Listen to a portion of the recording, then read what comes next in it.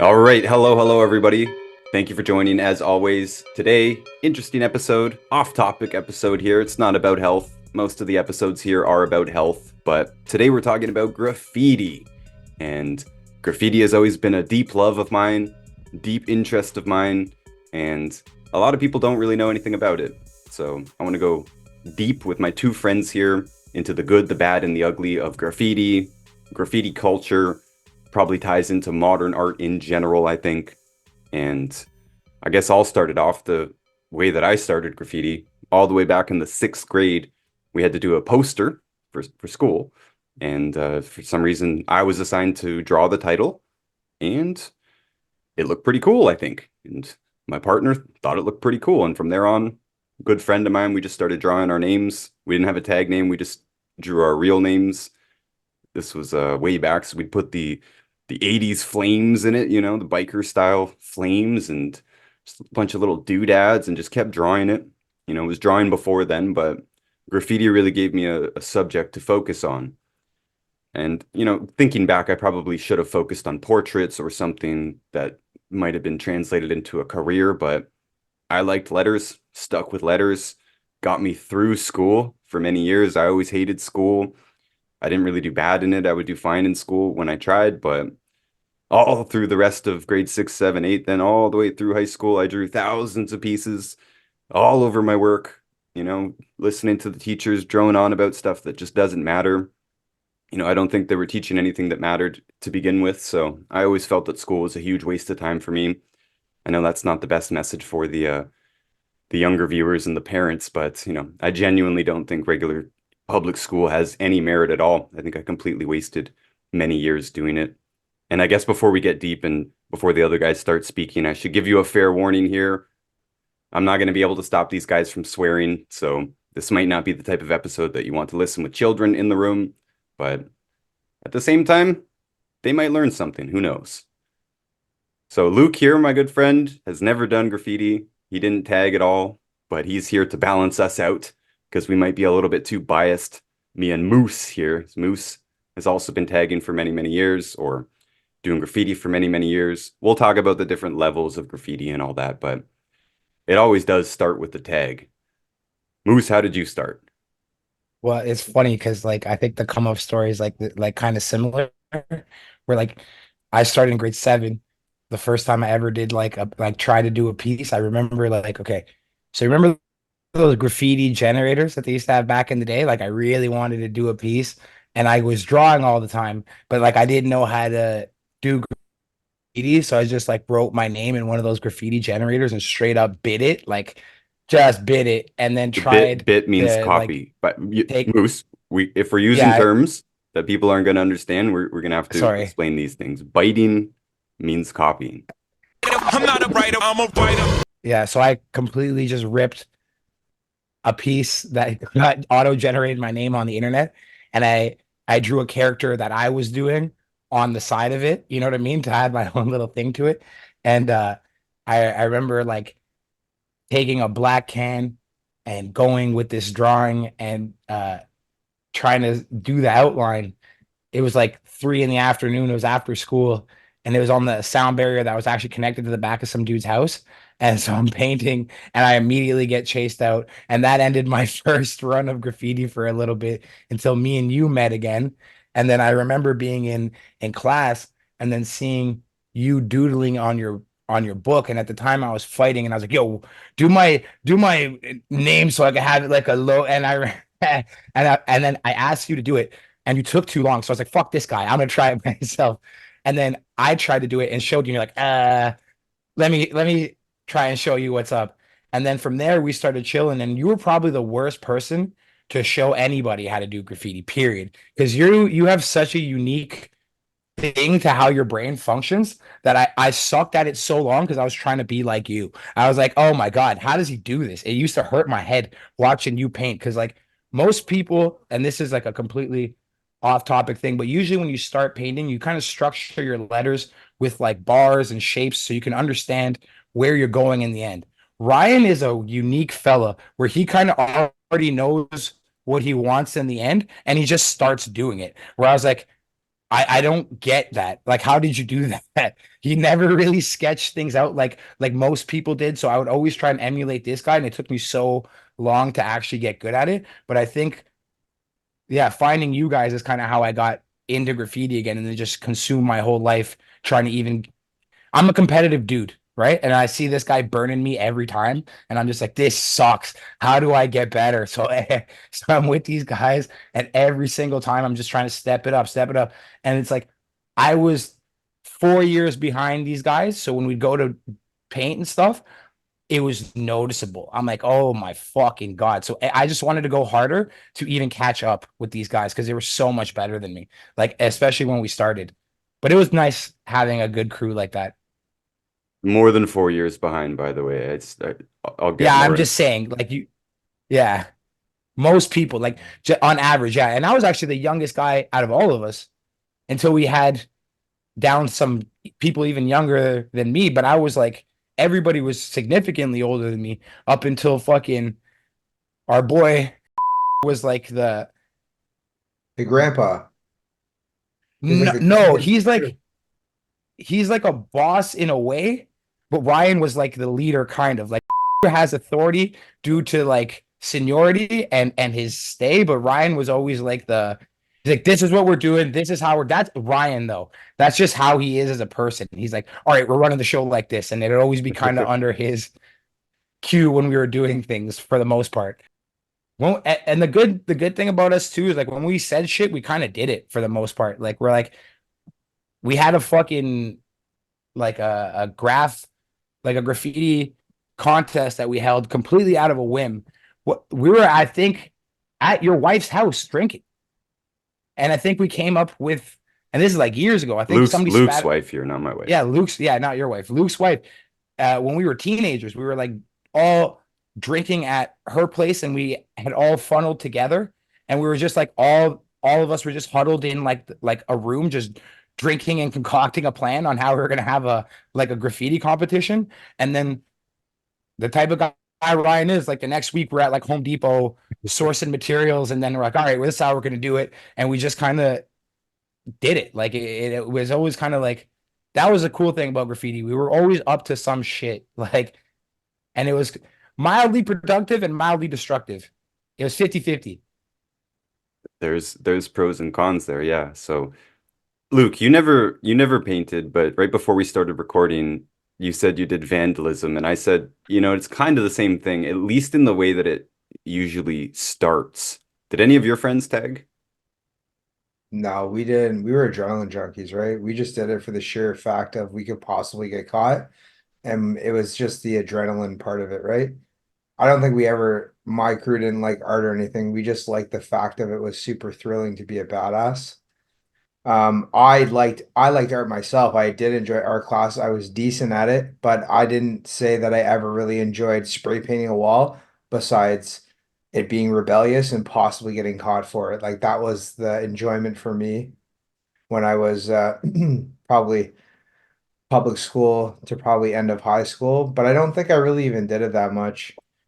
But I went with you a couple times. Like I enjoyed watching you and I enjoy like, hey man, we someone could give a shit, but I liked it.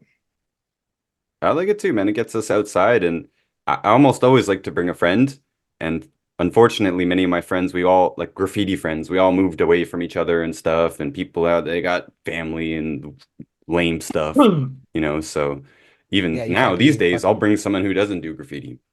I'll ask my mom to go, man. She's a trooper. She'll go.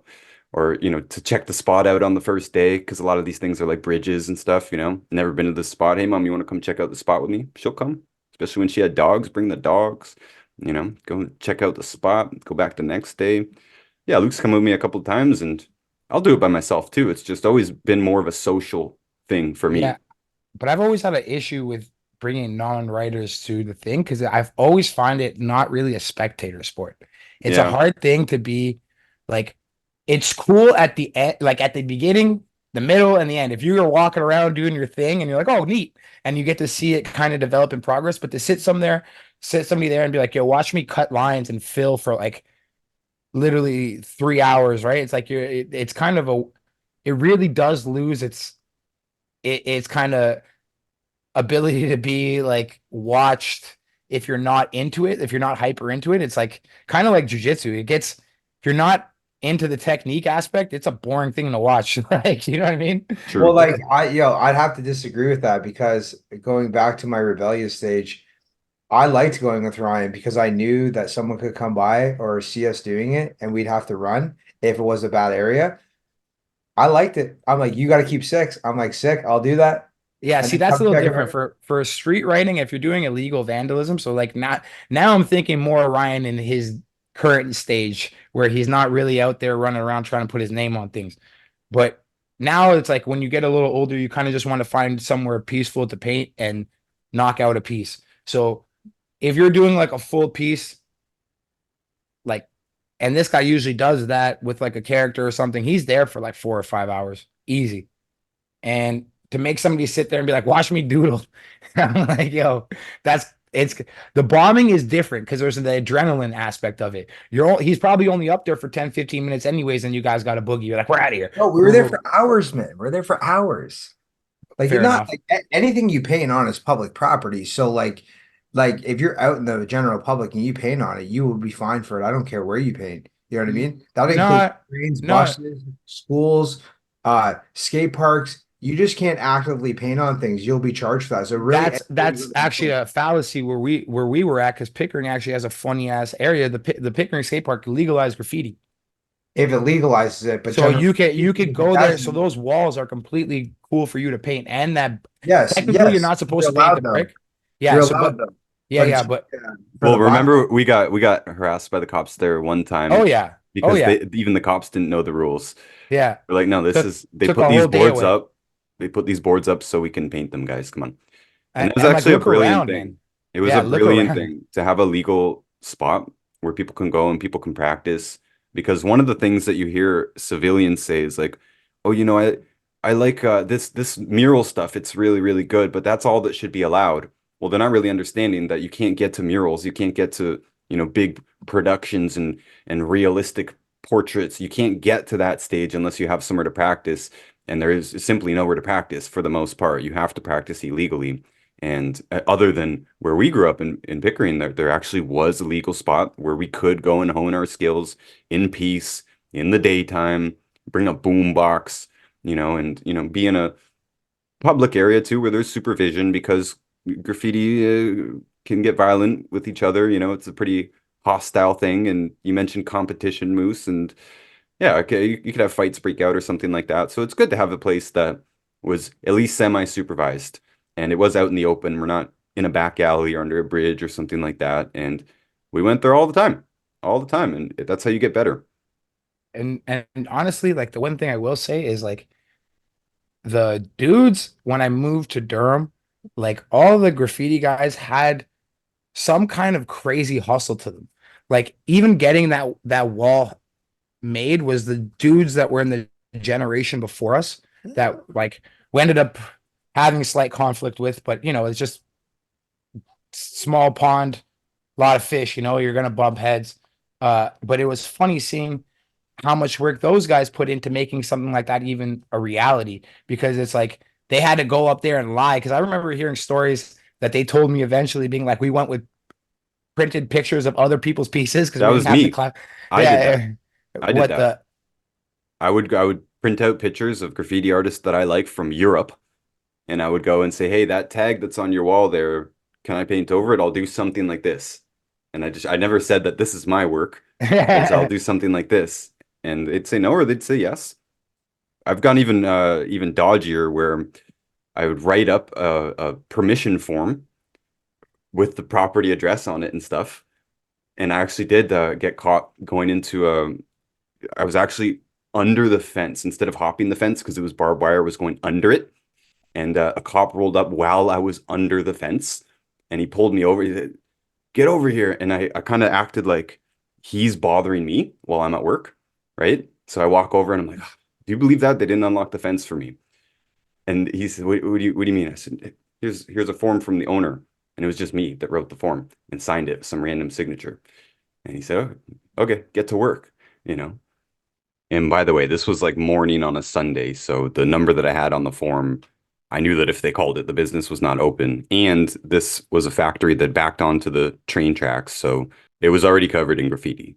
I just wanted to be able to do it in the middle of the day without being bothered. Funny. So yeah, you That's kind of dope. gotta wiggle your way around things. But those people you're Sometimes, talking about, they're the ones that taught me that thing, that trick, that just just print out some stuff and just go and ask them for permission. Especially like we're only going to walls that already have tags on them, so asking them to cover up yeah. their wall. It's actually saving them an expense, right? And we're offering to do it for free. So hey, I'll paint something nice over this crummy graffiti, and people might say I'll paint some art over this graffiti. I wouldn't put it that way. I'll just paint something nicer, just evolve it a little bit. And yeah, sometimes they said yes. A lot of times they said no. Sometimes they And chased you right out of their building. Get out of my building. and truly, like the city just was like, all right, we'll put 4x8 plywood around the fences on these. What the hell were those things? Those Transformers, the power transform lines. the power lines. Yeah, so they were like, all right, we'll just put 4x8s all around them, and you guys can do whatever you want. And the amount of paint that was on, remember how many layers were on that fucking Inches. thing? Inches thick. You peel off paint off the wall, and it was like a book, and you're like, whoa, it was wild.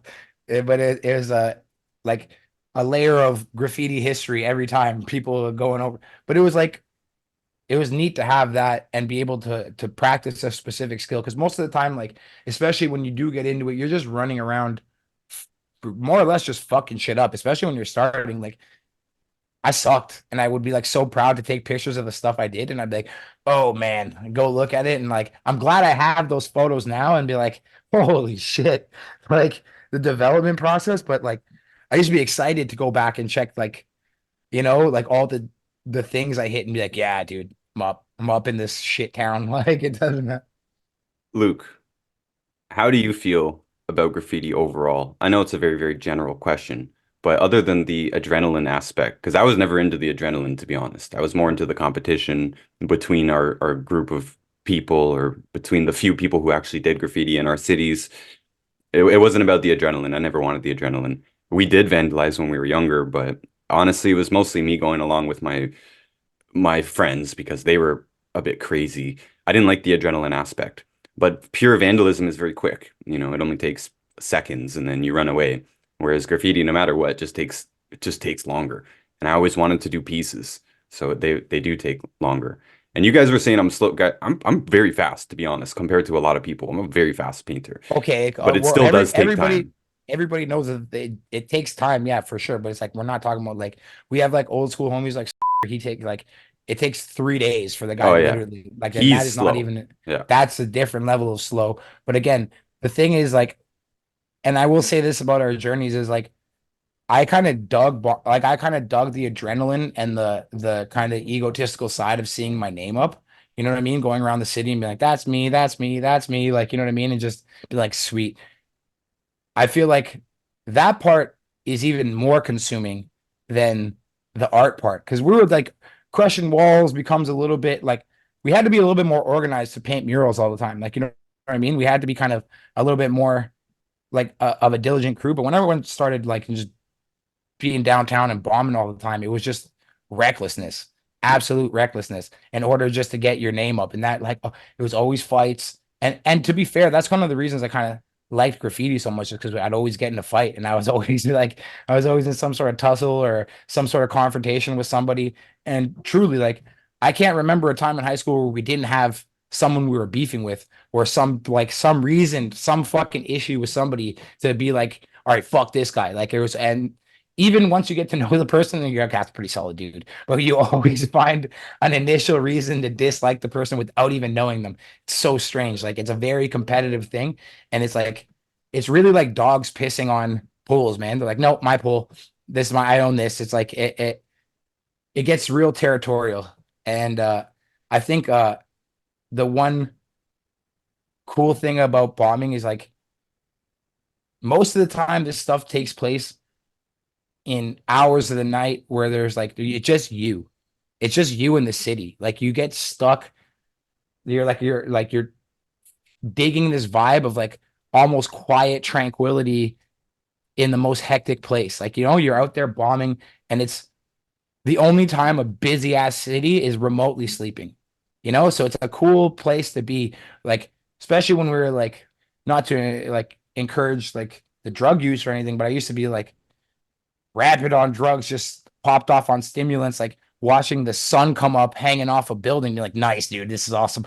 And it's like, and those are kind of rare experiences that not a lot of people get to experience in their life unless you're put yourself in that position where, like, for some reason the goal of this game is to write your name really big on the top of a building, and you just happen to be there from 3:30 to, like, 5:30 in the morning, and you're still tweaking and you're like, this is awesome. Like, there's moments where it's like you kind of embrace the scumminess of it because, like, that part is like propelling you to be bigger at what you're doing, which also is irrelevant to everybody but a certain group of people, and you're not going to find many successful people in the bunch, which is funny. It's like, I don't know, it's a weird thing to, it's like you want to be the king of all bums. It's like, The king of bums is a good way to put it.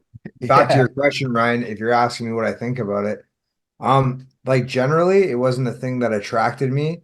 Like it's sort of like a fashion statement to me, like, you know what I mean? I'd be a part of the crew and all the events that come around and I'm very interested in. But personally, I would never be painting because my life at that time, since probably 16, was how can I generate money? So it's either something that's adrenaline or thrilling, or I'm making money at it, or I'm not doing it. But I like what people have to offer. Like some of these pieces I've seen, some of those videos I watch of those guys painting the subways and shit. And it's just like, it's really good. Like I can understand how you could feel great while doing it, but how I am as an individual, I would find that a true waste of time. But I would definitely hang around you guys just to be a part of the fights, just to have, you know what I mean? Just to be like, okay, we're doing this in a spot or hanging off the side of a building, or I'll be tweaking with you. You know what I mean? yeah. Like I'll be part of the posse. It's like a fashion statement, right? You're trying to attract and be around certain things. Like I like all that. I don't know if I would actually do it just for the sheer enjoyment. Like it's not something I would do. I like to observe and look at the picture and be like, wow, there was some lot of thought and detail that went into this because some of them are truly trippy. And I do enjoy paintings. Like if I come across one, I came across one in the Pickering City Hall. I think it was a year and a half ago. Blew my mind. It was the best fucking painting that I liked for myself. And it was just this girl crying, but it looked like she was like on drugs or something. And it was just done really well. And I'm like, I need this. I don't even care if it's $1,000. I'm gonna buy it because I just like it. Like I do like pieces of art. But it was sold to somebody else, and it was more than that. It was like 5 grand. And I was like, oh fuck. But to get back to your question, I don't know if I would enjoy doing it or ever do it, even if I got a chance to. But I would hang around you guys 100%. Yeah, it's weird because it's like it's not something that you think you dig and then you do it and then it becomes your whole like, and like what Ryan was saying, especially if you're somebody who has kind of like I could not focus in school. We talked about this before. Once I started writing too, every single page was just completely covered in work. Like you would just not schoolwork, graffiti. Like I would just be Writing means doing pictures. Yeah. graffiti, by the way. Most people won't know what that is. I never liked the word Yeah, graffiti artist, by the way. They're called graffiti writers. It's words. We write words. You're a writer. That's what it is. Yeah. And one thing I will say is like uh it's like if you're already disinterested in what you're in and there's something that you dig, your brain's going to go full throttle into that if you're somebody like myself or Ryan. And graffiti is one of those things that like it easily could like consume your whole brain because it's around, it's such a crazy subculture. Like there's a whole history to it that you have to learn. And it was sick being around people that were older than me too, because like I got put onto so much game through graffiti. And then it's like, I feel like nowadays too, like Ryan, you might be able to attest to this. It's kind of like people don't even know the rules anymore. Things have like changed and shifted. Like same thing with like there's like stuff now called anti-style. So they want to be as shitty as they possibly could be, which was like the complete antithesis of what we were trying to do. You're trying to be the cleanest and the most up. Like, you know what I mean? You wanted people to envy your style and your volume. So it's like it's weird that people are like, it's become this thing where it's just like, I just want to fucking suck and put my name up too. I don't know. So it did school me to a lot of stuff that I would probably never know. Like a lot of, like you just start burying yourself in the history, especially when you're a young guy, and there's so much to it. It's such a rich history. So much cool shit goes down. It's tied to so many things I already dug, like hip hop music that I was like, I loved making beats, I loved rapping, I loved all this shit. So it was like it all fit like that, like they all mesh together. And especially kids who were skating too. It's like if you're skating, you're just booting around the city anyways. So Mhm. it's like, why not write my name where the hell ever I'm going? Like, so you're like, these things all kind of melded together into like just part of a singular lifestyle. So you kind of had to do this thing, or not even had to do this thing. It was just You know, part of, do you know what I go, mean?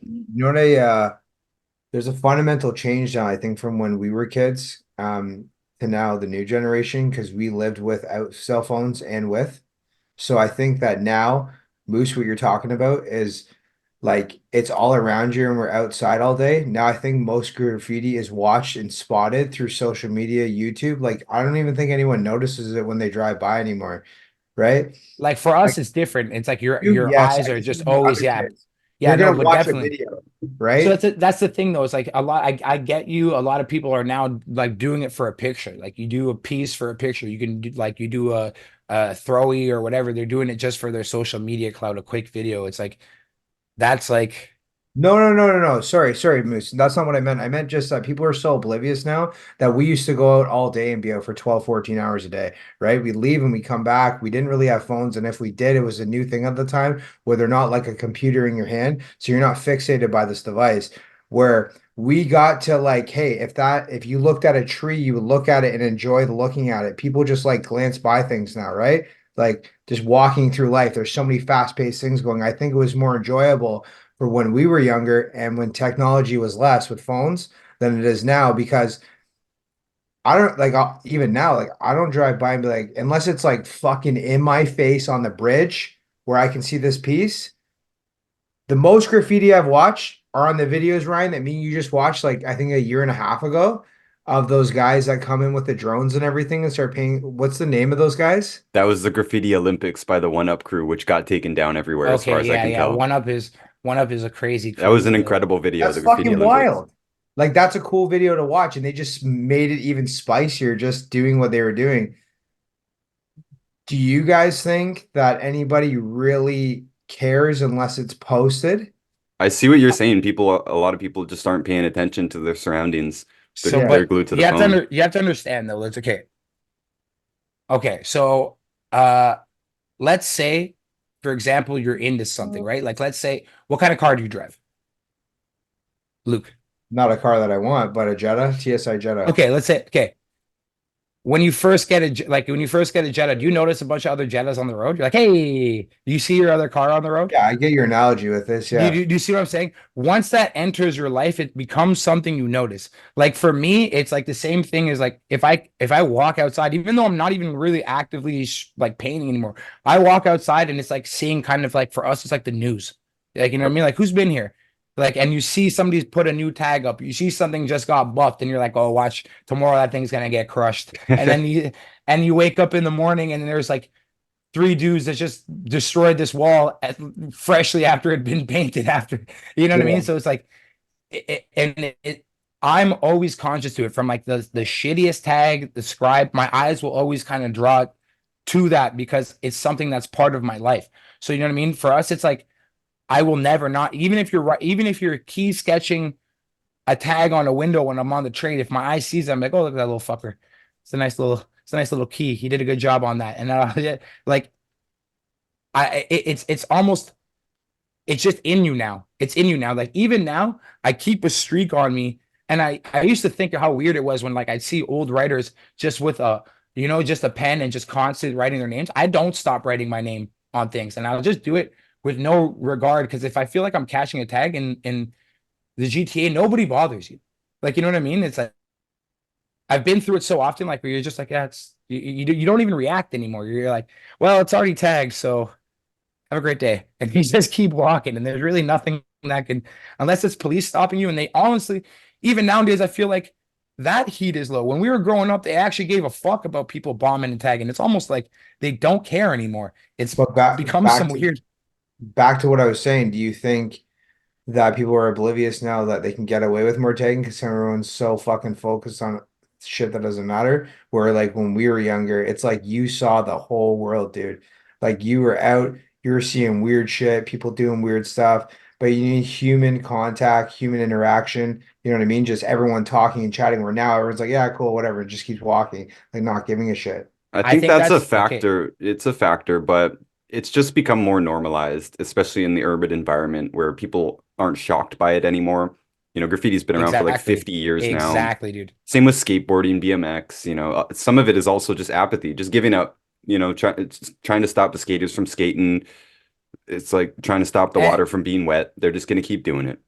and the generational gaps, right? That's like people previous, like the skateboarding was rebellious, right? So they'd be like, and then those people grow up and eventually are the people working those jobs. And like, I remember when I used to skate. So they're just gonna let you fucking do your thing. So it's not as it, The like these things boomers have never did any of this stuff, right? We talked on the exactly, on the tattoo exactly. episode. They didn't have tattoos. They had like 14% tattoo or something, and we have way more than that. So yeah, just the newer generations, the people who grew up in the 70s, 80s, 90s, now they're the ones who are owning businesses. Now they're the ones who are cops, right? A lot of Mhm, cops are covered in tattoos as well. We've mhm. been pulled over by tattooed cops. Moose, I don't know if you were there with us that one night. We're going in Bro, under I the was bridge. waiting to tell you. I was waiting to Yeah. talk about that story. Me, you, and and then they thought they fucking like, you guys steal this. Well, let's talk about the story. This is a You great tell one. tell the story. Okay, so I remember one time it was late winter and it was snow like at least knee deep, man. Uh myself, Ryan, and another friend of ours, we were gonna go paint this bridge. Uh had this piece of shit Saturn Ion, and we're all in the Saturn Ion, and we pull up into this like so you know Luke, where the like Brock used to be really industrial, still might be pretty Yeah, industrial. it is. Yeah. So we pull up into one of these like uh those little like strip plaza parking lots there, and we park the car like the plaza connected right to this bridge, right? So we turn in, we park the car, not noticing that there's like a car watching us pull up, right? So we park the car, grab our bags, hop out the car, and start walking to the bridge. And dude, all of a sudden this minivan pulls up, and it's like three giant dudes.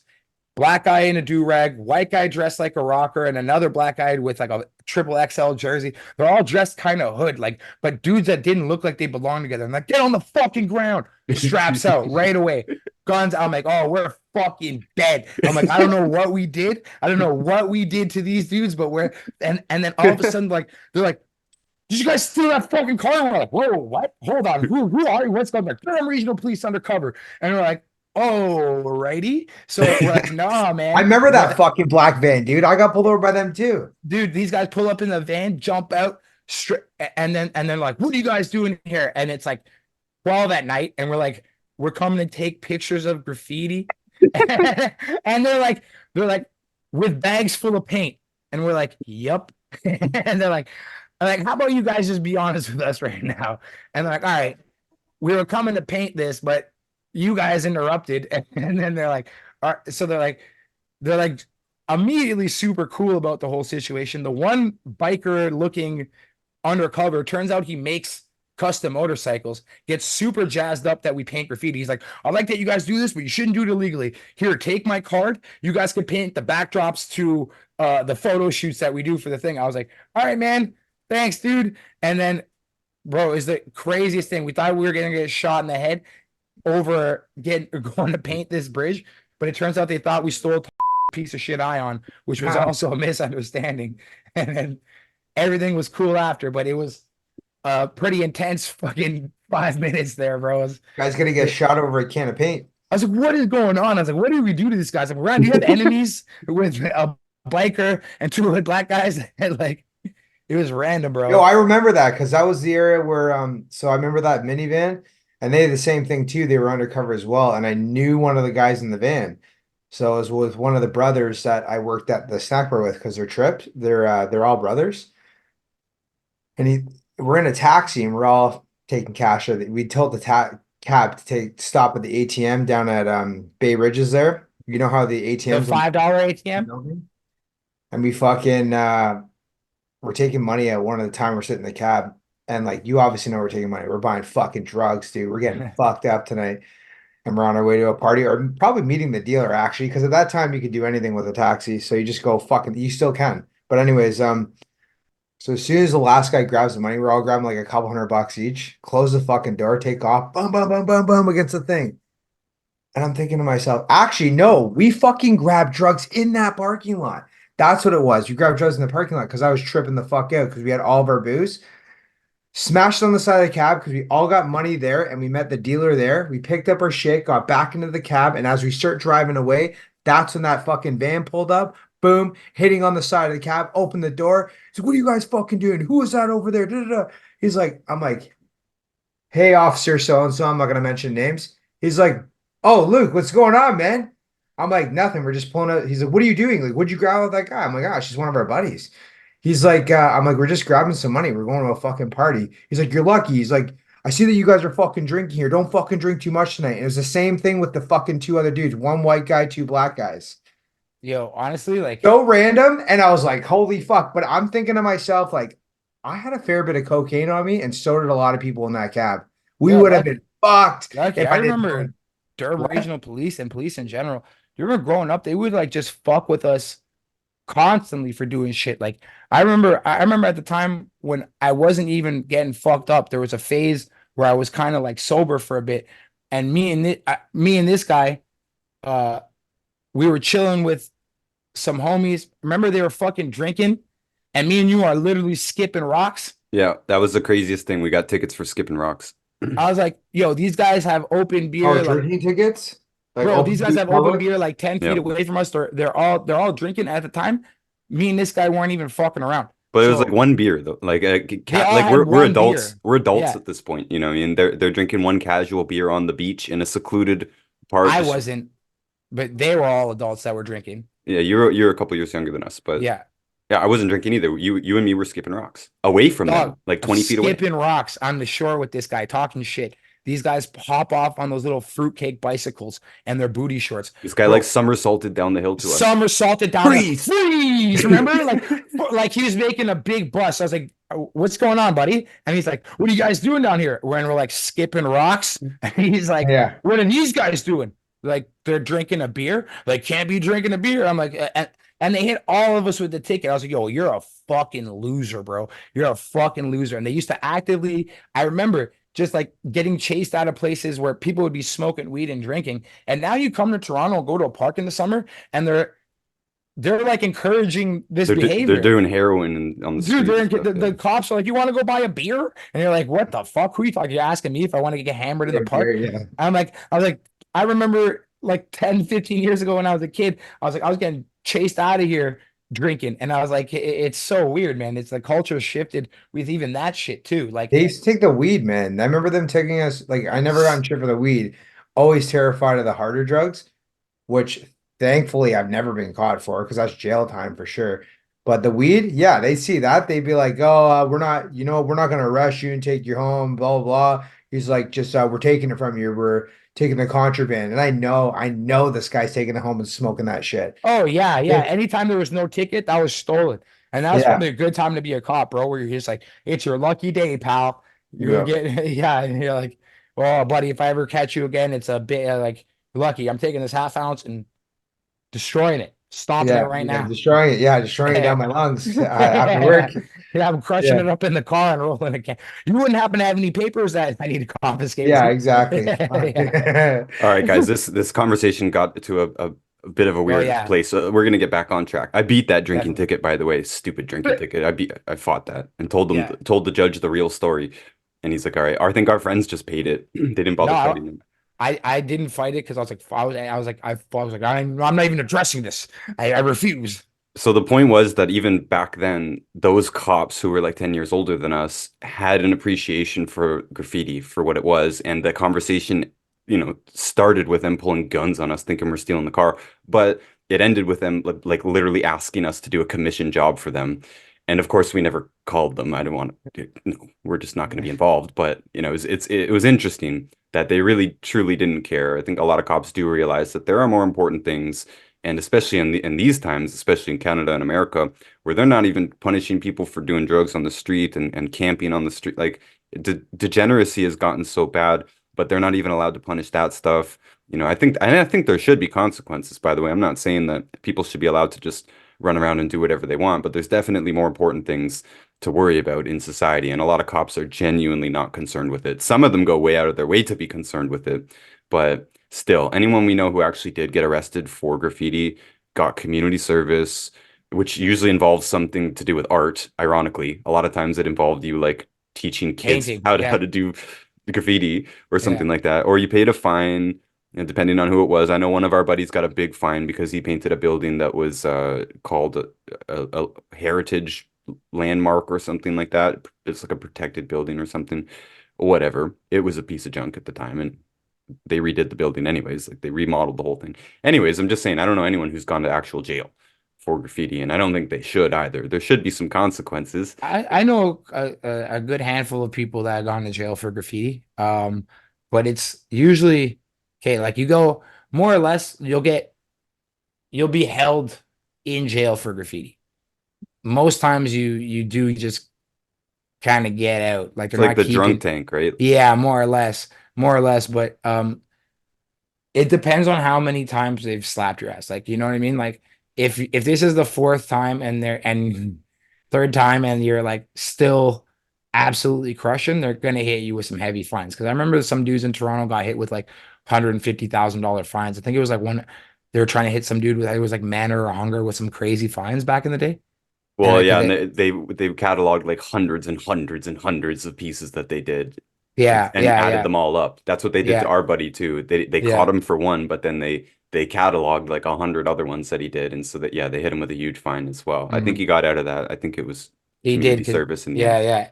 Everybody does kind of weasel the way out of it in some variety, but like now I know some people that have like, and again, it's like, yeah, it screws your life up in that regard, but I would say most of the time you're kind of doing it to yourself anyways. Like if you're like actively bombing like to that degree, your life is probably in some variety of shambles, I would say, for the most part. Like I don't know anybody that was super heavy in the streets painting and was also like a functioning human being.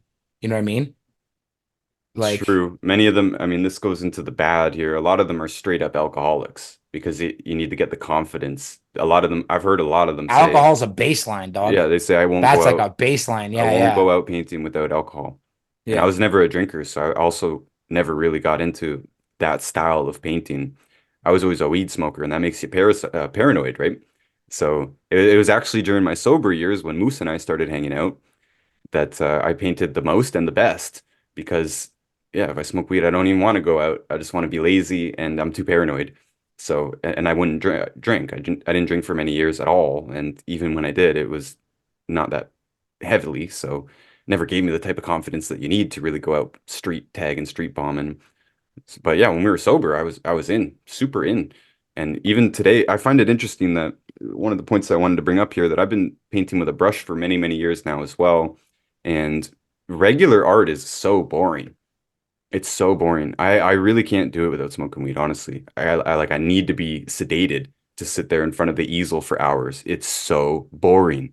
And you guys were talking about it's kind of boring watching people paint graffiti, but nothing like watching somebody paint a canvas in real time, especially oil. I'm slow. It's super, super boring. And I'm just saying, I find it interesting that yes, there is a lot of a drug problem in graffiti community in general and alcohol, but for me, graffiti was the one thing that I have no problem doing completely sober. I don't need the weed, and you kind of leave your body anyways. It's you're in this state of flow, not really paying attention to what's going on. People are calling me, I'm not paying attention. Just you're in the moment doing the thing, you're sucked into it.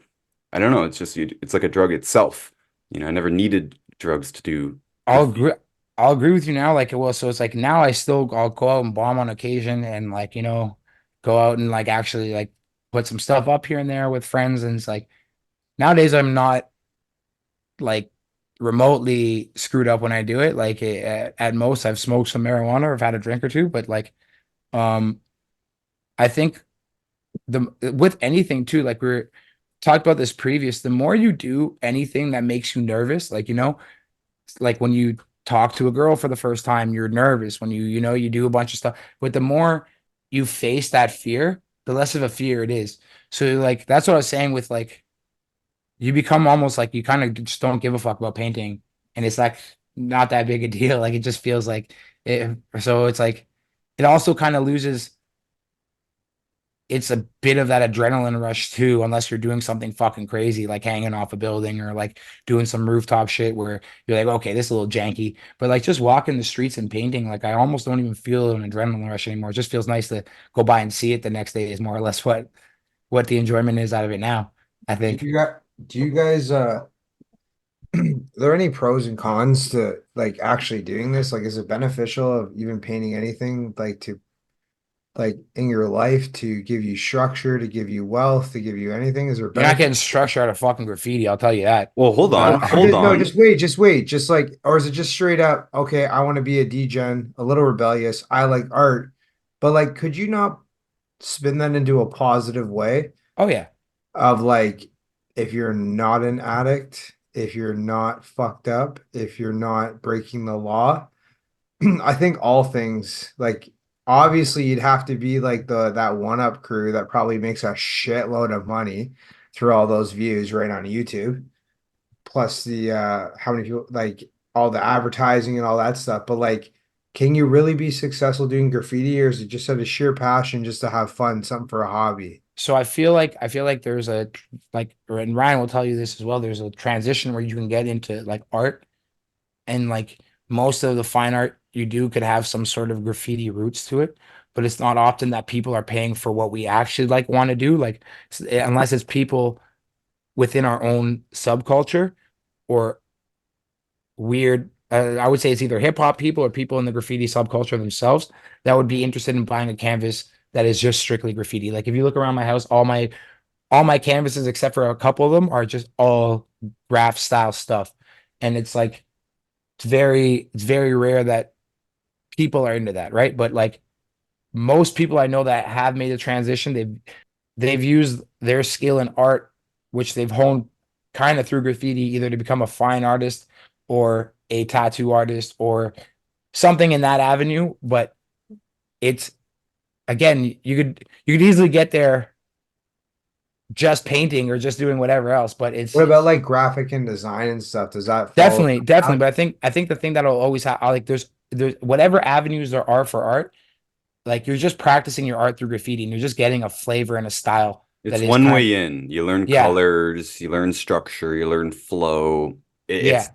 it's not a good career choice, to be honest. If you're that's your real question. There's The very, re no very the few artists who can make an actual living from it, and many of them are doing it on YouTube these days. Now, there are some cities like Toronto that have this stable of artists, old school artists that, have relationships with city council and stuff, and they do get pretty major jobs. Fucking paid. Yeah, and some of them that's probably all they do, but it's a very, very, very few compared to the vast majority of us who were lucky to pay for our paint. That's what I do now. I buy a crate of paint, I do a few jobs, it pays for the paint, and now I have paint for free that I can use for whatever I want. And honestly, I could afford to buy the paint myself. I always have that hustle in mind, and if I'm gonna do it, I want it to pay for itself at least some way because spray paint is not cheap.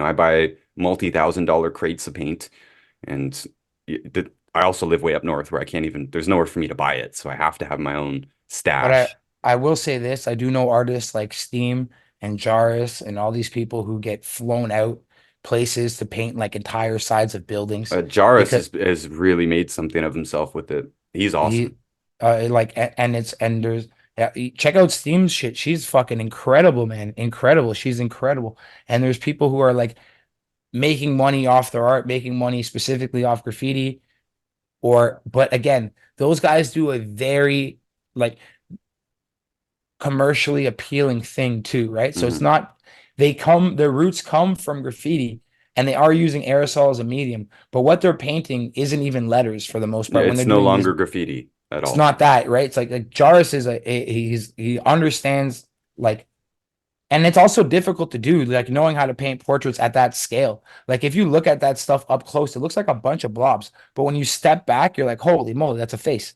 It's crazy to think of how well that guy knows color theory and stuff like that and how to space. But it's like that guy is there are certain people in graffiti that the masses will always accept, right? Because they're not doing something that is like, oh, this letters is just for you guys who are into this. But there was a guy like Answer who did faces. There was a guy that they used to hate, that Love Robot guy when I was coming up was everywhere. And that guy, you never seen somebody more hated because he did something that was like commercially appealing and it was like less graffiti and more kind of artsy. So it's like it appealed to people who are gonna buy art, but for our subculture, it was like blasphemous. Like you know what I mean? And you're like, that's not what you're supposed to be doing. You're supposed to be ruining your life. Like it, like Yeah, we all yeah, hated Banksy and stuff too. yeah. It was a Anybody weird would, divide yeah. there. So it's So like it. Are you guys like I want to spin this in a positive direction. I got Like some goods. I I got some goods for you. I one got them sec, written one down. sec. Go I ahead. want to spin this in a positive direction because I feel like there's no value here of just going out and bombing things besides your own personal value. But like for people that want to possibly do this for the rest of their lives or spin it off to like a business or some other design or something, like I'm sure there's a lot of jobs Oh, you can for get from sure, doing for this. sure, So for do you sure. guys have any good like careers that you could fall into because of all the bombing and art that you've done and the experience where you can spin it into like, okay, I'm not the top graffiti guy that's getting flown around the fucking world to do murals. I can work for this company like Apple or you know what I mean? I'm sure they have those Here's there for here's the design, funny thing right? about that. So that's actually a funny question. I'm glad you actually spotted that out because so with like the art side of it, you have to just be particularly good at what you do. Okay.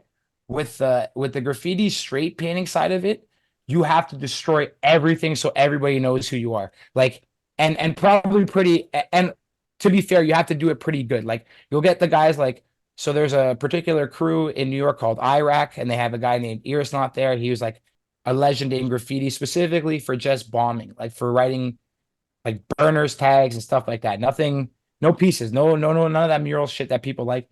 And that is a subculture in itself. And you know that guy from being good at that. So he's been able to transition his whole Iraq brand into something. And they're famous just because that guy's up so much. Like there's okay, here's some funny things. Like there's a brand. Have you ever seen No Fun in Toronto? The brand? I think so. So No Fun is a brand, and it's funny because like they have a sticker that got them. They do a lot of crazy cool merch, and the things that got them popping were these stickers that would just say "No Fun" on them, and they'd be slapped everywhere. So if you're just constantly seeing this thing, this is like almost like a. This is like the most grassroots advertising program there is. You could slap something in people's faces so much that they see it and they kind of recognize it without even knowing what it is. Like that No Fun people just like started it became a brand. Iraq, you see that all over New York. So when you finally see the Iraq store, you're like, what the fuck is this? You'll like walk in there, like in my opinion. But it's like so obviously there's ways to use everything as an avenue to make yourself successful, but you have to be successful in those avenues to begin with, right? But Luke's Like real question here, like, is this a viable Like a career or 9 to 5 job. foundation? The answer is no. The answer is no. Do not get into graffiti for that reason. The best that definitely you not. can do for most people, other than the 0.01% of elite spray paint artists who do get, yeah, flown out and whatever, anybody else, the only avenues you really have are transitioning to tattooing, which is the most common art that people will pay for, which is a viable career. Mhm. And you can develop a style that can be transitioned into tattooing fairly easily. And you can practice tattoo style in spray paint as well. You can merge them together. They're pretty close. Next is graphic design, which I think is a little bit harder of a career because it's so oversaturated and it's not as difficult. So there's a lot of, kids in India and Bangladesh on Fiverr that will do a pretty good job. It's a red ocean, we call it. It's not a blue ocean. There's sharks in the ocean already. It's hard to make a real career doing graphic design. Again, though, there will be elite graphic designers that make good money, but for the most part, not very good. And the third, which is even harder than any of these, is to make it in fine art, which there are some who can transition into fine art. But for all of these people, The ones who didn't go into tattooing, which is the most viable career path from graffiti, a lot of the rest of them just have other careers. Look at me, I'm in the health business. It's got nothing to do with art. I tapped out of the art business. It's hard. I spent too many years starving. I got by. I was able to feed myself and whatever, but just barely got by. And now I can make a few bucks doing it, but I couldn't survive off the amount of money, especially not where I live. No, definitely not. And you're right, it is a very slim percentage of people that actually make something out of it. And even with like just using graffiti as a venue for something, it's like if you're trying with graphic design, good luck competing against an Indonesian kid with an iPad because like yo, I'm not sure if you know, but those boys are nasty at graffiti. My boy went out to Indonesia and his style elevated like 50 times. Those boys are crazy out there. And they're just on their iPads all day and they'll hammer stuff out for you for like the money conversion is crazy. Like, you know what I mean? It's like it's not worth your time for the graphic design aspect. I think the only really viable common career would be tattooing. And I see a lot of people transition to. And even that is almost sometimes like at least when we were around, it was just as crazy as fucking graffiti was. Like, What about this? So I'm gonna spin it off in this direction. So, okay, you're graffitiing, you're good with paint, you know your colors, you know how to paint on multiple surfaces. You know how much painters make? They do custom homes and they have I low know some graffiti people who transitioned into actual commercial house painting though. Yeah. painting, yeah. Yeah. literally, guys, I'm not even joking, and I'm not saying it's super enjoyable all day.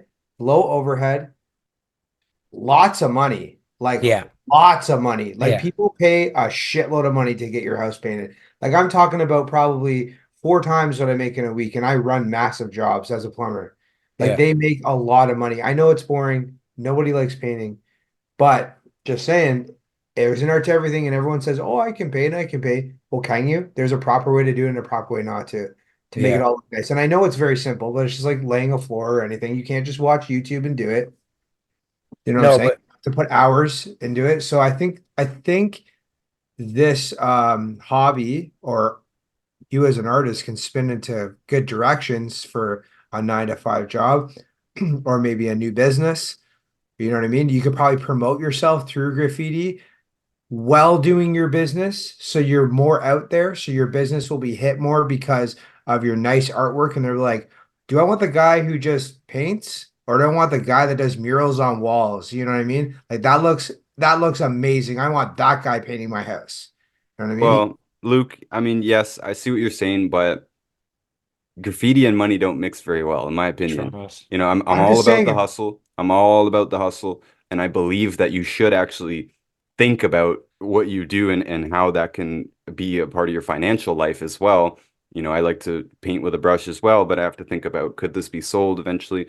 Yeah. But some things are more important than money, right? So when you asked what were the good, to me it was friendship. Hell You yeah. know, it was I miss it dearly. Moose, every single year you get an invitation. Come on up north and paint with me, bud. All of our friends get that invitation, and unfortunately, no one's come up. I live very far away, but hey, Yeah. Very I've far I've away. got some walls, I got some bridges, I got some cabins, you know, and yeah, I miss it. I miss it. I'm always trying to get a big wall that I can invite all my friends up to, and just it was such a nice thing, especially for me, where I grew up very, very depressed, and then I quit doing drugs, and I didn't know what to do with my life. And at that point, I shifted into graffiti big time, and it gave me something. It gave me something to look forward to. It gave me friendship, camaraderie, and again, I wasn't doing drugs and stuff. It's like, what are we gonna do? What are we going to do? I didn't even smoke at that time and anything, It's just, what are we have to do something. I was physically disabled almost, right? So I couldn't skate, couldn't BMX like the rest of our friends. We're in the suburbs. There's not much to do. Most of us don't have any money. So we're either just hanging out doing nothing and getting into trouble, or we can actually focus our energy, just like we talked about fighting last week, right? Focus our energy into something that to me was ultimately positive. I have a lot of great memories with my buddies painting, and I miss it dearly, and I still want to go back to it. I could give up brush painting, no problem. Actually, I hardly even brush paint anymore. I'm busy. I haven't drawn anything in like 3 or 4 years. That's kind of a lie, but I haven't taken it seriously at all. I could easily take that stuff away. I don't care. But don't ever take graffiti away from me because it's something I do look forward to. Some people look forward to their fishing trips and their hunting trips and whatever they got their own sport or something. I never had a sport. This was our sport, right? So the benefit of sport, of organized sport, I think a lot of that does actually translate into graffiti. And people might think that's weird, but there was a lot of rules to graffiti. There was a lot of enforcement. There was a lot of culture and history that if you broke those rules, your elders would be annoyed. And it was something that you would hear about if you were doing something good or bad. It would come back around to you. You were judged. The graffiti community is very, very judgmental and actually does have pretty high standards. So I don't know. It was good. And Moose, you mentioned being around older people. Same with me. Some of my uh, graffiti mentors were older people that I also looked up to, and I also needed male leadership as well in my life. My dad had left when I was 14, and I was just wandering around Earth, getting into trouble, and that wasn't good. So, we were accepted in with some of the older people, and we had to get better as a result. Interestingly, Moose and I met one of my good friends under a bridge, and that was 16 or 17 years ago now, I think. And first of all, we've been friends now for 16, 17 years. He became an art mentor of mine. Wow, my style got a lot better when I started hanging out with him. He's the guy we were talking about earlier who would take days to paint. And yeah, man, What? I'd be like, hey, I'm done. After an hour or so, he'd be like, no, you're not. We're not staying until you clean that up and that up and that up. And he'd go and drink a beer, come back around, and I'd be like, all right, am I done yet? He says, what about that one spot right there? That spot, yeah, I don't like that connection there. And oh man, he'd make me stay there for 8 hours cleaning it And up until I was good, man. Honestly.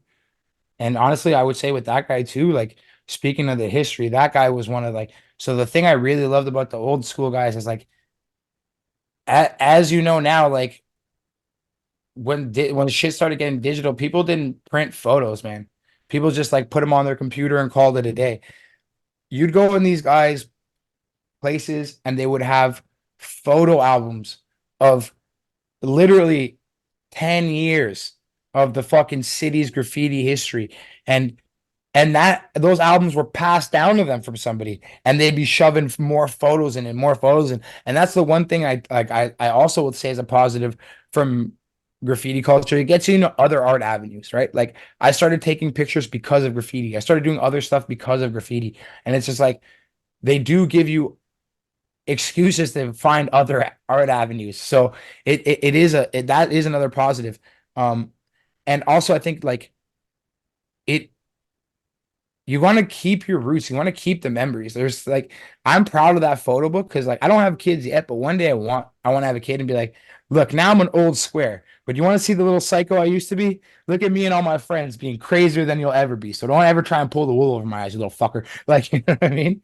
It's like I'm looking forward to having those memories printed, and that's something that graffiti has in a culture in it. Like you should document shit, and it's not something you typically do in your life unless somebody's like, yo, take a picture of that to remember. And also to touch on a point previously, like you also didn't get to see people's shit unless somebody sent you stuff. Now there's the internet, there's magazine. Well, nobody has magazines anymore, but there's internet, there's things like that. You see people's stuff from all over the world. There's people like it's like we used to be able like it used to take a lot of work to be in this scene, and it's gotten increasingly easier.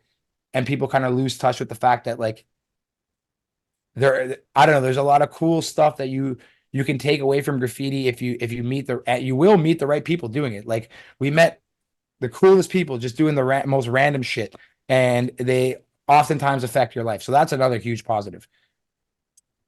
I've got more positives as well.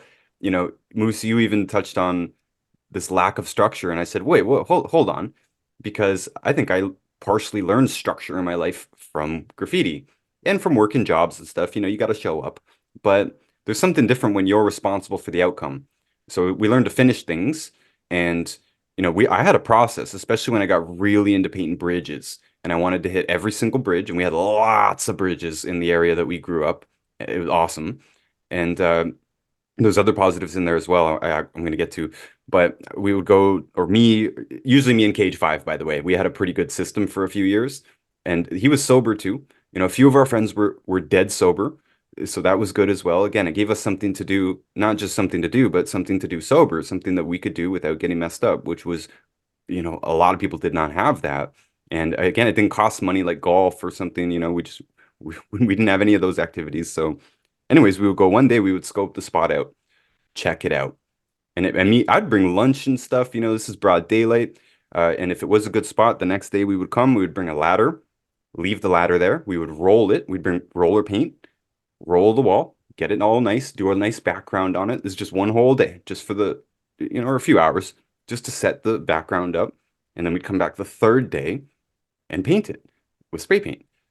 And then, leave with the ladder and all that stuff. It was pretty structured and we had to finish it. You had to get the job done. You can't, we knew some people who would throw a hissy fit and walk away if their piece wasn't doing good.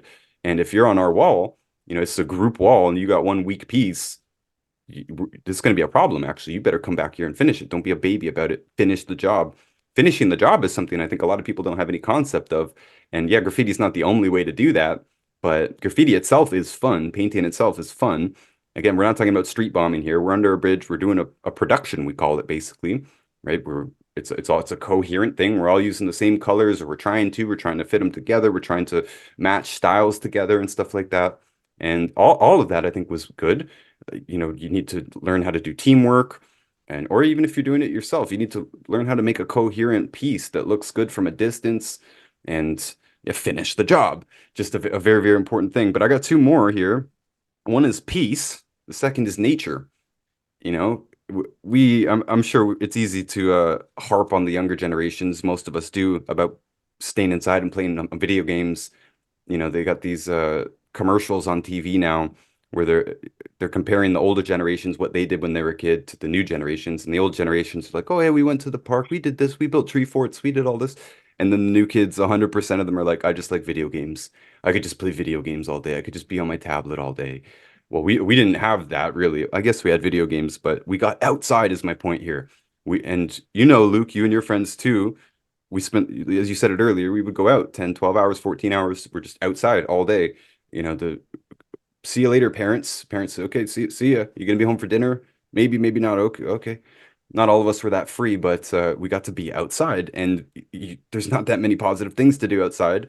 A lot of us got into a lot of trouble, but us who were doing graffiti, I know it might sound weird to a lot of people because it's illegal still, but we were going in places that were away from. We're not doing it in the middle of the street. Again, we're going to bridges and we're going down on the train tracks and where the sound barriers are, and we're not really bugging anybody. But we were able to do it. We were able to get fresh air. We were able to get nature. My happy places are under bridges with a river flowing through. That's my happy place. That's where I would get away from it all. Talking about peace, I have a crazy hectic job now. It eats my brain up. I turn my phone on and it ruins my day. It raises my blood pressure immediately. And I don't play golf. I guess I could learn how to play golf, but I don't. And spray painting is something that I can just pick up a bag and go out and be at peace somewhere away from it all, and away from the craziness, the chaos, away from the EMF, the electricity, all this stuff. I don't need to bring my phone with me. I can just go and be at peace and paint my thing, get in the flow. That's all positive, and it's nothing to do with money. Just it's not all about money. Some things. Yes, it is. Yes, it is.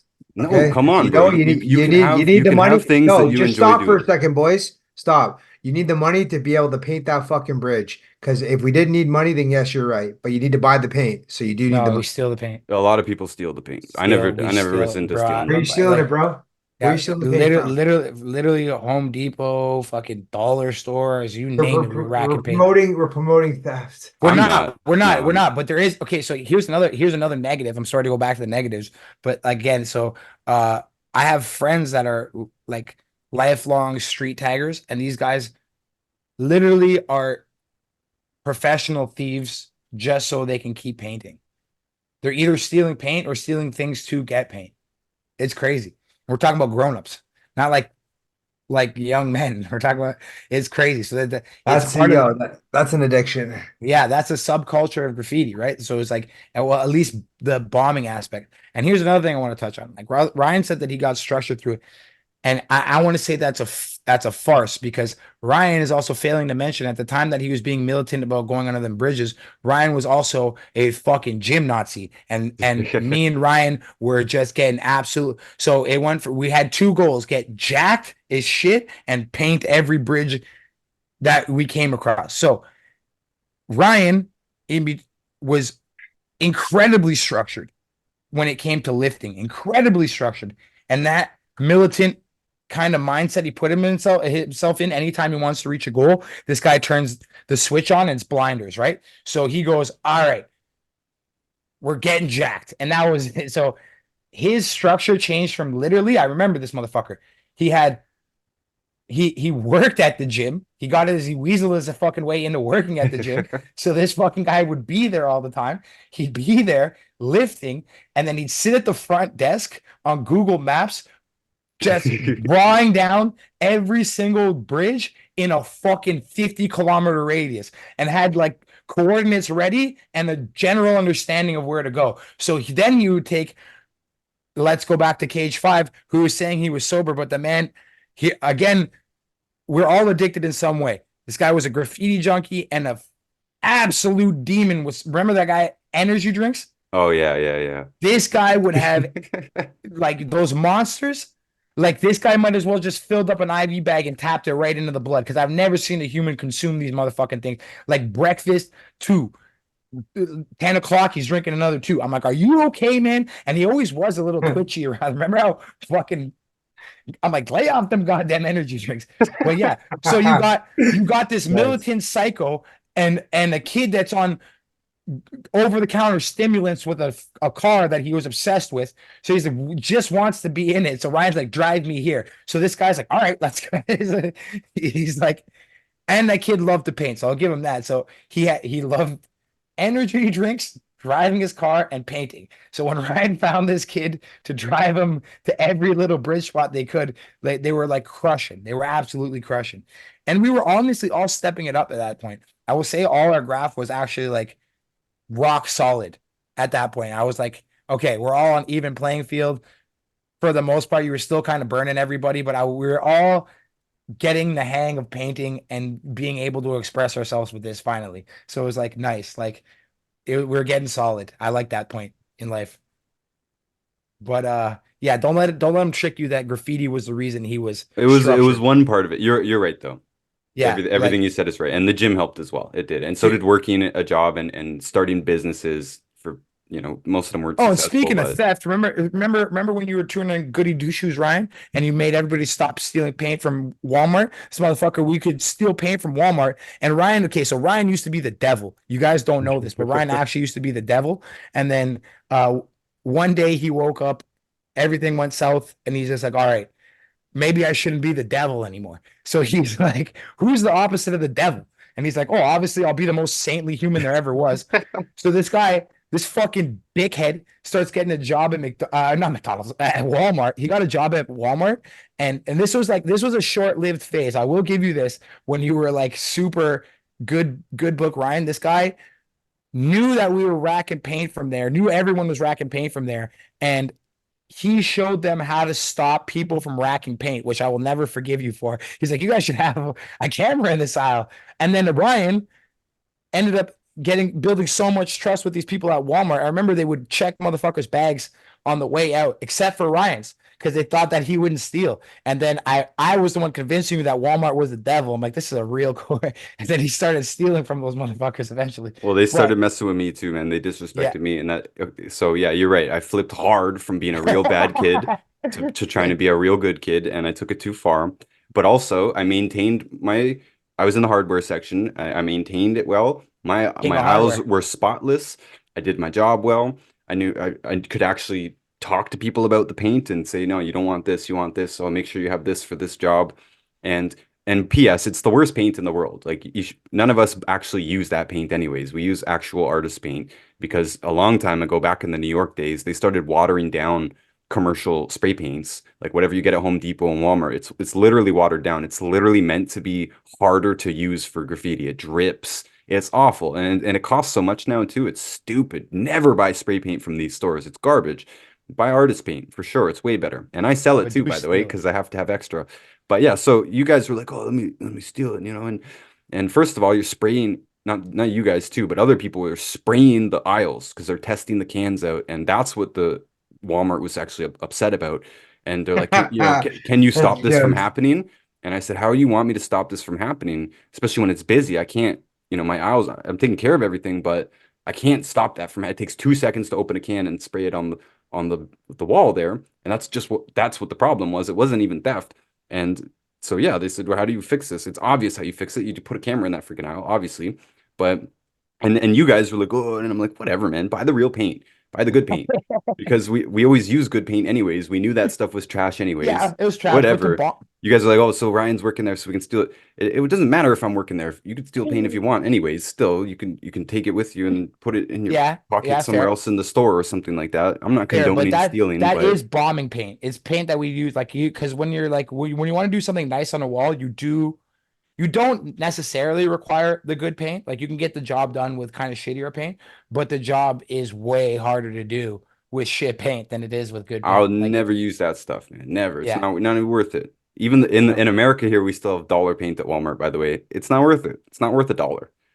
I'd rather pay $6 for the good can and Y- good caps and make it. It's just a massive, massive difference having real artist paint. So yeah, that stuff was trash anyways. And yeah, eventually they did disrespect me and made me a cashier for no reason. I guess, well, I know the reasons because the hardware desk where I stood most of the time when I don't have anything to do, it's evening shift too. I'm not busy. My aisles are clean and whatever.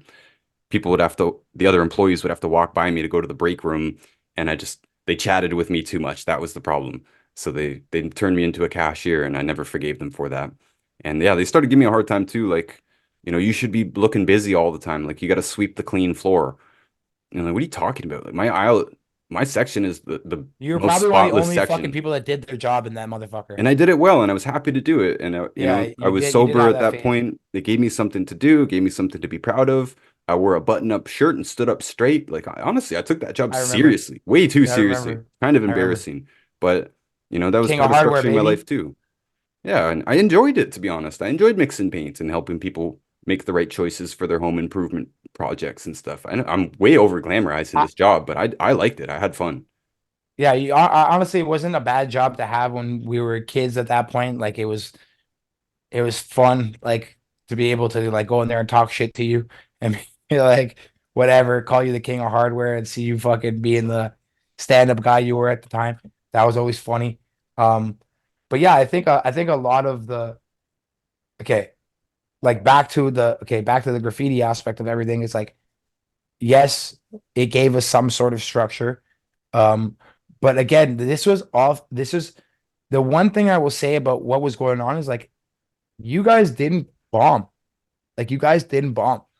You just painted bridges. And it was like there's like this weird disconnect between that level of it being street side and live in the okay, it's like the training room versus the actual fight. Do you know Mhm. what I mean? It's like everybody could be a superstar when there's no pressure.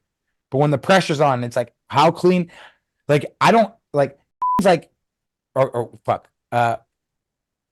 We can bleep out homie's name. But anyways, Sniper was like talking like he's like go back, cut this wall, cut. You're not doing that street side. You know what I mean? You might do a little bit He's also a of really dope tagger, nit. though. He's He really is. good at He's tagging. very good at hand styles and he's very good at bombs. But it's like he doesn't do them because he takes too long, Well, actually, right? And that he does. He's been big into it in recent years since he lost his job a couple years ago, to be honest.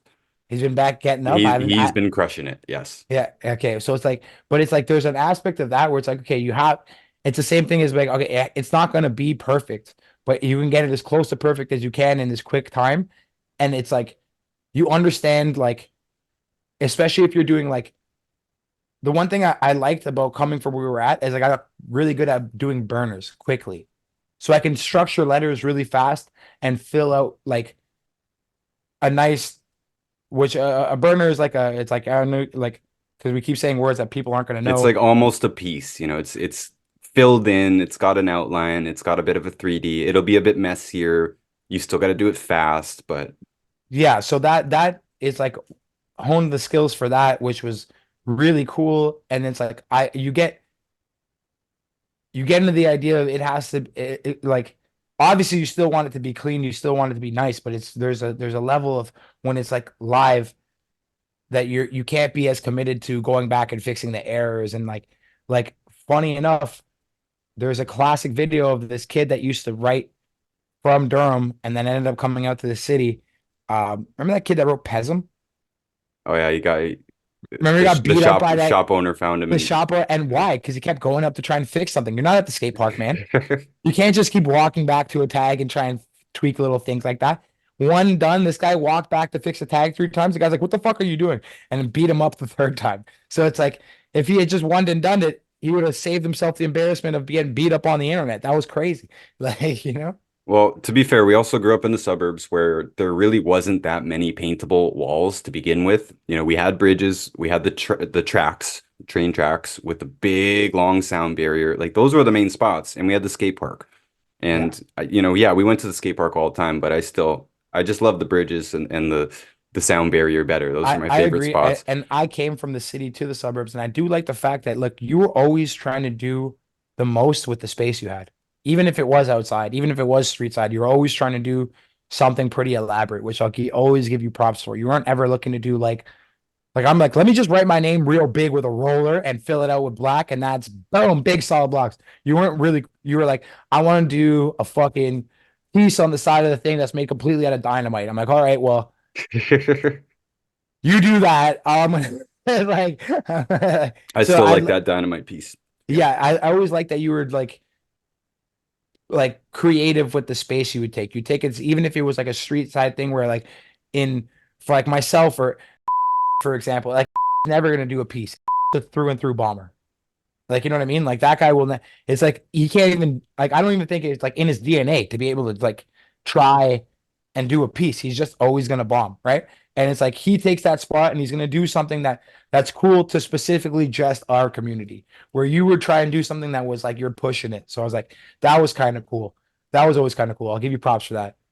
Appreciate that. And yeah, back to the old early days, after started drawing it, my buddy and I, we started just going and cutting, which is when you go over somebody else. We just started cutting these other guys. We didn't know who they were, but in our neighborhood, we didn't leave our neighborhood very much, and there wasn't very much to paint on at all. Like there was behind the convenience store, which was my first tag, was behind the convenience store.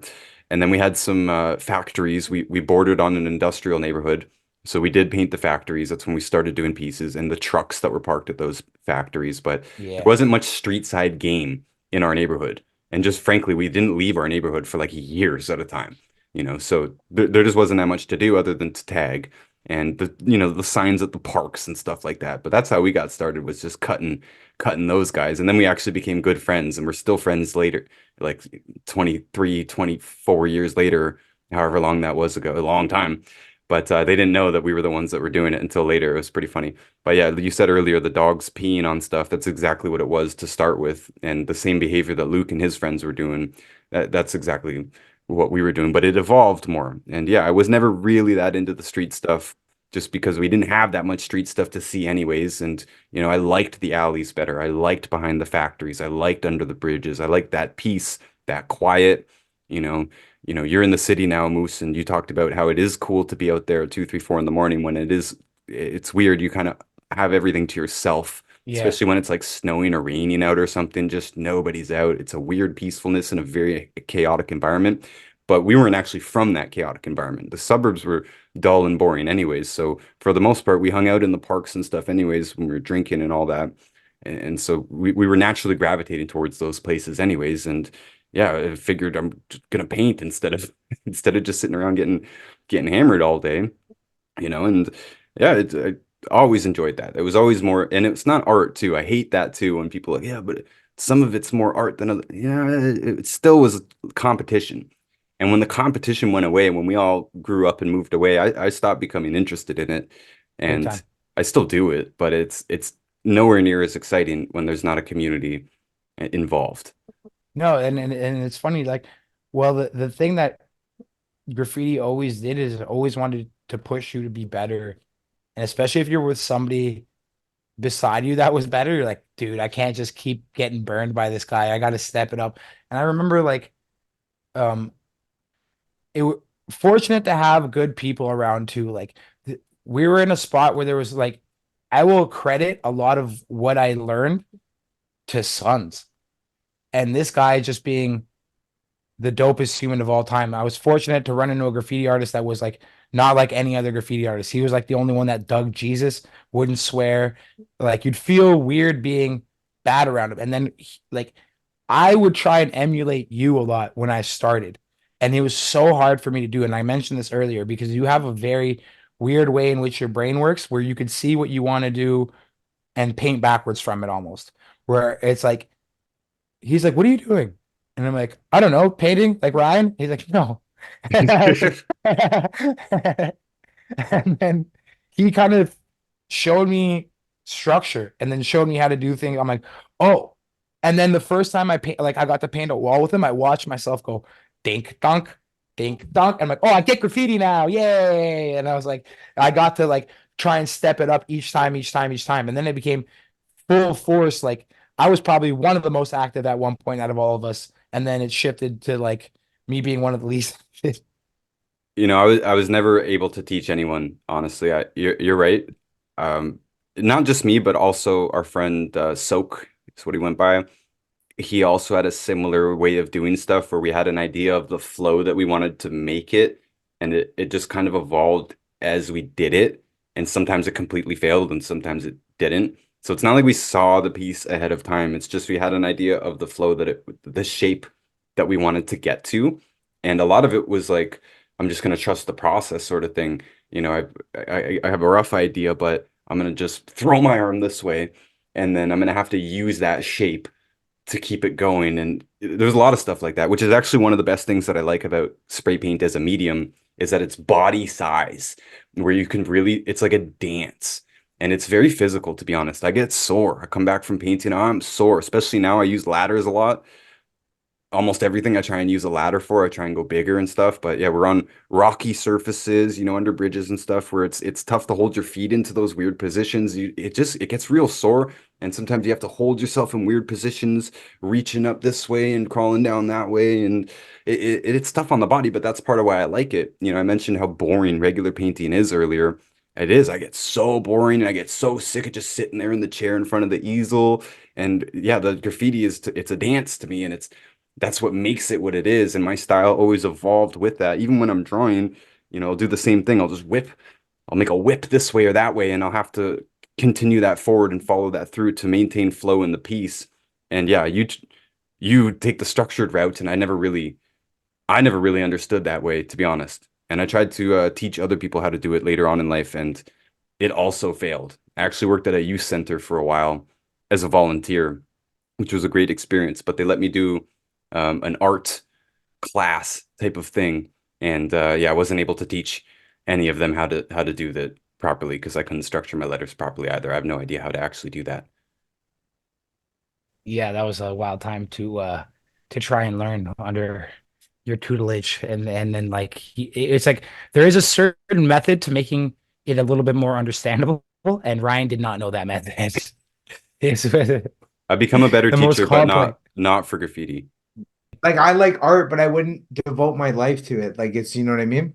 No, and Yeah, it's a yeah. side thing for me too, to be honest. It's a side thing for it should be a side thing for everybody. When it becomes your main thing, it's a bad thing, trust me. So I was thinking about it, and the question I have for you guys is that is there a process that before you start your graffiti adventure, you got to know, besides stealing the paint, if you're dead serious about this, what paint you got to grab, what kind of design you're doing? Do you just grab all the paint that you need? Do you plan out a route? Do you check it out for a couple weeks? What do you guys do? Oh, there was a whole thing to it, especially with Ryan. If we were doing like so especially if we were doing the bridge things, like we'd coordinate colors and then later in our graffiti run, we got a business license and we were, well, not me, but Ryan and another one of our homies got a business license and we were full on just ordering paint. So everything we were doing was pretty uniform and with a plan. At one point, we kind of went in there with intentions. Usually you go in there with a drawing. Usually have if it's if it's like an illegal spot, you kind of have an idea of the layout. We've kind of checked it out once before, and then we start painting. And some of them are legal as well. But yeah, we would have to sit down together and pick our colors. Okay, we're doing all pinks and purples, or are we doing blues? And we're coordinating our colors as much as possible. And yeah, we ordered the paint, so we had these colors. The thing about spray paint is you can't mix them at all. So, I oil paint with a limited palette, they call it. So I can just use 5 colors, period. I need yellow, blue, red, brown, white. That's it. And I can mix every single other color in the rainbow from those 5 colors. Mhm. You cannot do that with spray paint. If you run out of black, you run out of black. There's no, so you Making have black, to, yeah. yeah, you have to have it with you. And so, yeah, we have to plan based on what we have and, what are the fills going to be like. And, maybe one person uses the fill color for their outline, but it's the same color. Like if we're doing red inners and blue outers, one of us might switch and do the blue inner, red outer, but it was coordinated still. It had to be Yeah. coordinated. We had to pick our colors. You have to bring what you need. Yeah, that has to be planned out. For a long time, I used sketches on and off, and I found that if I did use a drawing to start with, it would end up being too stiff. I really like using the flow, using the body, using what I can do, using what I can reach, and coming up with again, I'll have the flow in mind before I go into it, but I really prefer to freestyle it, and I think that's part of the best part of it is because you show up and do it. We touched on this last week or the week before. One of the things I don't like about tattooing is it is so structured. There's so much planning, and you really can't deviate from the plan at all. And it's not spontaneous. It's the opposite of spontaneous, where graffiti, you have to show up and do it. And yeah, if you do use a sketch, most of us are going to end up being too stiff. It's not going to have the flow because it's just different drawing than it is drawing it on the wall. I love coming up with it on the spot. And by the way, I do use references when I'm painting something realistic. I don't try and freestyle a dog or a face. And in recent years, I really have been trying to do the best realistic type of stuff that I can that requires a reference. So I'm the other way completely when it comes to like specifically doing like a coordinated wall. Like if I'm gonna do something where it's like a piece and a big structure thing, I want to have a sketch reference. Even though it's not gonna be exactly like the sketch, or I'll freestyle some things. I want to have a general guideline of where I'm going. I find that helped a lot, like a lot, a lot. And Ryan was always anti-sketch. He's like, don't bring a sketch. We're freestyling. We're doing this. And the moment I'd go to the car and have the book. I'm like, fuck, okay, sick. My stuff car is so much better. So it's like, I'm like, again, Ryan is a unique fella. So all the things that he spouts, you should always take with a grain of salt because his method is the Ryan method, and it's not the general method. Um, Having a little bit of foresight into like having a sketch, a layout, and a general idea has always benefited me, and done the opposite for him, where he feels like he's too stuck to something. Where I'm like, if I don't have a general idea of where I'm going, my ADD brain is gonna fuck this up. Like, you know what I mean? I'm like, uh-oh, So I stopped paying attention and I fucked it up. So I still need a general, and that's why we do, like, even if you watch the process of painting, you start with a skeleton. You start with something that you can adjust and fix and kind of level out. But until I know where I'm going with, and again, I'm at a level now with it where I'm entirely okay without having a sketch. But I found where it really helped me stay to a goal if I knew where I was going. Where, like I said, Ryan kind of knew where he was going without a picture almost always. He kind of had he's like, yeah, I want this. Let's figure out how you do this. I'm like fucking weirdo. so Like, what's more terrifying then? Or not terrifying, but what's harder, right? Because I almost feel like Ryan's go with the flow. I still want this image, but if the image turns in a different direction as I'm painting it, then since I'm having that problem solving brain of mine, I don't have anxiety because I'm not structured based on this image. I almost think for you, Moose, that you have the image. So if you cut one wrong corner, or not that I know very much about graffiti, you can almost kibosh the whole situation. Where in Ryan's situation, where okay, I'm making a Doberman. Okay, we start with a Doberman. Okay, I did something weird here, so I'm gonna make a second one on top of that. You know what I mean? Just sort of go with it. yeah. So here's the thing. So, like I was saying, when you have the skeleton and you have the kind of the outline you want to present with the way I do it specifically, and a lot of people probably have a formula that's more akin to mine than they would be to Ryan's. Okay. So usually if I had, and this is in the earlier days, I'd have the sketch, I'd do my kind of general outline. I'd refer back to the sketch. I'd see if they were similar. It doesn't have to be a dead carbon copy, but it'd be similar so I understand where I'm going. I'm like, okay, cool. I'm getting this vibe. Perfect. I start filling it in, start doing my okay. Because the final outline is the most critical thing, right? It's like that's where I'd always brick it. And it's because I didn't know, like, sometimes the way Break it my means brain screw it up. Yeah. screw it up. I don't like, I like, I would always screw it up because, like, in my opinion, like, I need to know where I'm going to make sure I'm getting there. Like, I kind of needed the map, right? Until I knew the route. You'll see a lot of people who do the same piece over and over and over and over again. They almost stamp something. We were like, specifically with the crew we were in, that was not encouraged in the slightest. It was always to be something kind of different from the last, even if you, at least originally, and then we all got into, like, Ryan would stamp the same thing and got really good at it almost at one point. But when we first started doing things, it was like always trying to bring a different flair, so I'd lose myself. Like, I didn't know the end goal. Sometimes I'd mix myself up, and then having the sketch there as a reference always helped me. And I'm not gonna get fucking chafed if it doesn't look identical to the sketch. But if I got the general idea down, I'm like, sick, cool, conveyed it, perfect. But, like, that always helped me. Ryan, on the other hand, was always a little bit more flowy with his shit.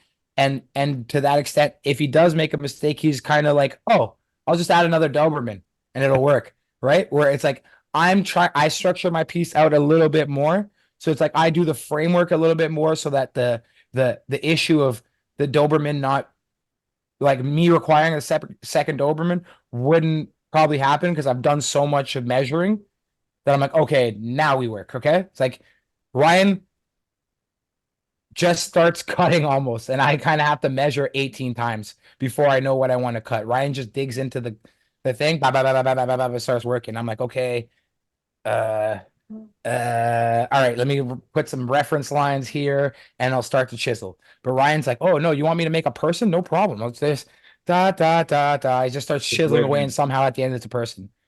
Where I So need to put reference lines to know where the hair is going to be and the thing's going to be and da da da da da. yeah, because you're being super precise, which I do like that too, because like it's good to be that way. But also, I was thinking this as like in my industry, right? So when I run jobs and I have a set task for the day, I have an idea in my mind of like even if the job is like 12 hours, I time is always the essence. So like I try to always speed, get it done, and look nice. I believe with you guys with your spray painting, you want to hustle at it, right? Because I remember watching Ryan a few times and he's not really taking breaks. Like he's up and down, up and down, up and down, up and down, up and down. Okay, stop for a second, up and down, up and down. Like you're moving at a faster pace, whether if you're painting on an easel or doing something like it, you still treat it as a hustle a bit because you're like, I'd be like, oh, you almost done? He's like, oh yeah. But if you just took your time all fucking day, I don't know if that matters while you're painting it, if it fucks it up. But I'm graffiti, you gotta sort of hustle at it, right? Yeah, you're kind of a slave to the daylight too, right? So depending on what time you're painting, like we used to hit the winter a lot, and fucking it's dark at 5. So Yeah. you gotta fucking rip till you can't. And I think that's a lot of it too. Is like one, we've had days where it's like, more crewy days where you guys like, oh, we'll take a break to go smoke or have a drink or do whatever, eat some food and da da da da. But it's like it's kind of like same way with tattooing. I'd rather just sit there and hammer the job out. It's just like boom, boom, boom, boom, boom, boom, boom. You kind of get, I don't know, at least for me, it's like, You got a rhythm. yeah, you get a rhythm, you get in the funk, you get in the groove. You don't want to break that. You're just kind of going bow, bow. It starts to flow and it starts to make sense. And then the closer you are to the finish line, anything, the harder it is to walk away. You know what I mean? It's like, I agree. you're not like, oh, fuck. I just need to put the outline down. See you tomorrow. Like, no, you're like, let me see how much of this I can do with this limited sun that I got. And if it's janky, I might need to come back tomorrow. But you're trying to do it in you get stuck in the flow and you're just trying to finish it. It's like it's one of those things, right? It's like, I don't know. Yeah, I think it's different from like painting a canvas where you kind of you're expected to do it in chunks. You know what I mean? You're like, oh, I do this today, and I'll do a little bit of that tomorrow, Just and like, da, da, yeah, da. just like your mindset, right? Like you're like, okay, Yeah, if I do this, I'm in this mood, I'm in that nice feel. If I stop and I come back, the painting might look different because my mood might be different. You know what I yeah, mean? Like you're in that nice rhythm. And and so I was gonna ask for my last question, and Ryan and Moose too, but I'll let you answer this, Ryan, first. You spoke earlier about paint, spray paint, what specific paint to buy. Don't buy it from Walmart, don't buy it from Home Depot. Now I've noticed that you bought this Brandon paint. I can't remember the name of it, and and you're like, oh, I love this paint, but it's expensive. What do you recommend for our new graffiti artists or vandalizers out there? Well, I've been very happy with Loop, the Loop yeah, it looks company. good. There's a few, there's more brands now than there was when we were growing up. There was only Oh like yeah, four good brands out there. They're all specifically made for artists, which is good. Most of them are from Europe, or I think the one, yeah, no, mine's Loop is made in Italy as well. But I like Loop. It's a decent price. It's good paint. It's not the best in the world, but it's the best for the price.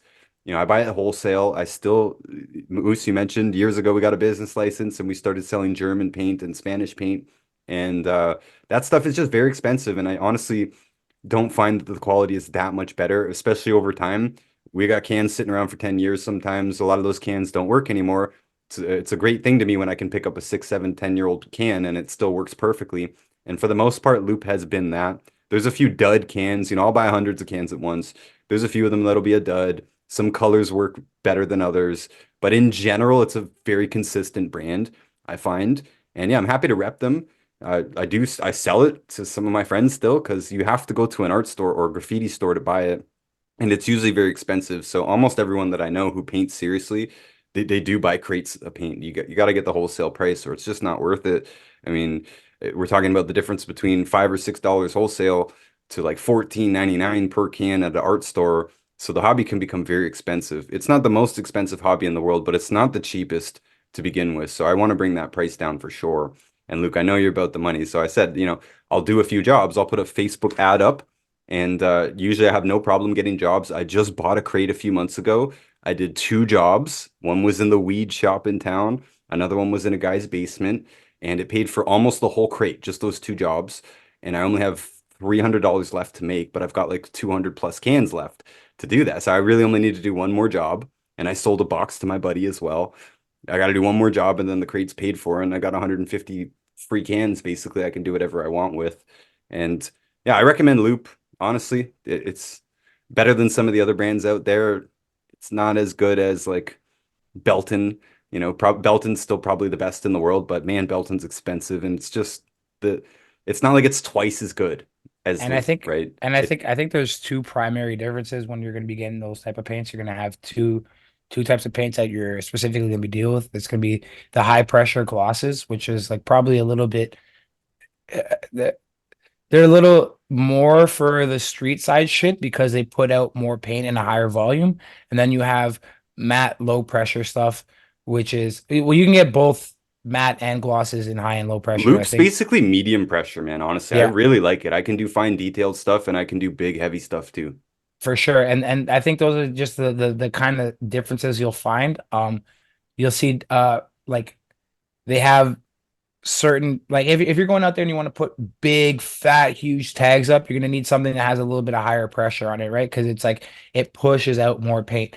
Whereas if you're trying to do a more controlled piece, you want something a little mid to lower pressure where you have a little bit better control on the paint. You'll notice like the high pressure ones tend to drip a little bit more, especially if you use them for like an outline or something like that, because the volume you either have to work at a higher speed, you have to know how to move your hand quick enough so the paint doesn't run, or you're going to get kind of shitty runs on a lot of stuff. Whereas these low pressure cans that you kind of tend to use, you could kind of run your hand in a gradual pace and the line will stay with your hand. And it's like that those are the two main differences. But truly, and Ryan doesn't like shit paint, but like if you bomb, you're gonna use whatever you come across, man. You're gonna make it work and it's gonna be fine. Like I've used car paint, I've used absolute crap dollar store paint and you just put extensions on them and make them work well. Like truly the thing that makes a crappy can a little better is having those cap converters. I don't know if you use them, but I can put like all the good caps on the shitty cans that you couldn't do before, and now you're like, sick. This is a game changer almost. Like, um, and those are perfect for doing street shit, like just writing your name on stuff and doing like the throw ups and the bombing stuff. But when it comes to actually painting, I would say that you're gonna be looking for just a little bit of a higher end product, which will give you a little bit more control and definitely a massive palette of colors, which is like the one thing that you don't see from all these other brands is like it's not just green and light green, it's dark green and everything in between then light green. Like, you know what I mean? At the hardware store, you get like maybe 6 colors, or That's the thing. And it's like, and you can obviously make that work and do cool shit with it, but the more intense you get, the more colors you're gonna need, and the closer you're gonna need them to be in pigmentation for it to make a cooler effect, right? Like we do a lot of color blending, which requires colors to be pretty similar for the effect to happen, right? Where it's you like need steps, you need shades. yeah, Yeah, it like gradual step downs in colors, which you can't do with a lot of the paint that you get at the store. You can kind of, but it'll never, like if you step back, it's not going to be the same effect. Obviously, you can do it to a degree, but it just you need this color palette to make certain things happen. And we got it's one friend that can do a ton with just black and white, but oh yeah. I And prefer a good solid color palette. and Yeah, that's the thing. Learning how to underpaint is huge, right? So you can learn how to use the black and white and stack colors on top of that and make your basic colors go super far. But again, that only goes so far and it also requires way more time. So if you have these colors just right there and they just kind of stack over each other as they're supposed to, you can kind of like put your piece up there and then start doing almost like a paint by numbers with your fill because these colors are so like you know exactly where they should be. You don't have to do all this extra shading work, I think, in my opinion. What paint stays, guys? Like, what's the best paint that's gonna stay on the wall? Like, yo, this bitch is staying here for like 5 years. Anything that isn't any of made in the China. yeah, any of the artist paints. Just Yeah. the garbage from the hardware store is just not gonna last. That's also bullshit because remember Canton? Do you remember that Canadian brand that those guys were making that was it was made in China? Okay. I used to paint trains like so another aspect of painting graffiti is trains, which is also has a huge set of rules. But I used to paint trains with this paint, put a slapping thing on it. And the funny thing about train culture is like the trains move and someone will take a picture of it 3, 4 months later in a different province or different state or wherever. And then you see it and you're like, dude, I painted that 3 months ago and it looks like I did it in 1997. So it's like some brands of paint weather away real quick. And so he's not wrong to ask that question. I've noticed like, dude, if the paint's made in China, probably gonna get that. You're probably gonna get that shit.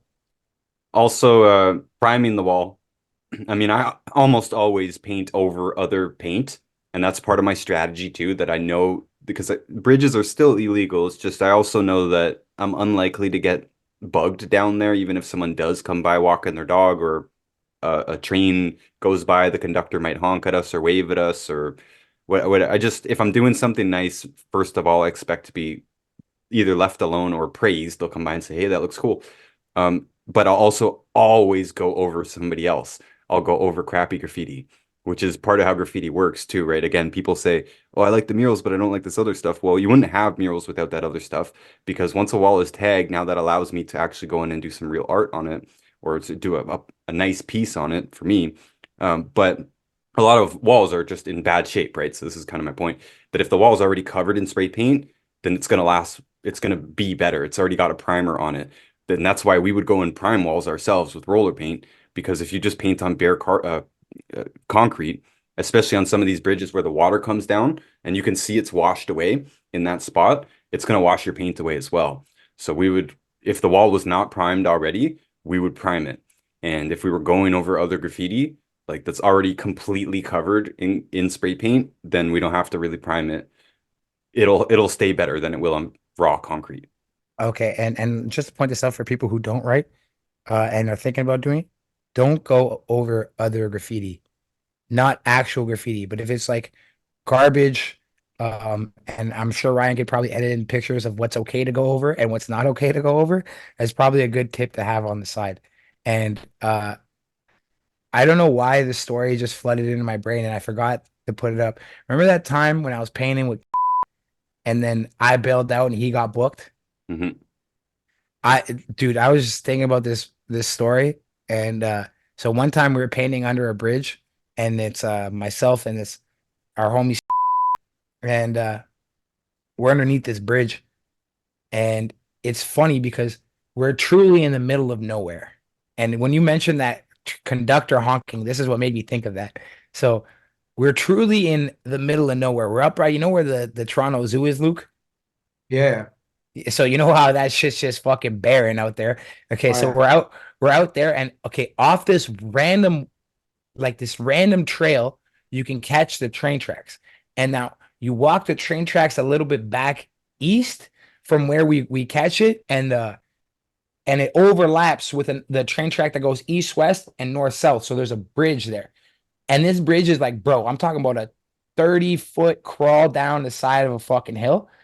Like me and this guy jankily, like very shakily, make our way down there with our bags of paint and we're painting. So we're in absolute seclusion and we're painting this wall and this train comes by and like honks at us. And I like waving at it because I'm like, I'm being a bit of an idiot. Like was ready to fucking to hide and like jump in the bushes. And I'm like being a little egotistical fucking idiot. And I'm like waving at them. And we're like right on this bend, right? So it's like it's kind of a shitty spot to be in. And we get back to painting after the train leaves. It's like 20, 30 minutes, and we're painting. I got my bag, and from above us, I hear freeze, right? And I'm like, first of all, I just did that walk down. I know how fucking shit that walk down is. I know you're not gonna come down here quickly at all. I fucking almost killed myself getting down here. So I'm like, freeze what? I grab my bag and I fucking bolt, bro. So I'm in the middle of nowhere, Luke. And it's like summertime, so there's tall grass. Like I'm talking about like 6 feet high everywhere. So I'm running.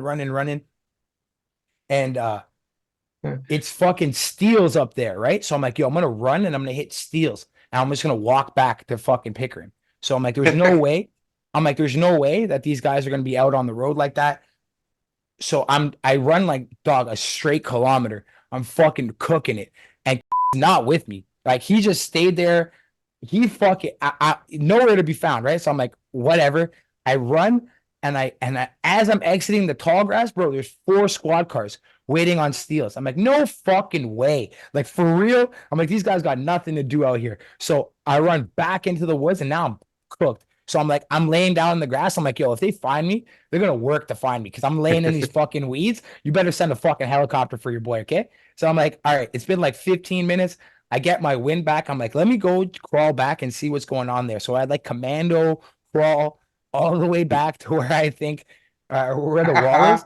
And I see, bro, I see these fucking 2 cops like chastising and like making him carry the bags up the side of the thing.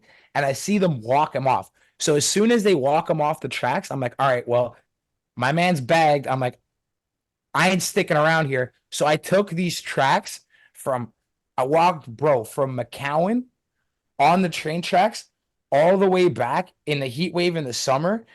From there to, you know where the tracks pop you off? Oh, bro, was it White's Road and or it's Yeah, yeah, Altona? White's Road under the bridge. Yeah. Yeah. So, bro, I walk out there and like and at White's and like White's and Finch or Altona Yeah. and Finch, there's like this random convenience store I used to drive by all the time. I'm like, who the fuck goes in here? And bro, I had just walked for like a straight 2.5 hours in the heat, turned my t-shirt into a turban, and I could not be happier to see this convenience store that I always talk shit about. I ran in there, bro. I grabbed a jug of water, and I didn't have a phone at the time, right? So I'm like, I grab this fucking big jug of water and I start walking all the way back to my parents' crib. I make it back in there and I'm frantically trying to get a hold of I'm like messaging. I don't have a phone, and he doesn't know my real name because I never use my real name on social media. He only knew me as a writer. So this guy genuinely wanted to snitch on me, and he couldn't do it. He was pissed off. He's like, I don't know his real name. They're like, you're a liar, and he genuinely didn't. So, That's great. That's fucking great.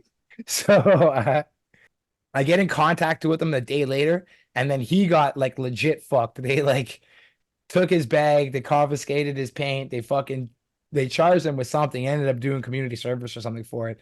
But he got hit with like an actual slap up, and I like just dodged it, doing like a commando crawl through the Like fucking just woods. for painting, dude. Like, come Yeah, on. This is yeah. fucking nuts. It's like And you're we were, and truly, you had to make an effort to find us because we were in the woods, like we were under a bridge that like took effort. So when they said freeze above me, I was like, freeze is not happening. I know you got 15 You minutes to got a get. minute, yeah. Yeah, I'm out of here, dude. And then Why didn't Buddy leave with you? Why is you just bro, staying there? What because an this guy idiot. had it. Do you remember why he didn't leave, Ryan? Because he fucking had his sketchbook in his bag and he didn't want to leave his sketches. I was like, bro, you're out of your fucking mind. I was like, you're out of your Gone. fucking mind. Gone. Yeah, I was out, bro. I was like, fuck the bag, fuck the sketches, suck a dick, I'm out of here. I He's was like, also older and not as in shape. You know, you mentioned we were hitting the gym hard in those years, so we were ready to run. And even if there was a dog walker or something that might be like thinking they're Karen, we have a word for this now. It's called a Karen, right? We didn't have that word before. So if you did encounter a Karen in the woods, and you know, I'm 250 pounds stacked, yeah, and I'm not yeah, really bro. I worried. was 225 and you were 250. I remember yo, dude, I remember when you showed up one day and picked me up off the side of the road when you were like just hit 230 and I was like, what the fuck happened to you? Yeah.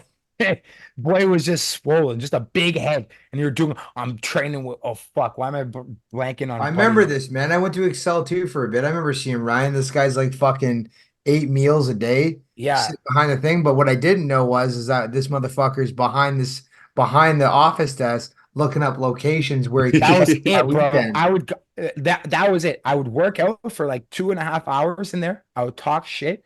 I would go doodle with Ryan. I would steal protein shakes from Bill, and I would fucking because he had the pre-made ones in the fridge. I'm like, I'm not paying the $3 for this. I would just take the Yeah, I protein am. shake and smash it.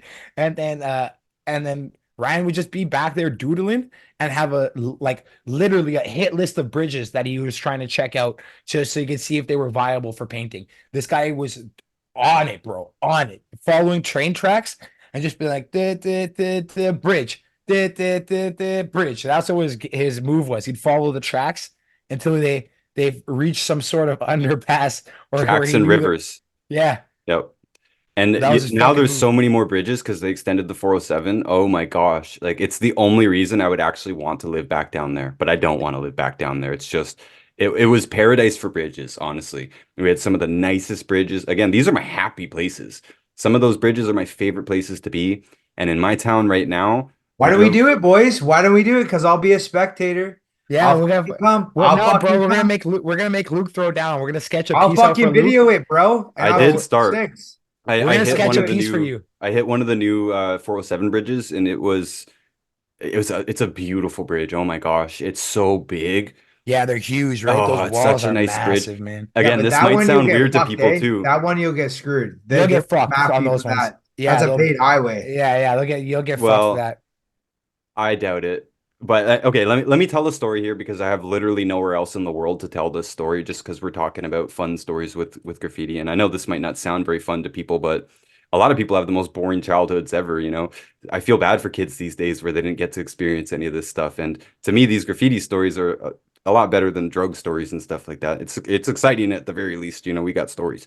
So one time, similar to you and but kind of a different little outcome there. So I was painting a bridge by myself. It's at night. It's winter. Snow is deep. I'm coming up from under the bridge with my bags, and you know I'm in painting clothes too. So we're looking kind of bummy, basically. I did. Some people wear nice clothes when they're painting. That's stupid. I had a whole paint wardrobe. These clothes are for painting. These clothes are for my daily life.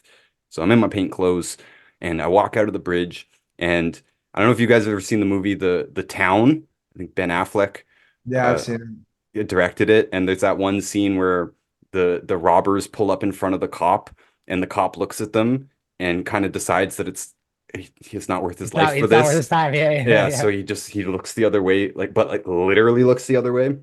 That was exactly what happened here. I pulled up, walked up, popped my head out from under the bridge. Cops sitting right there for no reason. This is a warehouse, an industrial warehouse that's just beside a bridge. And the cop looked at me, I looked at him, and he literally just looked the other way and drove off. But I froze in my tracks when I saw him too. And then as he was looking at me, there was a moment there where we were still connecting eyes, and I just continued walking. I just decided in that moment, I'm just going to continue walking. I only got two options. I can run back the other way, or I guess I could stand there like an idiot, like I was for that 1 second, just frozen. But then I just kept walking, and he just looked forward and drove off. It was pretty interesting. That's fucking hilarious. Yeah, that's great. The only story I have, Ryan, is from you videoing, and the one that you have on camera is me falling down the hill while we're going down to tag this bridge. And the guy puts in the fucking video. I'm like, thanks, Dick. No, he did. I'm walking out, just fall right down the hill under the bridge. What bridge was that? That was up by the top of Dixie, right? Yeah. Crappy Yeah, bridge. That bridge sucks. it does, but it was a place. Yeah, it's a place. It's peaceful. There's a nice I river used to there. hang under bridges for other things, not just for tagging. I remember now you guys talking about bridges. This has nothing to do with graffiti. Under the Whites Road one by the Dumbarton High School, we used to go under there and smoke weed. Well, that train used to come in and fucking stop there. So our dumb asses are like, great, let's fucking hang on this bitch while it starts going. And it would go really fast. So okay, train starts taking off again. It goes slow, it goes slow. By the time it starts picking up speed, you're almost like 2K away from where you were. Yeah.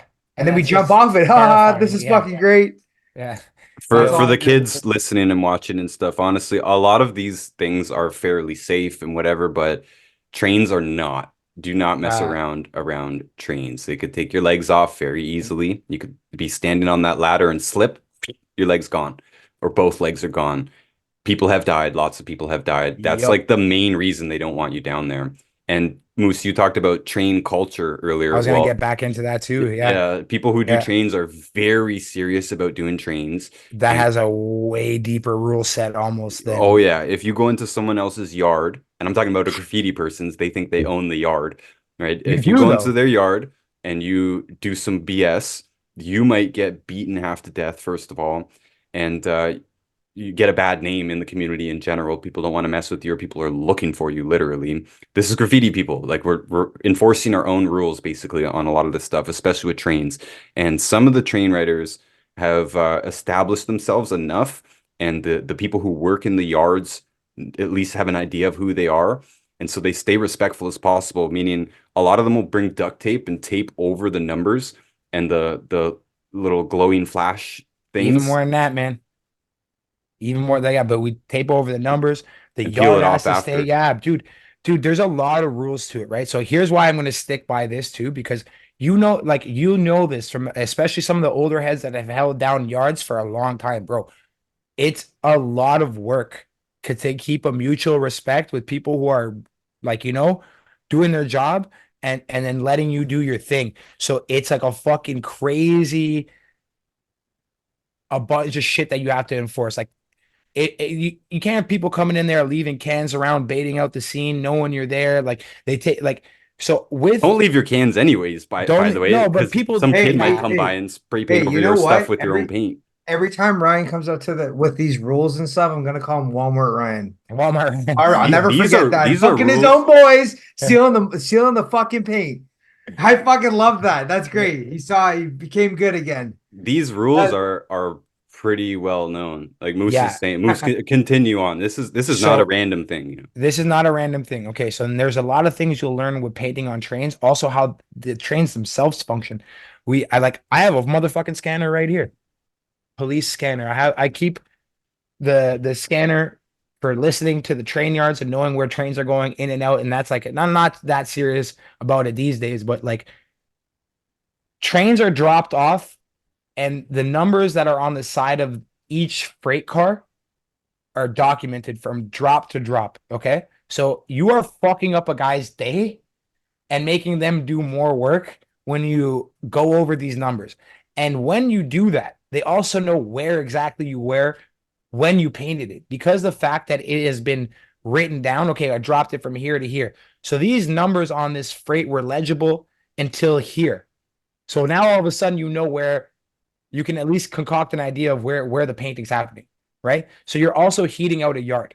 So there's a lot of time, effort, and like you could people do get fucked up over bad yard etiquette, man. People hold down a spot. You can't go paint there because someone's doing it, and that's theirs. And truly, if you want to get into painting trades, I suggest you get down with some people that are already in the scene and don't just go and start running into painting trains, because you could get yourself A, fucked up by a train, or B, fucked up by the people that hold down the places where they paint trains. It's Or really by the people who work in the yards. Oh yeah. Forgot about that. Remember people getting smashed out by dude, and yeah. painted, covered in your own paint and stuff. Oh, Because buddy. Luke, you said earlier all these things are public property. No, that's not true. The tracks are not public property, and Nope. the trains are not public property. And And they those have people, security. you know how tough some of these people Government. are. Train conductors and yard workers. These guys are not to be messed around with.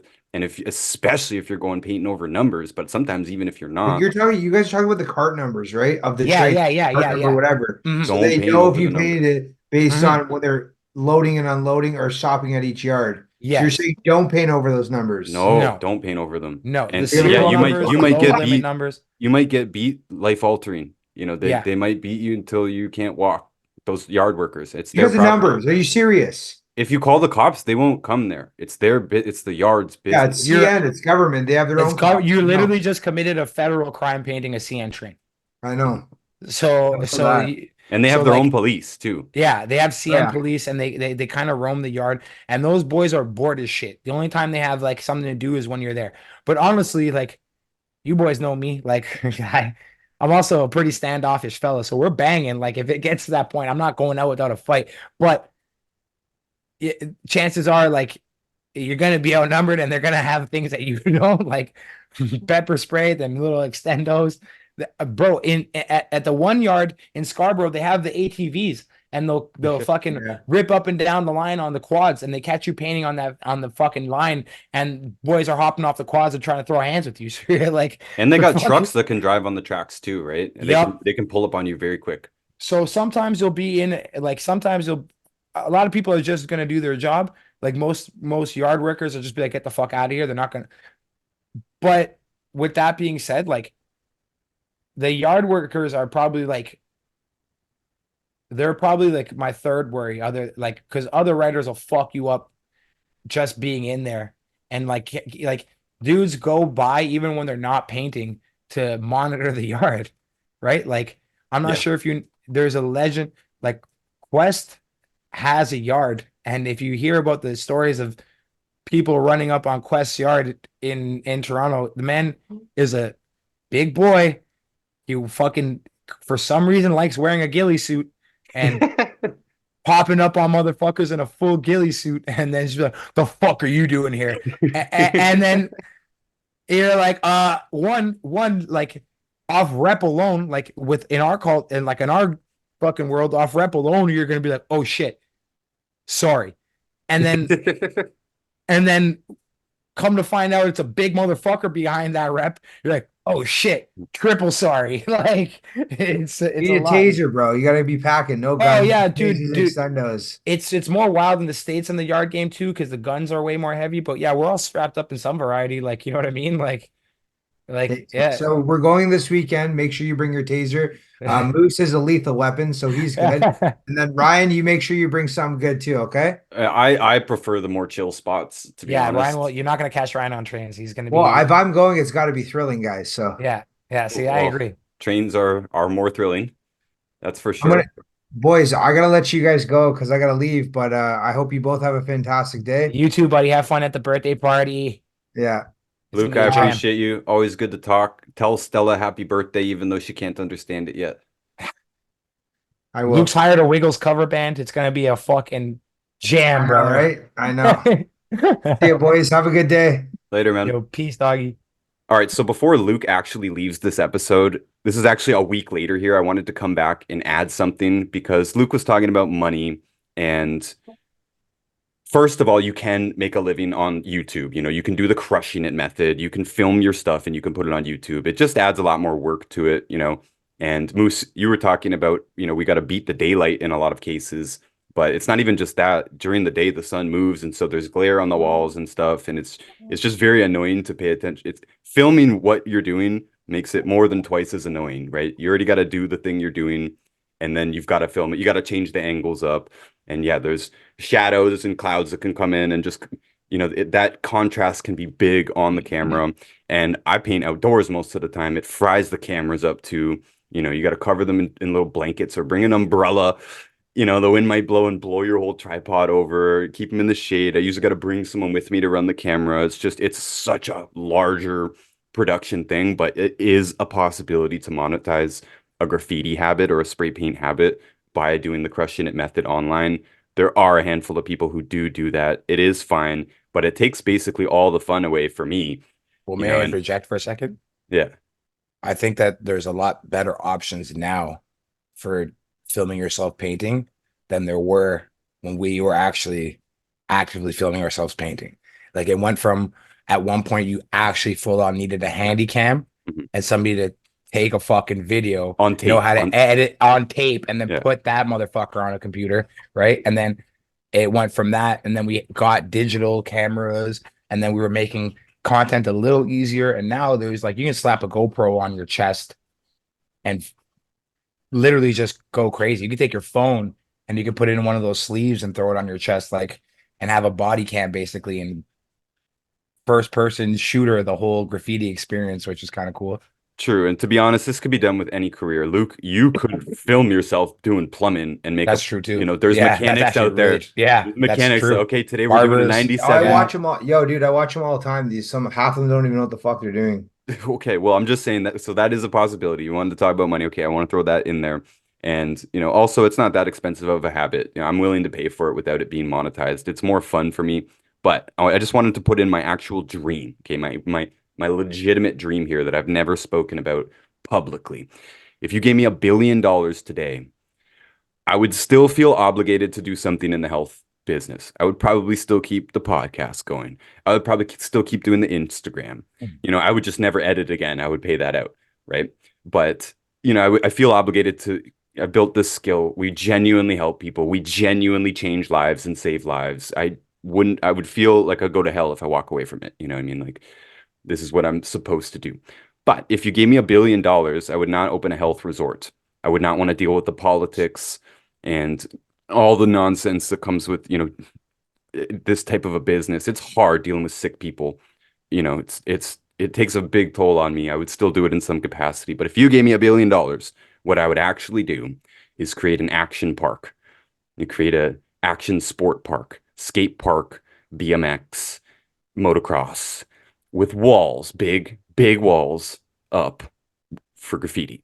And it would be where you pay to come in and use the facilities, especially, there are graffiti writers and muralists and skaters and BMXers and all that who actually do the crushing it strategy. So have it be a welcome environment for that.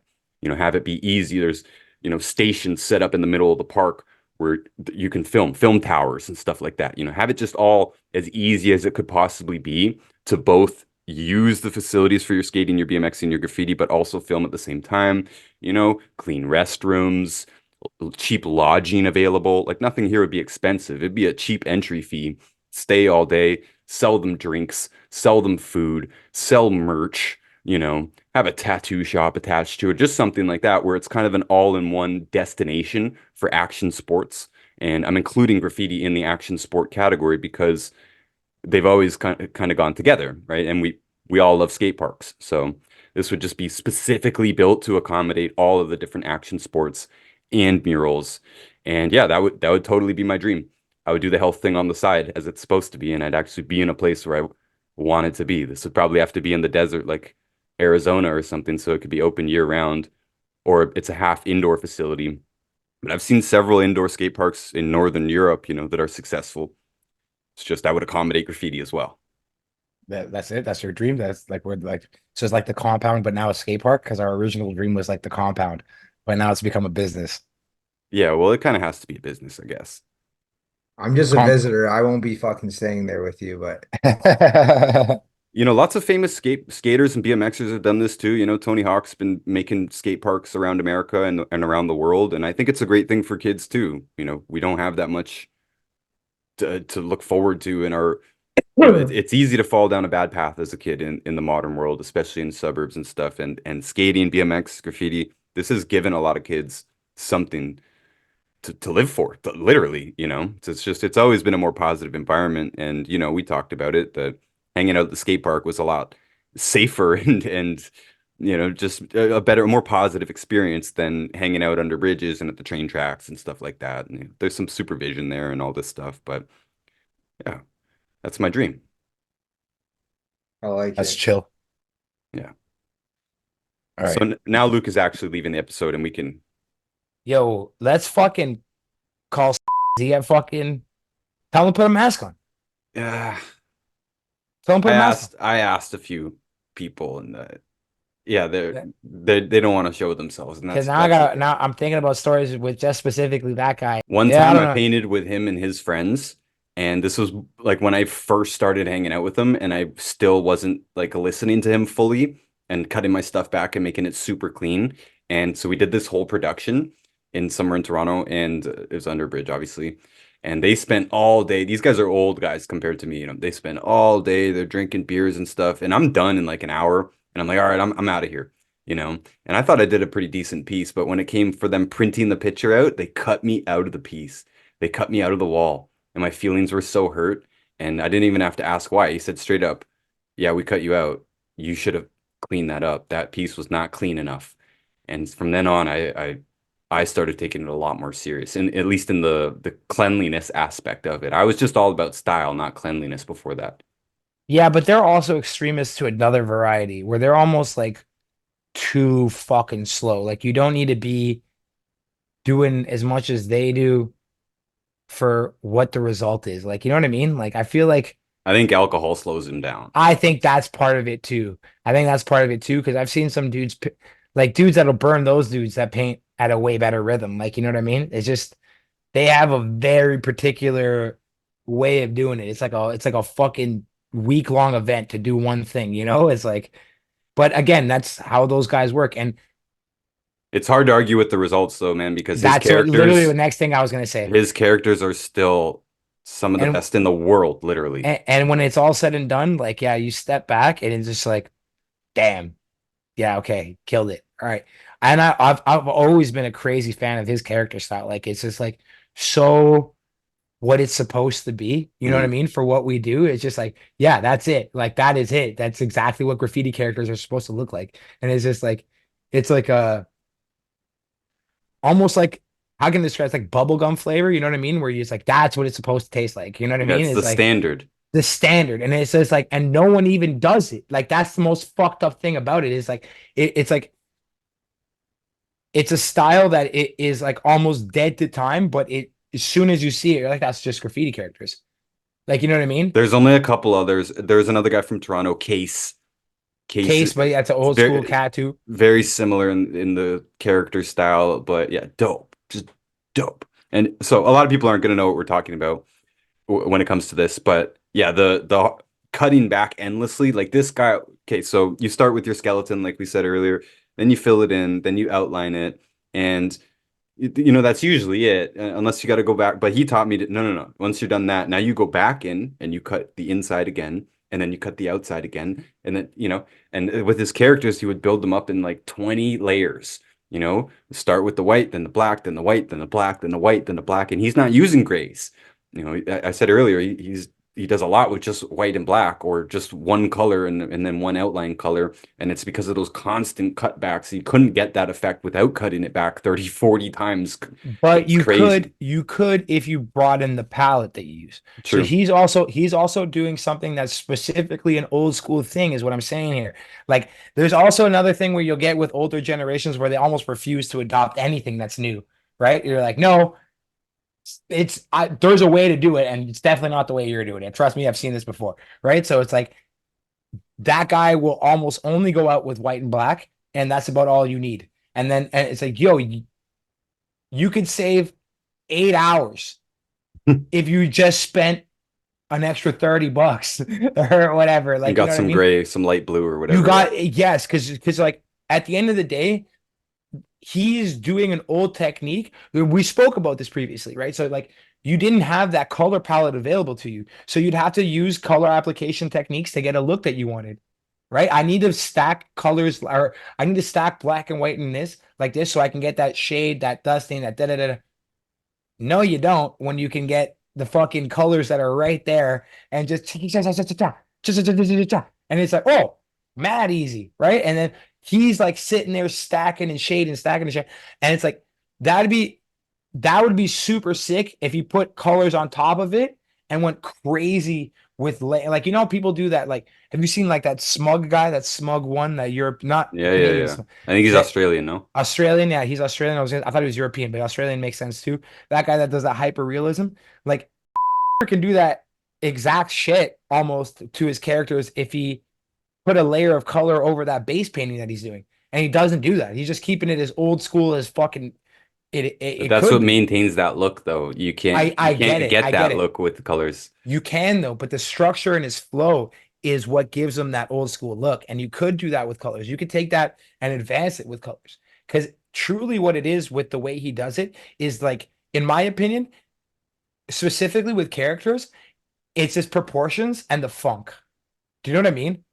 Like if you look at how he does it, it's kind of like, yo, that makes it looks like it looks like something that you'd see on like an old FUBU shirt or like a old Anichi shirt or like you know what I mean? Like or an Echo shirt. Sorry, an Echo shirt. Those are the remember the Mark Echo shirts that I do have like remember. And he told me one of his secrets for designing characters. I've spent a lot of time with him, to be honest. He cranked up my drawing game yeah, big time, because I learned what tools he used and he showed me how to use them. Oh my gosh, it completely changed the way that I drew.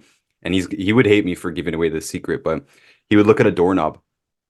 He would look at a doorknob because it's a fisheye effect, right? And so that's actually kind of the secret to a lot of this old school character development, especially in like the breakdancing style. And yeah, you that know, breaky kind of hip hop stuff. What do you mean he would look at a doorknob? because when you look at a doorknob, it's in a fisheye. It's kind of like a fisheye mirror, but he never had a fisheye mirror.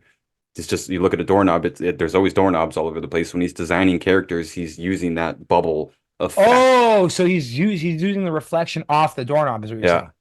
Oh, I understand. So that's actually really smart. And I forgot this Japanese brother's name, but I watched this guy do proportions in this fucking video, and it was like mind-boggling to me using the idea of dimensions. But yeah, that's actually a smart way to do the fisheye. That's actually His dad was also a dope character artist too.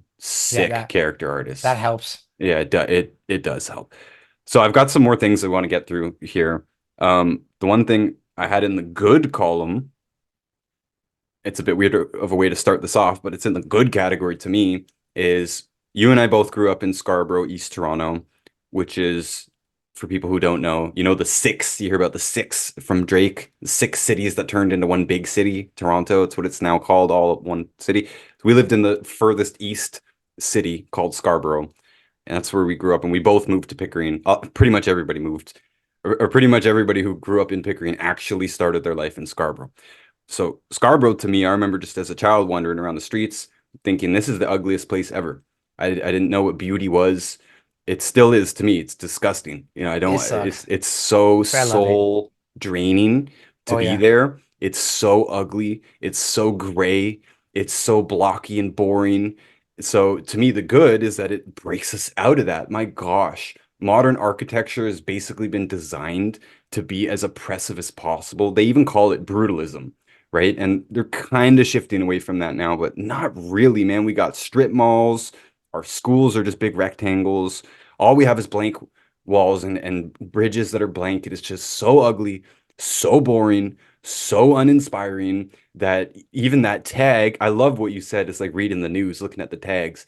But it's just something to look at other than a gray wall. I think gray walls are a crime against humanity, to be honest. They're so oppressive. So breaking it up with anything, I don't care if it's a tag, I don't care if it's a bomb or a throw up, and I don't care if the audience knows what those terms are. They're just sloppy, quick graffiti things, or I don't care if it has a mural. I just need something else to look at other than a gray wall, especially yeah. these bridges, man. They should just surrender all the bridges. Just don't make them legal. Don't make them illegal. Just like for a while they decriminalized weed when we were kids, so it was neither legal nor illegal. I think that's how it should be with a lot of these public buildings, especially, or at the minimum bridges. Just give us the bridges, because what you have done with the bridges, I'm talking about the government, what you've done with these bridges is actually hurts our soul. I think I don't ever want to see a blank bridge, and a lot of them are nice big walls that are nice to paint, and they're nice in nice places.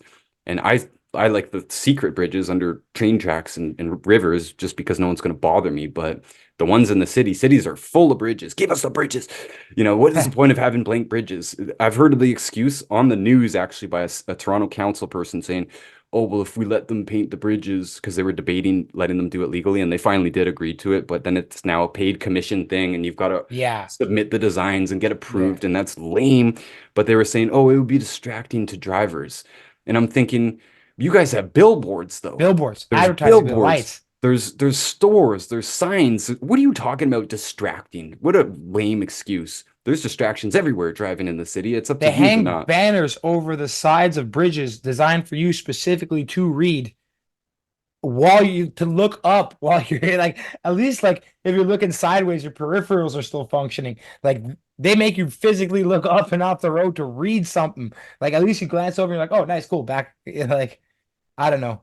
I've always disagreed with it. I think and specifically in Toronto with those huge, massive sidewall concrete underbridges where they have like, on the DVP specifically, where they have those long running concrete things that are just bare concrete with water stains that have been there forever. Yeah. It's even uglier than just a plain blank wall. It's an old, dirty, gummed up wall with oil spilling down it. And yeah, let us paint it. Yeah, and especially in the DVP where there's that. You remember that art installation that they put in like the early 2000s that looks like a collection of teeth that are half cut off? Yep. And that's still there. Like you guys paid money for that and you guys let grass grow around it. Just Oh, Toronto's some of the worst, man. They pay millions of dollars for some of the ugliest statues, and everyone agrees that these are trash, man. And people get upset. Like, you spend $3 million of our tax money on this big spatula. Stop it. At least the graffiti people, most of them are willing to do it for free. Just give us a space. Just yeah. don't arrest us for it, and you'll get a way better product too, right? You only see ugly graffiti where it's illegal. Go under a bridge that you might be And scared to go under. Go under and a bridge that is kind of peaceful, kind of off the beaten trail. You're going to see some of the best graffiti art you've ever seen. and some of the funniest thing ever is like one of the best anti-graffiti mechanisms is graffiti itself. Yeah, Like, you know what I mean? It's because like, we enforce it. yeah, we have rules that it's like that's our problem now. Once it's painted, now it's become a community's problem. Or at least and it's like you It's cut my somebody wall. on, It's yeah, my you wall. cut You somebody come over tag that my wall. wall. We're Yeah. we're gonna find you and talk to you. And that's probably one of the things that kept me in graffiti so long is it fueled like at least in the early days, it fueled two passions, fighting and and graffiti. Is like there was so much taking care of business. Being like, oh no, that's ours. We've already painted this. You fucking painted way too close to me. That's a problem. Like these are all things that became problems. And it's like it's cooler to have like the artists enforce their art. Like, you know what I mean? It's like if a mural gets cut, the guy who painted that mural is often not going to go out, check the streets and be like, I'm going to find this fucking guy and rip his like, you know what I mean? But we will do that because I take it as a slight to me. Do you know what I mean? Of And a slight to course. mine. Of Yeah. course. And by the way, the rules here, these are real rules. If you're going to go over someone, you better do a better job. And some people are so hard-headed they still won't accept that at all. I've personally gotten in some trouble because I already said I almost exclusively paint over other people until I own the spot, and then I will paint over myself. But I've gotten in some trouble. There was one guy who really wanted to find me, to be honest, and he was a tough guy. I painted over him, but I crushed his piece, and I stood by that. And when our elders kind of came to me and talked to me about it, wanted me to apologize, I said, I'm not apologizing. I did a way better piece. He did half a piece. It was quick. I went and I spent all day there and I did a banger over it. And then he went and he cut that again. And I went over it again with even the one of the biggest pieces I've ever done. I put everything. I brought bags and bags of paint. I used every paint I could just to burn it. And I'm sure he was still upset about it, but he had to respect it at some level. So I always just took that in mind that if I'm going to go over someone, I know they're going to be upset, but at the very least, I'm going to burn it. So at least I'm following the rules. So if you're going to come at me, you're not going to be able to take it as a pure disrespectful thing because it's not. It's just a spot. I want that spot. It's a good spot. You did a weak piece on it. I'm going to do a better piece on it. And if you want to go back over me, do a better job than me. And here's another thing too. If you're gonna go over somebody, especially if you don't want it to be disrespectful, go over the in entirety. Yes. Don't I please. was also bad at that, especially when I Yeah. started doing dogs.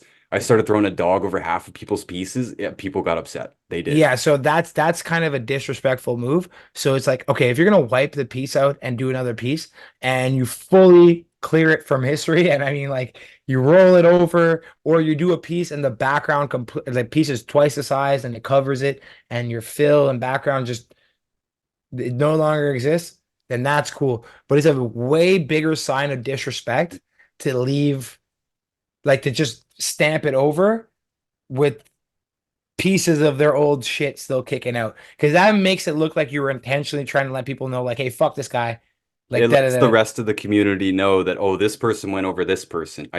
That's Yeah, exactly yeah, it. If you yeah, can't yeah, see the original piece, then there's no evidence that it actually is basically a diss. yeah, and especially if you prime the wall, be like, bro, I pulled up and the wall was primed.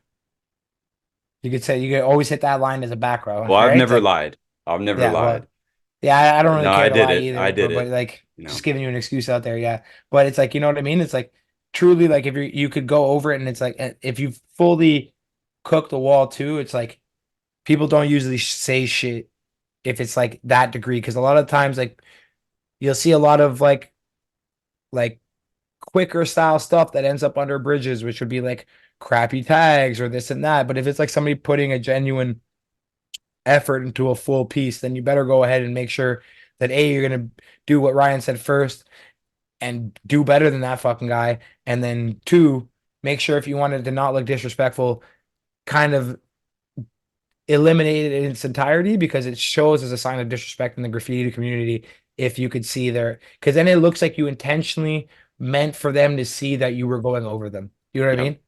Yeah. Yeah. Yeah, a little bit of a tricky situation. And by the way, there's always been another unspoken rule. Sometimes it's actually spoken. You're not supposed to paint churches. This is Oh, yeah, definitely not. this is within graffiti, us telling each other this. You're not supposed to paint churches. You're not supposed to Schools. paint schools, which I never really understood because our school, one time our buddies actually, I found out later because they're older than us. I found out they were just drunk, but they completely covered our school in graffiti, completely front, back, side to side, the whole thing, portables, everything was covered. And we came to school that day. It was the coolest thing ever. Even though the graffiti was weak, it was weak. It was not that well done at all, but they used a bunch of different colors and put a bunch of different words up, and some of them were not appropriate words. I get it, Yeah, yeah. but it was at least better to look at than our school, which looked like a prison. The bars on the windows and I'll give stuff. you that, but and in the same regard, what have you ever seen that runs more than 24 hours on the school? True. That's a part of it too. Why waste your time when they're just going to sandblast it off? They're Yeah. sandblasting it. You just cost that school money. But I And don't most think of they us, should. I think it should be a mural. By the way, I painted a school in California, a big wall, huge wall actually, and I almost got to do the rest of it, but we had kind of had a falling out on the designs and stuff, and I left town. But it made the school look cooler because it was just a gray, concrete, oppressive prison. Just it's just something to look at. It's better than a blank wall to me. That's always going to be my stance, to be honest. oh no, I'm not going to disagree with you. Like if there's like a They genuine paid mural me to on, do that though. They yeah, paid me. yeah, no, I genuinely disagree with you. But most times we're talking about like one, okay, most of us come from places at least where the schools weren't doing too well. Fuck it, anyways. So the money we do have, we shouldn't be blowing on like cleaning up throwies that like who are you getting up for? Unless the school is on the side of a highway or in an area where it's like, you know what I mean? You're gonna get a lot of ups for hitting a certain spot and everyone's gonna see it, then there you can have some sort of justification there as to why you do it. But for the most part, they're in somewhat quiet areas, right? Like where not a lot of people are going to see it. It's specifically just a bunch of kids going to school that are going to see it. Like, you know what I mean? They're just Especially big, nice walls, though, and we they had are so big. little to paint on. I Truly, painted the truly. school too, to be honest. Who didn't? I painted. I'm not saying I didn't do it either. The day I got into graffiti, I'm like, I should bomb the school. Like, you know what I mean? It's like, and I used to. What kid doesn't smack tags in the fucking bathroom? Like, that's like, also a rite of passage in graffiti that like and that's how you come to meet other people who are into what you're into. Because you go in the bathroom, you're like, oh, there's another name here. Who the fuck is this guy?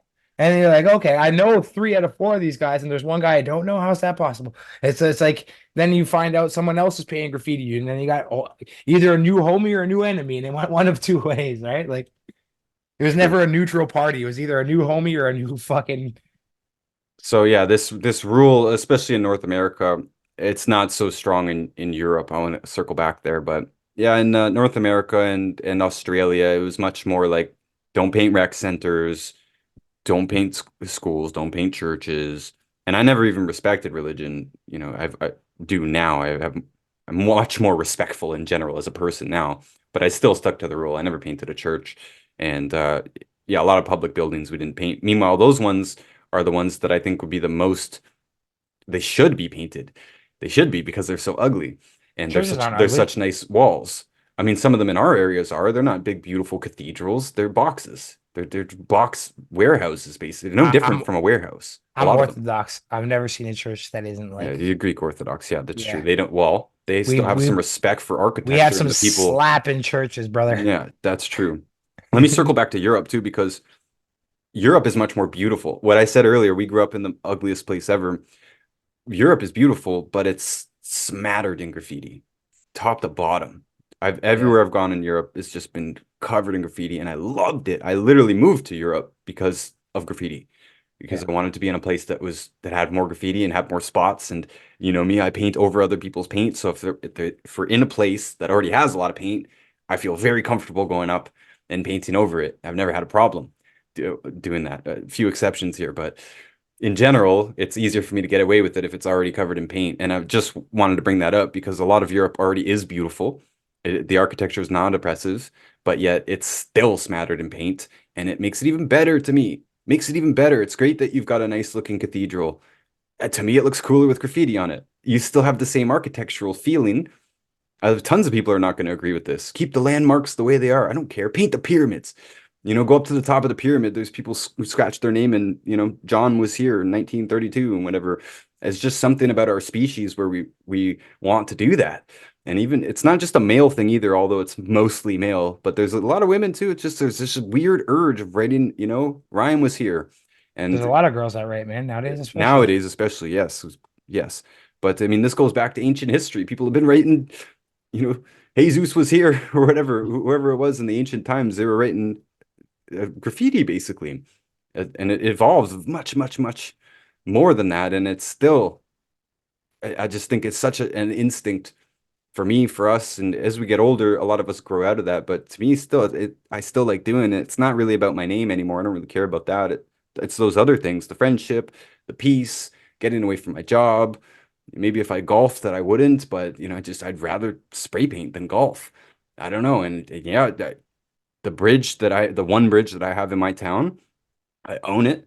I've covered it top to bottom almost. I'm gonna go in with hip waders this year and get the spots that I couldn't. I have to walk in the river to get the spots that I couldn't before.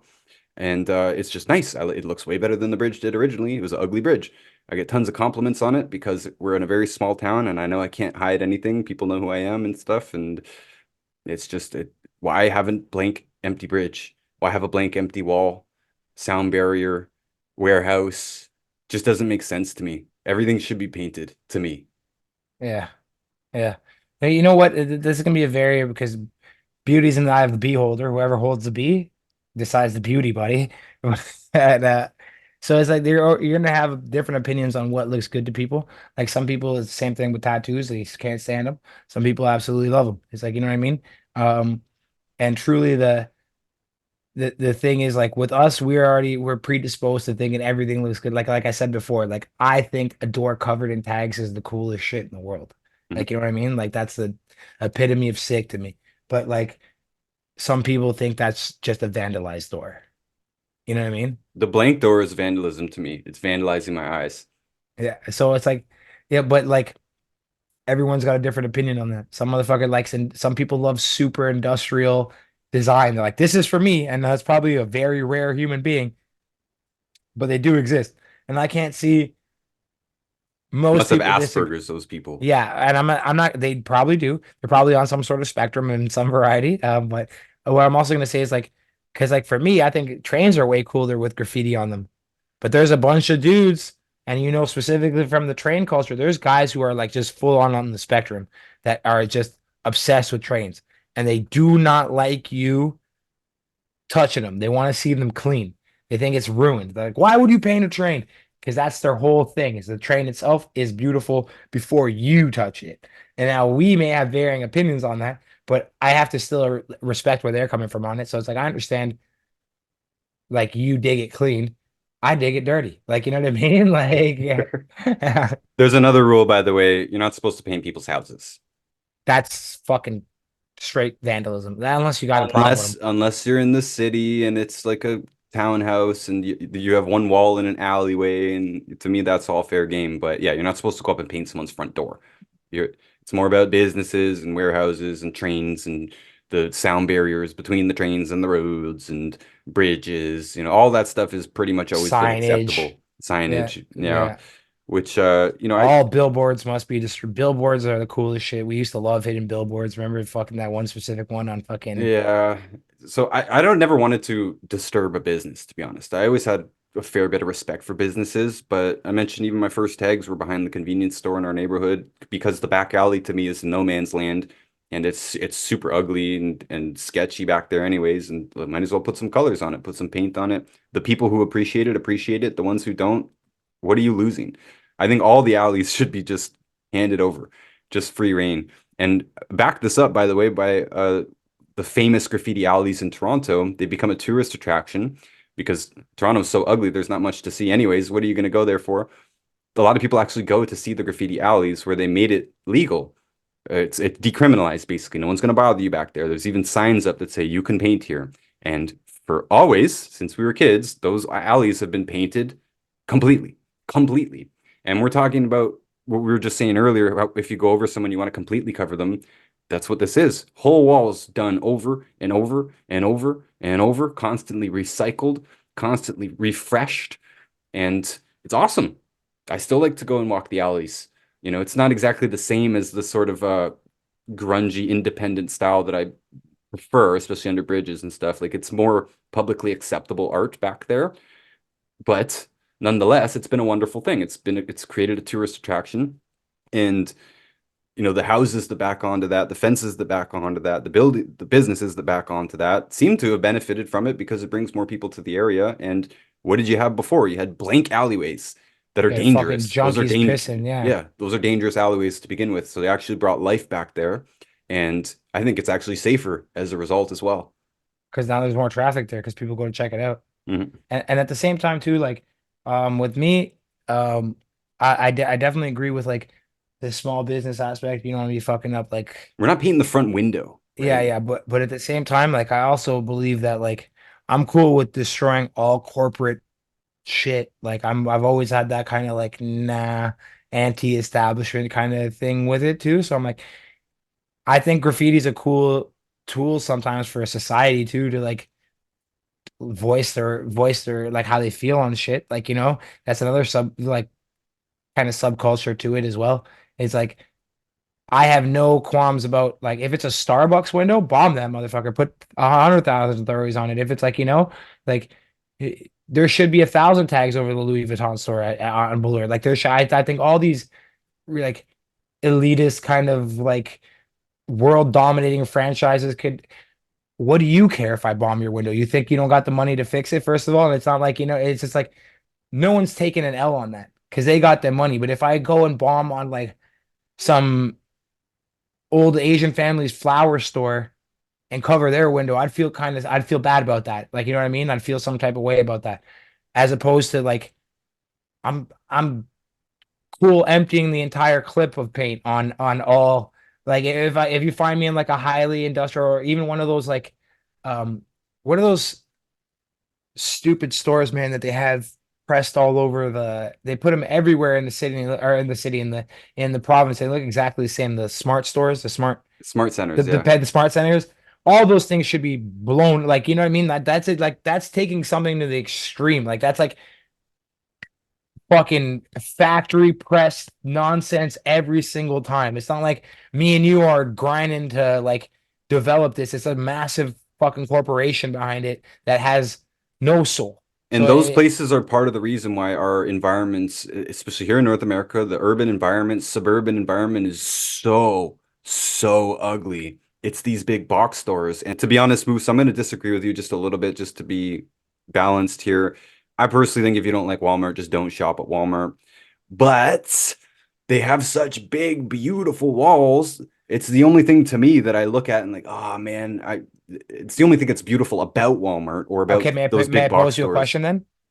May I pose you a question then? So Yes. if you saw like a team of dudes run up on the Walmart and just start crushing huge throwies, or like, you wouldn't smile? No, I'm You'd be saying like, that's great. I mean, I don't think we should actually interfere with their business, anyone's business in that sense, but they should give us the walls. And I'm not saying this in an entitled way, like, it's up to them. It's their business. I'm just saying if I was a business owner and I owned a building, first of all, I would paint it myself. Second of all, I would encourage people to paint it because it's the only thing that makes it decent to look at. These big box stores, they look terrible. And the only reason that it's interfering with their business now, just like you mentioned, those Asian flower lady or whatever, it's only interfering with them if they have to go and paint over it. But if what we were talking about earlier, you get a tag and then someone comes and does something better over it, you're gonna have a mural there forever, basically. It's gonna be another mural over another mural over another mural.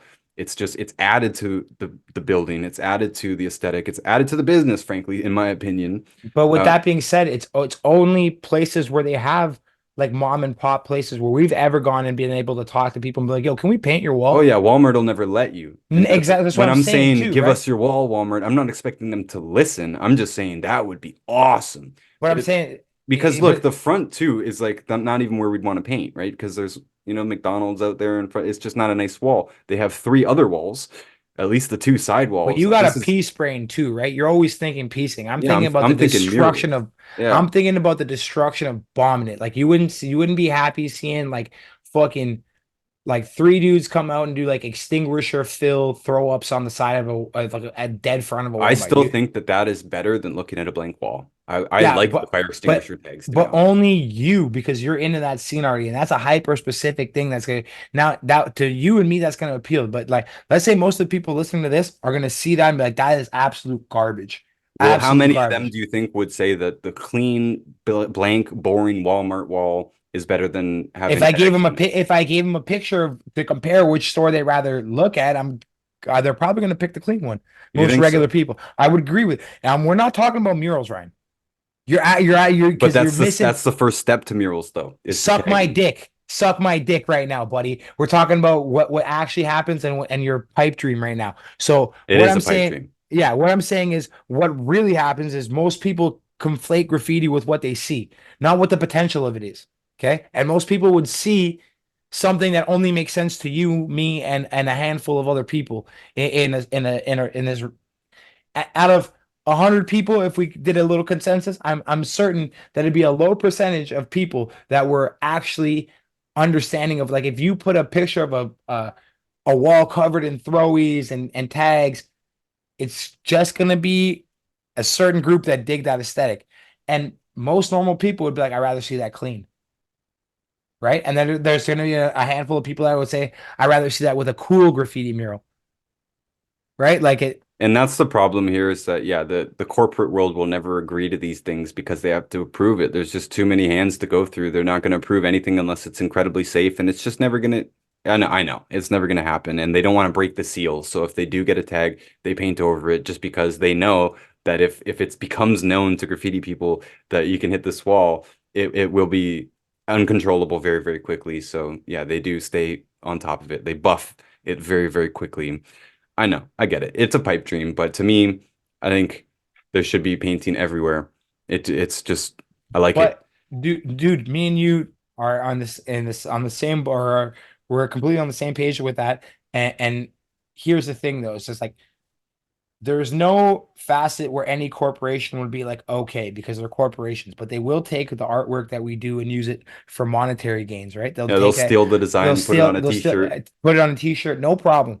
But here's the different thing about having like, we've talked to people who own businesses that have walls that we want to paint. And we're like, yo, can we paint your wall? And most of the time they'll be like, yeah, cool. You don't get that with corporations. So I'm cool with it never seeing a mural and it just getting bombed constantly and it just seeing the worst side of graffiti Yeah, for the true. rest of it.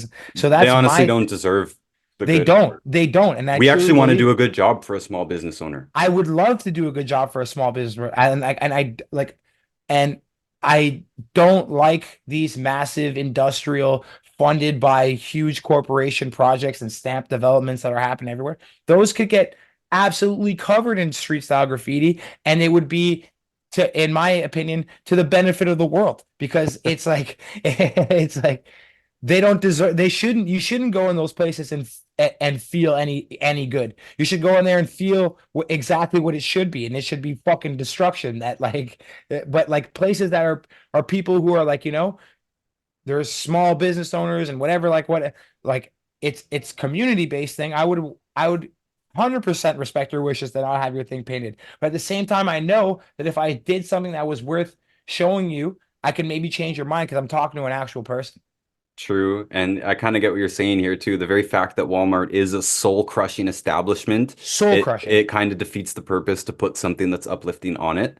Yes.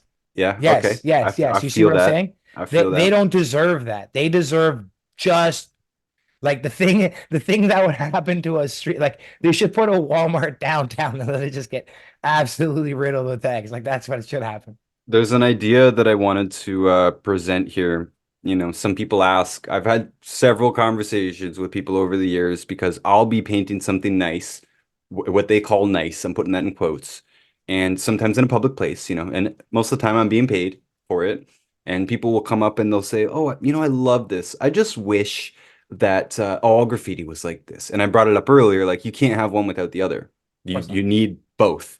You need the kid beatboxing in order to get the fully produced music. You need the kid picking the guitar sounding terrible in order to get rock and roll. You cannot have one without the other. You can't ban the intermediate stages and just expect it to be fine. So they'll say, yeah, I don't like that tagging stuff though. What you're doing though, that's cool. But they'll get into now a political statement. They'll be saying, what gives people the right to go and tag something? And we just talked about there is actually a bunch of rules. It's not just chaos where you can tag whatever you want. Some people do that. They usually don't last very long, or they're usually just absolute drunks and drug addicts, and what they're going to cause destruction whether they have a pen in their hand or not, or a paint in their hand or not. So they say, what gives you the right? And the phrase that I enter here is there's rights and then there's power. I don't personally believe that we have rights. I don't believe that we have any God-given rights. I don't even believe that we have rights by law. Laws are just words and they can be changed anytime. And I'm not putting everything into that. I have the constitutional right to do that, No, we have rights and we have power. And for the taggers out there, the people who start, all the stories we were telling earlier, we did what was in our power to do, knowing the risks, knowing that we did not have the right to do it. So I just think I wanted to flip that around because a lot of civilians will be like, well, what gives you the right to do that? What gives them the right to make oppressive looking buildings that crush my soul, make me want to kill myself when I'm a kid because I hate where I live so much and there's nothing to look at and there's nothing to be inspired by. And I'm not saying that anybody should be forced to build beautiful architecture. It's just they have the power to build these ugly neighborhoods and stuff, ugly buildings, and I have the power to write my name on it. And that's just it. So I just think people are confused by this what gives you the right concept, what gives you the power. You have the power to do things, and there might be a risk. You might get punished, but we accept that risk. Yeah, definitely. I agree with that. That's a pretty cool, solid statement. Like you definitely don't have the right to do a lot of shit, but you do have the power to do a lot of shit. Like, you know what I mean? So Yeah. I'll definitely say that rings true to graffiti as well. It's like I don't have the power to build a building, but I have the power to put my name on it. So it's like he also didn't have the right to come here and take shit and do what we did, but we had the power to do it, so we did it. You know what Yep. I mean? Yeah, It's an I agree. interesting way to put it, man. The evolution of society has been the exercise of power, not the exercise of rights. Yeah, well, rights are also a fallacy. If you're Canadian and you lived through COVID, you know that Ha. rights are a fallacy. Mhm. Um, that bro, I never wanted to be American so bad in my life was when we went, like, even now, it's like you know what this country's like right now. You could speak to it. It's in fucking shambles. This is a time where the world needs to be have more of a graffiti spirit and less of a fucking Walmart spirit. Yep. And I think people need to stand up and fucking. Here, that's the other thing about graffiti. It comes with a natural side of rebellion, bro. Like, who told you that you could do that? Who told me I couldn't? Who the fuck told me I couldn't?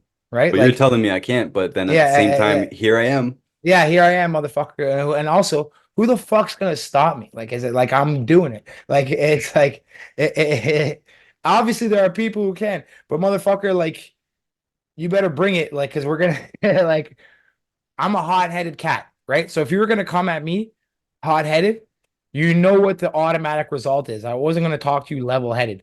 So I don't care if you're coming to defend your business. We're getting at it. Like, you know what I mean? But like, and especially if it was like a passerby being like, hey man, you better shut your fucking mouth and keep it moving. I don't know what kind of night you want to have, but it's not gonna be the one that you expected. It's like, so like, hush and walk. Unless you're that kid that you spoke about earlier, crying on camera. Yeah, There you that was go. hilarious. But that guy wasn't built for it. Like that guy, you know me, bro. Half the reason I got even hyper into graffiti is because I had to keep fighting, and I was just like, nice, dude. So it's like I'm specifically a dude that's like, I'm a bit of a mental case, and I already know that. So it's like I'm coming in it where I'm like, do you want to fucking fight? Like, exactly. You want? They're like, no. I'm like, then leave me alone. So it's like I meet it with that energy. Okay, so I wanted to bring up something. There's a video here that I'm going to play a little bit of, not the whole thing because I'm scared of copyrights. It is by Prager U, which I'm not allowed to watch anymore because they're Zionist and my wife's Palestinian, and I get Hell it. I yeah. don't want to support them either, but hey, I watched this video a few years ago, and I think it's a pretty important video. It's bashing modern art, but what bothered me about it was he stuffed graffiti into his argument there, and I disagreed. So I'm not going to play the whole video, but I'm going to read my summary of it. So he basically said that throughout all of history, artists worked to inspire, uplift, and deepen us. And they had standards. They had high standards of excellence, which was true. And it wasn't always about being new and different or about being ugly, which is literally most of modern art now. And I hate modern art, by the way. And I should also say that where we grew up in Scarborough and Pickering, there's no art galleries. Maybe there is now, but even if they are, they're probably modern garbage trash.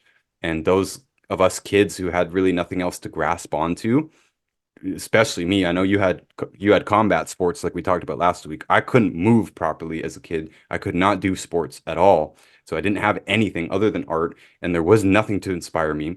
And that's another reason I moved to Europe. I'd never seen real art until I visited there, and I said, you know what, I got to be around something that uplifts me and that deepens the human experience, which is true art to me. And I'm not saying that graffiti is art. I think they're different things, but it's similar. They're tangentially related. So I'm just saying, all throughout history, artists worked to inspire, uplift, deepen us. They had standards, high standards of excellence. One generation built off the next generation.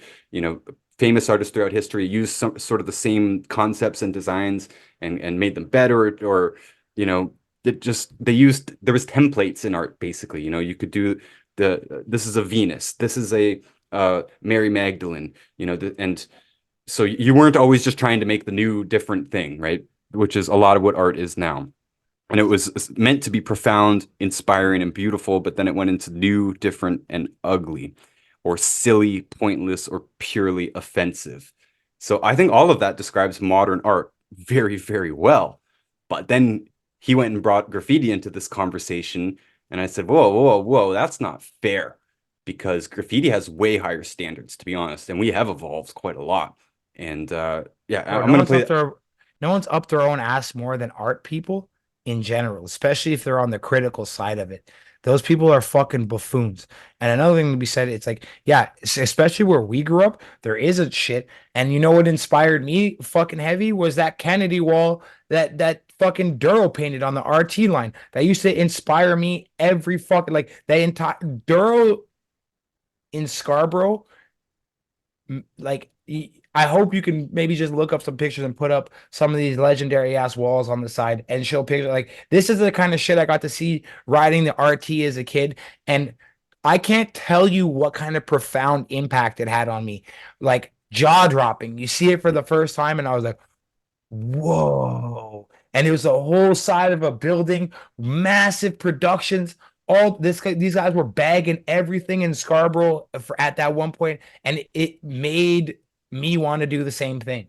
Like, you know what I mean? I'm like, I want to do that. I want to be able to get a fucking wall like that. And eventually, in time, you can check those goals off the list. But it's like it has to start somewhere too, right? It's like, and it was inspired completely by a graffiti artist, and I'm sure a lot of people in that time frame were. Yep. Right? Like, and that's a back alley basically, right? It backs onto that train line, but there's nothing else there. So what would be inspiring if it were just blank buildings? Nothing. nothing. I remember it as a blank building, and it's crazy to it's like I remember seeing it for the first time as a kid and just being like, whoa, what the fuck? And just being like, that's incredible. And it's like, and it's so weird to think there was none of it around at the time either. Like, you know what I mean? It's like these guys are like showing you what's possible.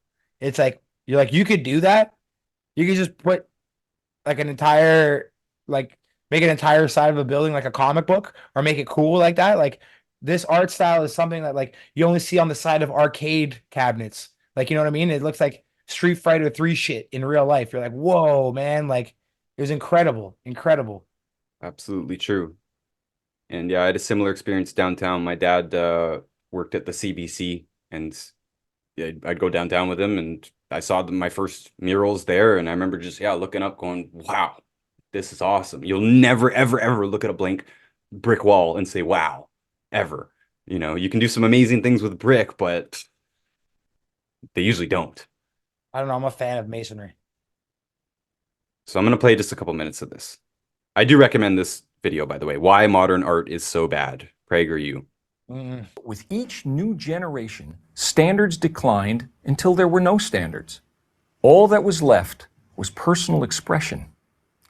The great art historian Jacob Rosenberg wrote that quality in art is not merely a matter of personal opinion, but to a high degree objectively traceable. Again, I can't play very much of it because of copyright, but he said there, it's true. Standards declined. And he actually blames this on the Impressionists who started it. And I've read a lot of art history books and stuff. They'll pretty much tag that as the moment modern art began because paint became accessible to the average person. It was in a tube now in the late 1800s, whereas before you basically had to have a studio and you had to have assistants and stuff for the most part, most artists throughout history, because you had to grind the pigments yourself and add the oils and do it. Like, it was just such a large job. You had to stretch canvases all yourself. But this now in the late 1800s, they could just grab some tubes of paint and go out and just paint a tree in the park. You could never do that before. There was just so much equipment and stuff that you needed, and none of it was portable.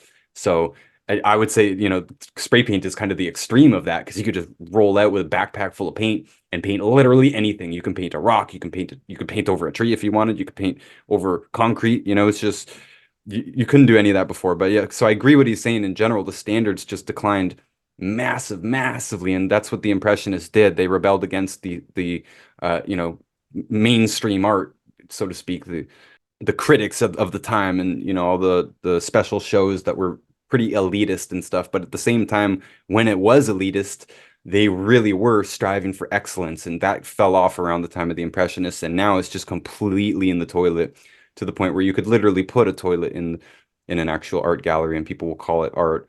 And the next point. But these, I fucking hate these people, truly, man, truly, because like these people are the most up their own ass, and their opinion really means nothing. Like, even though this guy's saying, yeah, objectively that things have gone down in quality, these are the same idiots that would like go to that show where there's a toilet on display and say it's moving though. So you know what I mean? But he won't personally. I'm saying, but the same crowd of people, like half of his fucking friends would. And it's like the same people. It's like, did you ever have friends that were like, okay, so I remember back in the day, people who I had certain friends that were like into making like the Japanese manga style art, like the anime shit, and then I try to apply it to OCAD, and then we're like, yo, that's not real art.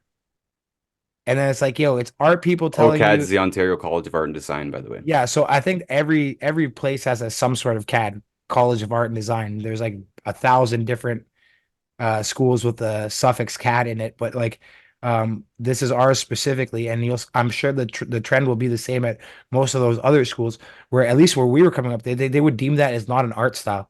Where it's like, dude, you can flip through one of these like little manga books I have, and they're like, these guys are incredibly detailed and whatever, but these guys will still look down their nose at it just because of the style that it is. So it's just like, to me, it's just like people who talk about art and don't do it are fucking losers to begin with. And then True. like This I guy is an they, artist, by the way. He is an artist. Just saying. I agree with pretty much everything he's saying when it comes to art in general. But I also think that, yeah, graffiti, comic books, manga, tattoos, they're all just kind of their own thing. And I don't think they should be judged next to fine art and the artists of history. It's just a different thing. You know, when I touch a brush, I'm trying to do something different than with a tattoo machine or with a spray paint can. And I respect comic book art and manga and all that stuff. It is its own thing. It's just, you know, they're just totally different genres. And yeah, you get a lot of art snobs that try and put them all together and judge them on the same criteria. And that's not fair to me. They have different goals. You know, like I said, inspired, uplifted, deepened us.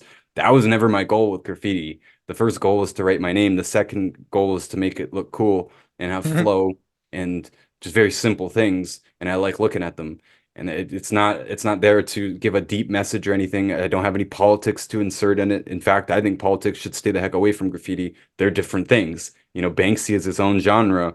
You know, these political statements and stuff. I don't think politics and art should blend very much at all.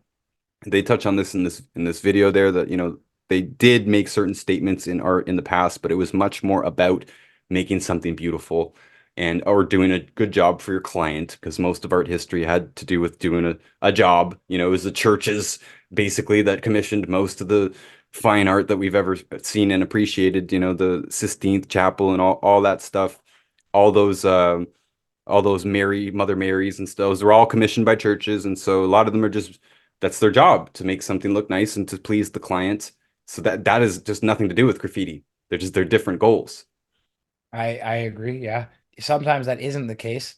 Sometimes graffiti does kind of blend in with like a little bit of politics and a little bit of like a lot of other stuff too, especially like it can blend into fine art. It can blend into a bunch of different things, but it's just like for the most part, it sticks to what it is and being like kind of a loose, free flowing medium where like mistakes are part of it as well too. It's like Yeah, you know what I mean? I like that. So what he said there was that it's devolved into personal expression. And again, in fine art, I agree. You know, if I'm buying a painting, if I'm looking at a painting, I don't want to see your personal expression. I don't want to see a Jackson Pollock. It's not worth anything to me. I want to see something more objective, but at the same time, graffiti is the ultimate form of self-expression to me, because probably most of the audience never even thought about this before. Try putting your personality into letters. It is a difficult thing, Yeah. right? Some Yeah. people, like me and Moose, have different personalities. He's much more funky. I'm much more rigid. And you can see that reflected in our styles. My style is sharp.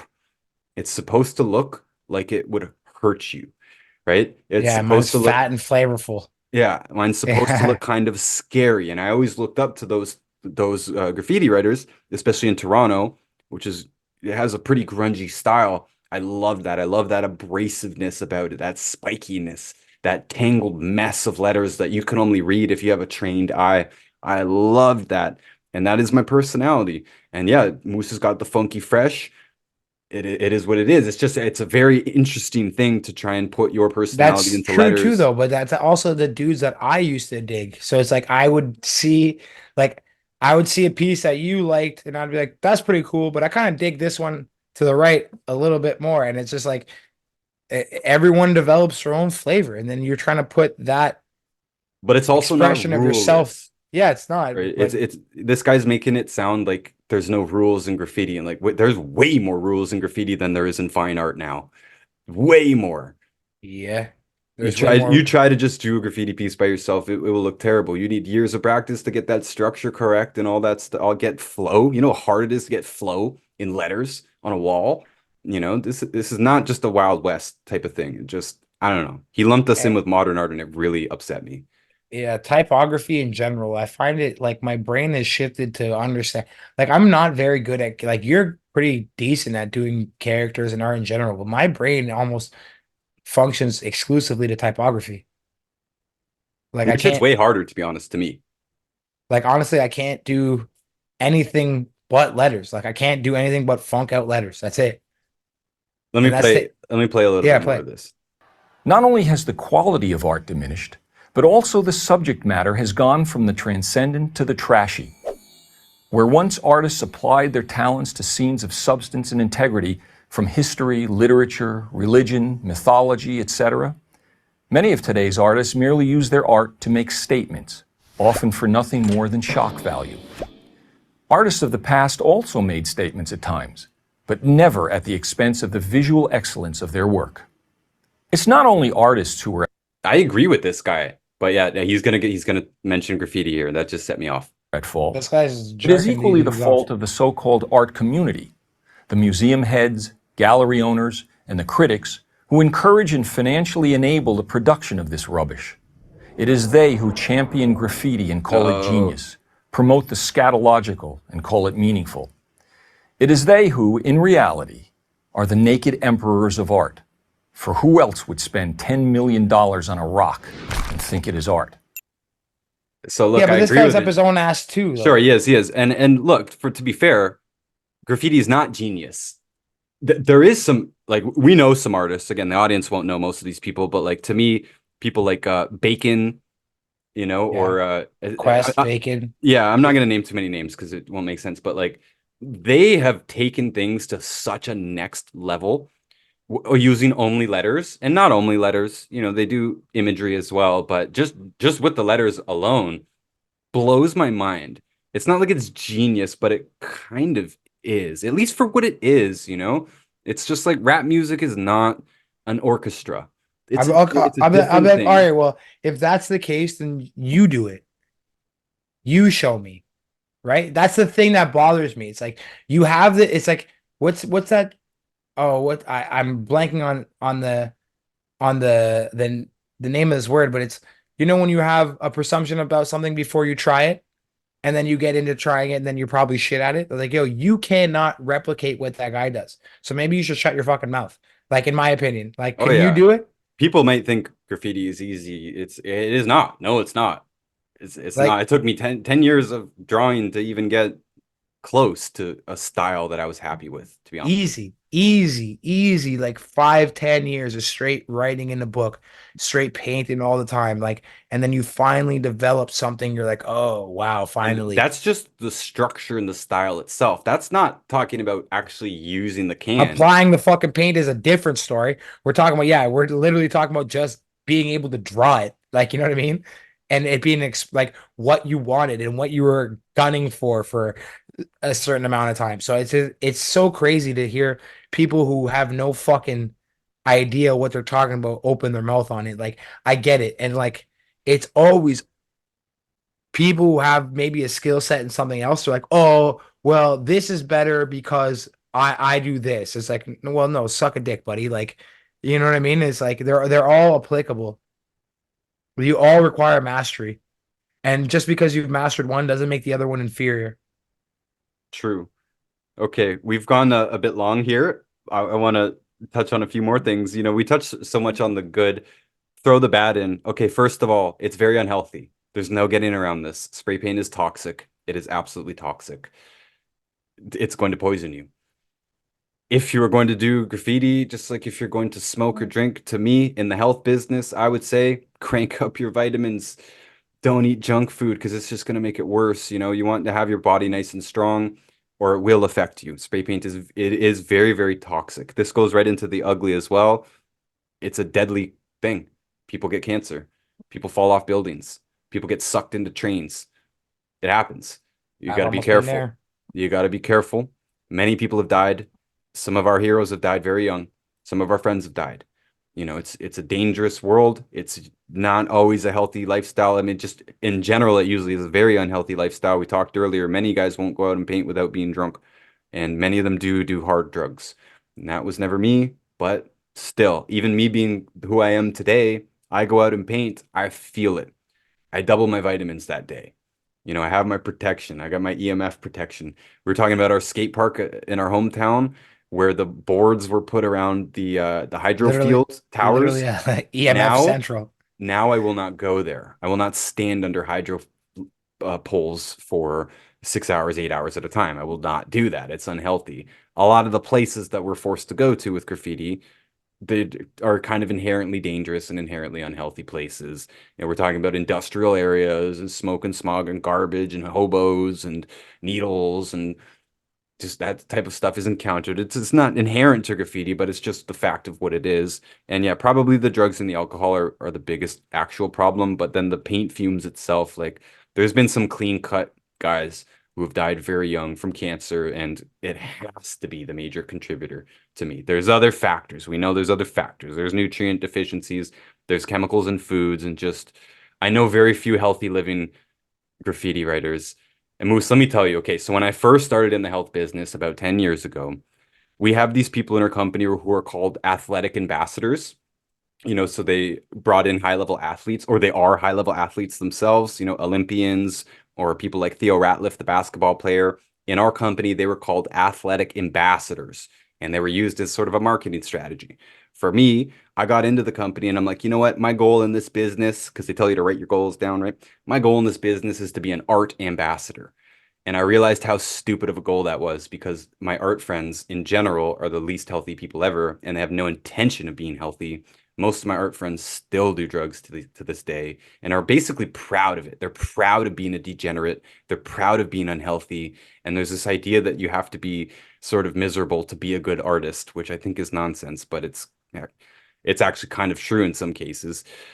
And nonetheless, I failed miserably to get any artists really involved. You know, I got some of our friends on the minerals and stuff, but overall, just what an utter failure it is. So there's a bad attitude underlying the art world in general. This is the fine art world itself and graffiti. It's just I don't know what it is. What do you think about the personality of an artist? Does it make us inherently unhealthy? Like you go back into history, a lot of these guys were drunk or heroin addicts and stuff. I mean, look, bro, I was literally thinking about this as we were talking about. It's like most good creatives have some sort of dark shit inside of them. And with that being said, this is like an like You can be dark and take vitamins though, man, and not want to I'm just die. saying, look, hold on. Let me finish this. I know that, but usually that would require some sort of optimism, right? Like things are gonna get better, right? A lot of these people have issues where they're like they they almost exclusively like okay, remember I was talking about previously I believe that you need like three outlets, like you need like a physical outlet, you need like a an artistic outlet, you need like a mental outlet, like see something to get your create like you need to like you have to let all your juices flow. And if your only outlet is the art and you're never doing anything like to better the other departments, right? It's gonna be like you're dumping like that's your only saving grace. And these guys don't even really give a fuck. Like, you know what I mean? There's a lot of people who are like in music too. There's a lot of troubled souls that do the best shit. You know what I mean? Like But it seems to be kills them if they don't take care of their physical. yeah, I understand that, but it's usually being in the state of like that darkness where that creativity comes out of. And I'm not saying that's always the case. And it's not like it shouldn't be it should be, but a lot of people who do have these kind of preset traumas find things like this as their outlet and could care give a fuck about anything else. You know what I'm saying? Yeah. Yeah. So it's like obviously I would prefer that I'd be able to like reach out and help somebody and be like, look, bro, we got to get you physically in line too.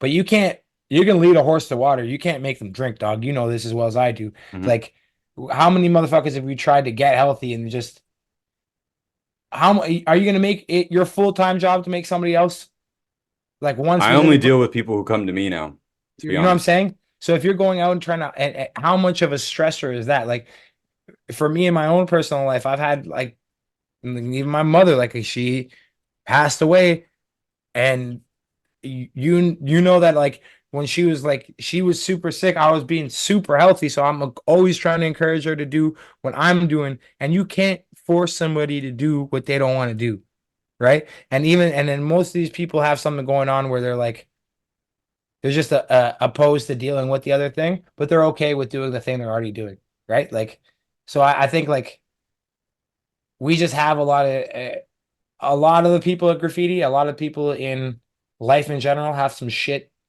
going on, right? And it's like until you can figure out a way to address those things, you're probably not going to care too much about yourself, right? Like I think that's like one of the things too is like self-destruction. Look, if there's a guy doing fucking drinking 12 beers and smashing meth or doing heroin every night, you think he's going to care about his vitamins? Fair. You know what I That's mean? fair. And what you And, said about it coming from darkness too. Yeah, I used to be mad, depressed, suicidal most of my life.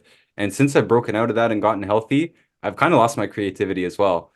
My letters have fallen off. I still find it fun. Everything I said earlier, it's still fun. I like being friends and and I believe that like sometimes the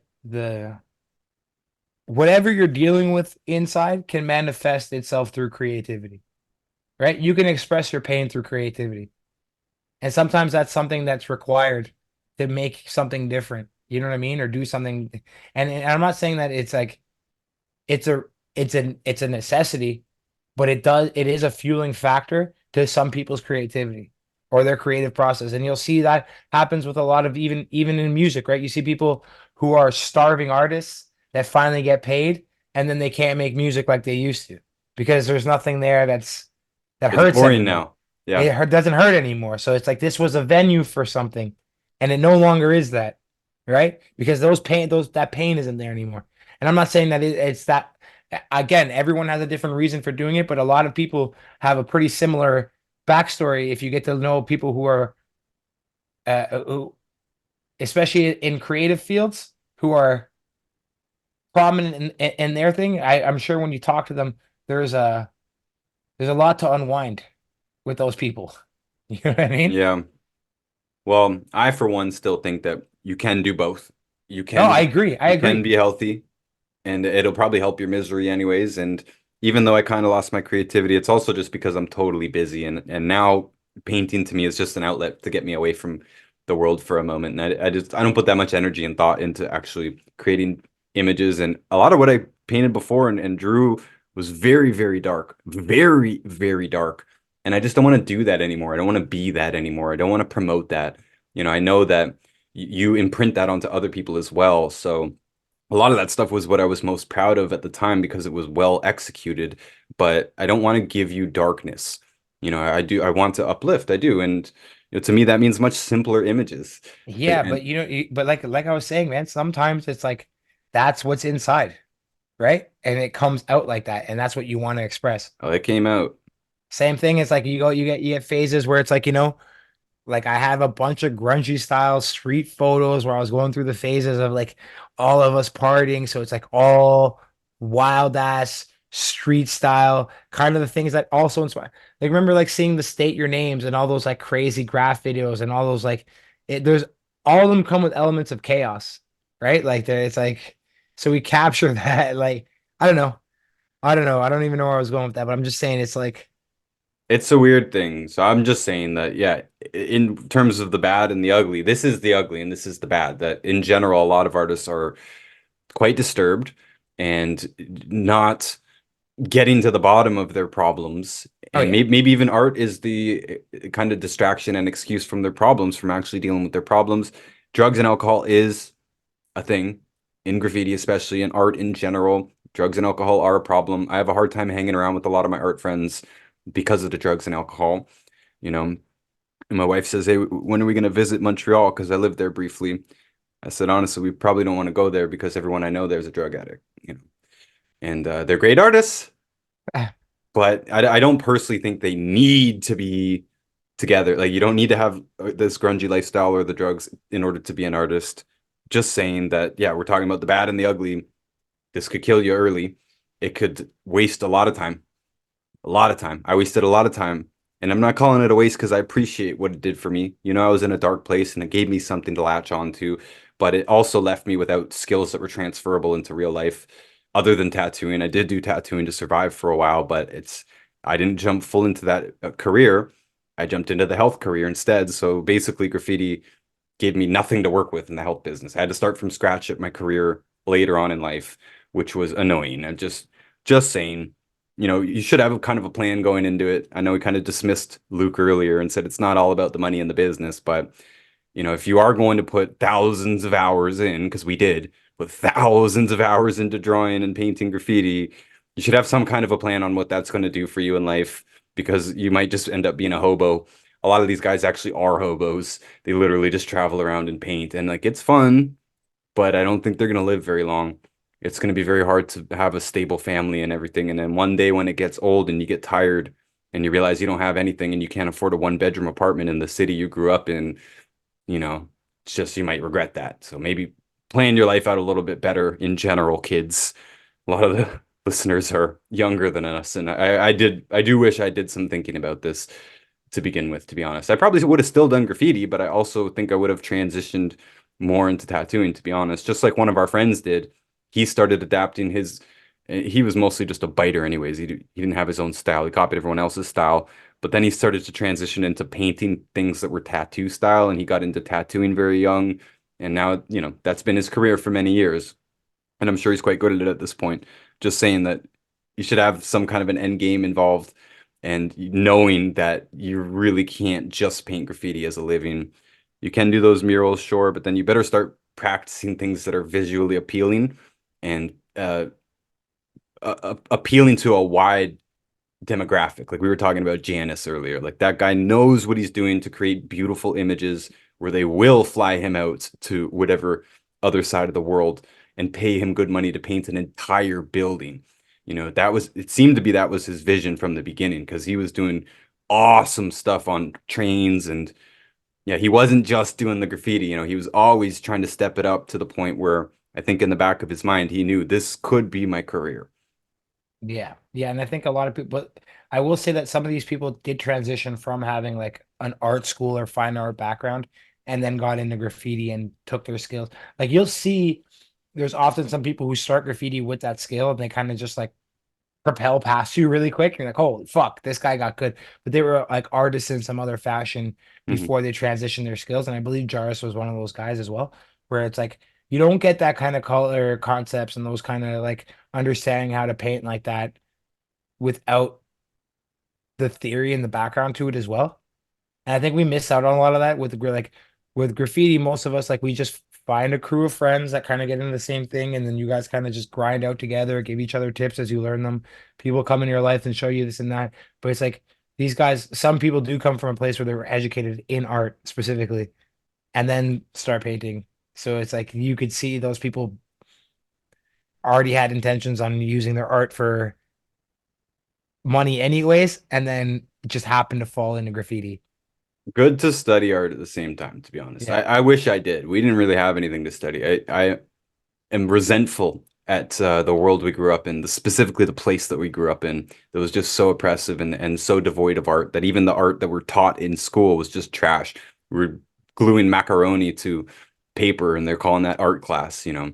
It is definitely good if you are going to venture down this, and I'm really not encouraging it, but if you ever thought about it or you even are tagging right now as a kid, start studying art as well at the same time. Blend them together because it's the best chance that you got. And think about how you could actually transition that into a career.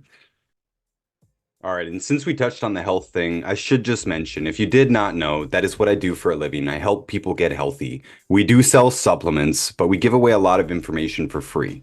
I'm sure most of the listeners here are already aware. They already are here for the health content, basically.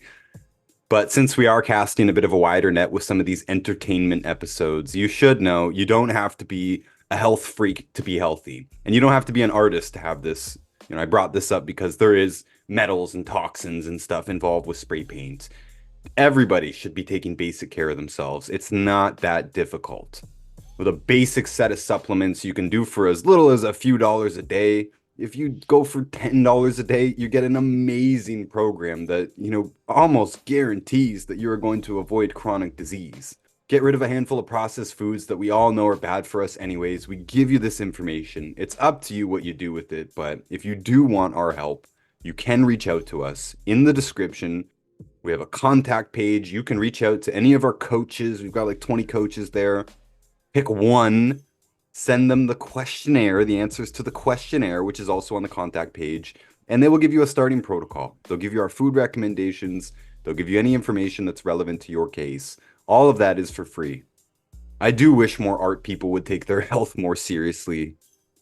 But again, it's not like it has to be a full-time thing. It takes like 5 minutes a day to supplement.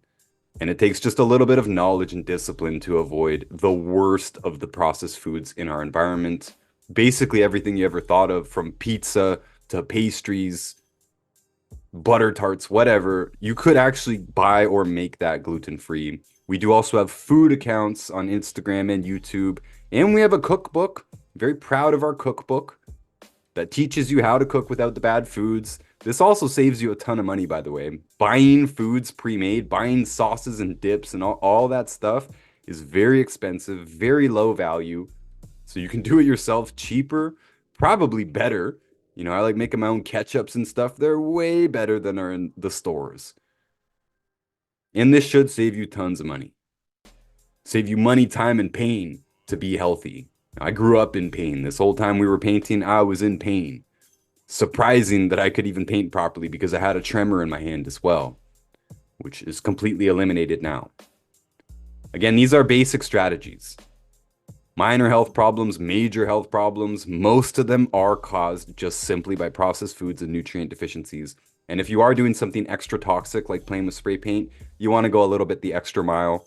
That's why for me, again, I take more supplements on those days. And actually, in just a few weeks, I'm going to go do a liver flush at home. I've done it before, but it's been a few years. It's one of those things. Toxins and metals accumulate in your liver. You got to flush them out. And there's even more advanced things that I can't actually do for you, but I can recommend clinics and stuff. We could talk about how to really, truly get heavy metals out if that is actually your concern. All kinds of stuff. We're here to guide you. We're here to teach you so that your health is in your hands, no matter what you do in life. We give out tons of information on Instagram, on YouTube, on Rumble, and of course here on the podcast. Check out the other episodes where we go into great detail on many different health things. Reach out to one of our coaches if you want an actual protocol for yourself. And I do personally believe that if we are as healthy as we can be the best we can be at whatever it is we do, whether it's art or something else. I said my creativity has kind of fallen off, yeah, but that's because I don't really care that much. But my skill has gone way up. My ability to do it for long periods of time has gone up. My hand's steady, my back doesn't hurt, all that stuff. So we're here to help you get as healthy as you can be, and now we can return to the episode. So before we go here, I do want to share one more thing. I actually, talk about being discouraged with the art world. A couple of years ago, I completely deleted my art Instagram, YouTube. I took my art website down. I just disappeared from the art world, even though I still paint and stuff in my spare time and whatever. I've got a house full of my own art. I've got stuff at the local art shop in my town and whatever. But I was just so disgusted with the internet and how lame it was, and especially phones. When we grew up, we had computers, we did, but there's a huge difference between looking at art on a computer monitor and looking at it on the phone. It's a massive scale difference, and just so much is lost when it's on the phone size. And I noticed myself leaning into doing things that I knew would look better on the phone, which I found myself doing this, and I slapped myself like, you gotta stop this because this is trash. I don't mean the work itself. I just mean the idea of making things to be viewed on a phone disgusted me. And the whole art community, putting that in very loose quotes there, community on social media really just kind of made me sick. So many people copying each other, so many people doing Dude. such lame stuff. Oh my God. Like, you see how many dudes do like a fucking cartoon Richie Rich on some background and put a lacquer on it, and they're like, oh yeah. It's like, that's the lamest shit ever. And you just see it on repeat. 85 people who somehow have the same thing, and it's literally just to be an Instagram thing. It's got nothing else. That's Yeah. what they made it for. Even a lot of stuff that like does look kind of good on Instagram, you just zoom in, or go on the desktop. I spend most of my time on the desktop and I'm looking at it like, okay, there's no wonder it looks better on the phone because it crunches all the details together in such a small screen. So it's easy to look better on the phone. But what does it really look like? It looks like trash. And there's just so many mediocre artists who have gotten popular online and stuff. And, you know, I was not the most popular artist online, but I also wasn't the least popular. But I just didn't feel good about people viewing my stuff that way, whether it was graffiti, drawings, tattoos, paintings. I just didn't like basically changing the medium into the phone. So I deleted all that. And actually, this morning, I reinstated my art YouTube channel just so we could watch something. But I only reinstated the videos. Like I took the whole channel down before, but I only reinstated the actual painting videos. I had some tutorials on there and stuff, and those were actually the only videos that kind of did well. But I just readjusted my plan. I don't want to be an online art guy, and I don't want to be an art teacher either. Just what am I doing here? And almost nobody watches my spray paint videos, but I put them back up. I'll put that in the description if you're interested. And of course, the audio listeners, the vast majority of people listen to this on audio. Just reminding you, I have been putting the video versions of these episodes. I've been putting them on YouTube, on Rumble, and on Patreon. And actually, all of the episodes go up at least 1 week early on Patreon. It's just $1.99, buys you access to everything that's there. There's some extra content there as well. Just saying, I'm going to play a video here, but I'll describe the point of it. First of all, I wanted to bring up the point that Moose here actually makes beats. We never brought that up. I didn't know if you wanted to be shouted out or anything. I told you on the phone, I'm like, Moose, I've been using your beats for years, eh? In videos and on Instagram or clips and stuff. Like literally millions upon millions of people have heard your beats, but they've just gone completely uncredited. Hell yeah. Which I think is kind of cool too. It's kind of like graffiti where it's supposed to be anonymous, and I don't know. Some people have asked about it. I also use another guy because he's a bit more funky. Moose's beats are mostly very hard, very grimy They've changed beats. up. They've changed up quite a bit, but yeah, they used to be just those. Yeah, and Yeah, and those are always just the ones I was kind of I was like, just take these, Ryan. They're just gonna sit, and truly, they still just sit here. They just collect dust until you use them for a video. I'll take more to be honest. Funny thing is, our friend uses the Chef Norman is what he goes by online. It's his online name. He makes cooking videos and I help him make the cooking videos. And his cookbook actually paid for our house, by the way. It's actually kind of a big part of our business. It's our best-selling product ever, is his cookbook. So I'm just saying that when we make our cooking videos, he loves using your beats because he loves the greasy beats, the grimy beats. But I have to like yell at him. I'm like, man, you got to stop using Moose's beats. This is a cooking video. This is not a robbery, you know? This is not an action scene. Like, you need to use something a little bit more positive and light, but he just loves using the grimy beats. Just saying. So I have made some videos in the past. I actually also kind of wanted to throw in that I think the act of making a video with graffiti has kind of screwed up what graffiti was to me. When I stopped filming it a couple of years ago, I felt better because it's just like it added this whole new layer of pressure and work. It takes so much longer to edit a video than it does to just paint something. So it just made the whole process annoying and more time consuming, and I had to bring more equipment. And again, I was like, what is my business plan here? Am I going to be a famous internet artist? No, I don't think so. I should pick a lane here. You're a health guy or you're an art guy. Maybe it doesn't have to be one or the other, but for me, I made that choice. Anyways, I just wanted to share this video because, first of all, it has Moose's beats in it. Maybe Moose, you're selling beats one day. I don't know. Do you want to promote your beats? Oh, I still have actually. I have like a fully active Spotify that's got like a bunch of like I'm making like house music these days and like jungle music. That's more like but yeah, you can always it's actually Stelios K on Spotify, and you guys could check that shit out if you'd like. But I got more hip hop beats on the YouTube there under. I honestly don't even remember what I posted my rap beats under because it's been so long. I have to. It should be under Souvlaki Poppy. I think everything's just like Souvlaki Poppy. I think yeah. that's what it is. I think I have them all under that now. Yeah. Souvlaki Poppy. Okay, these will be in the description either way. And yeah, the reason I wanted to share this video is because I actually put this on Facebook. This had it's only got 95 views on YouTube. Like I said, nobody watched my actual painting videos. They just watched the tutorials.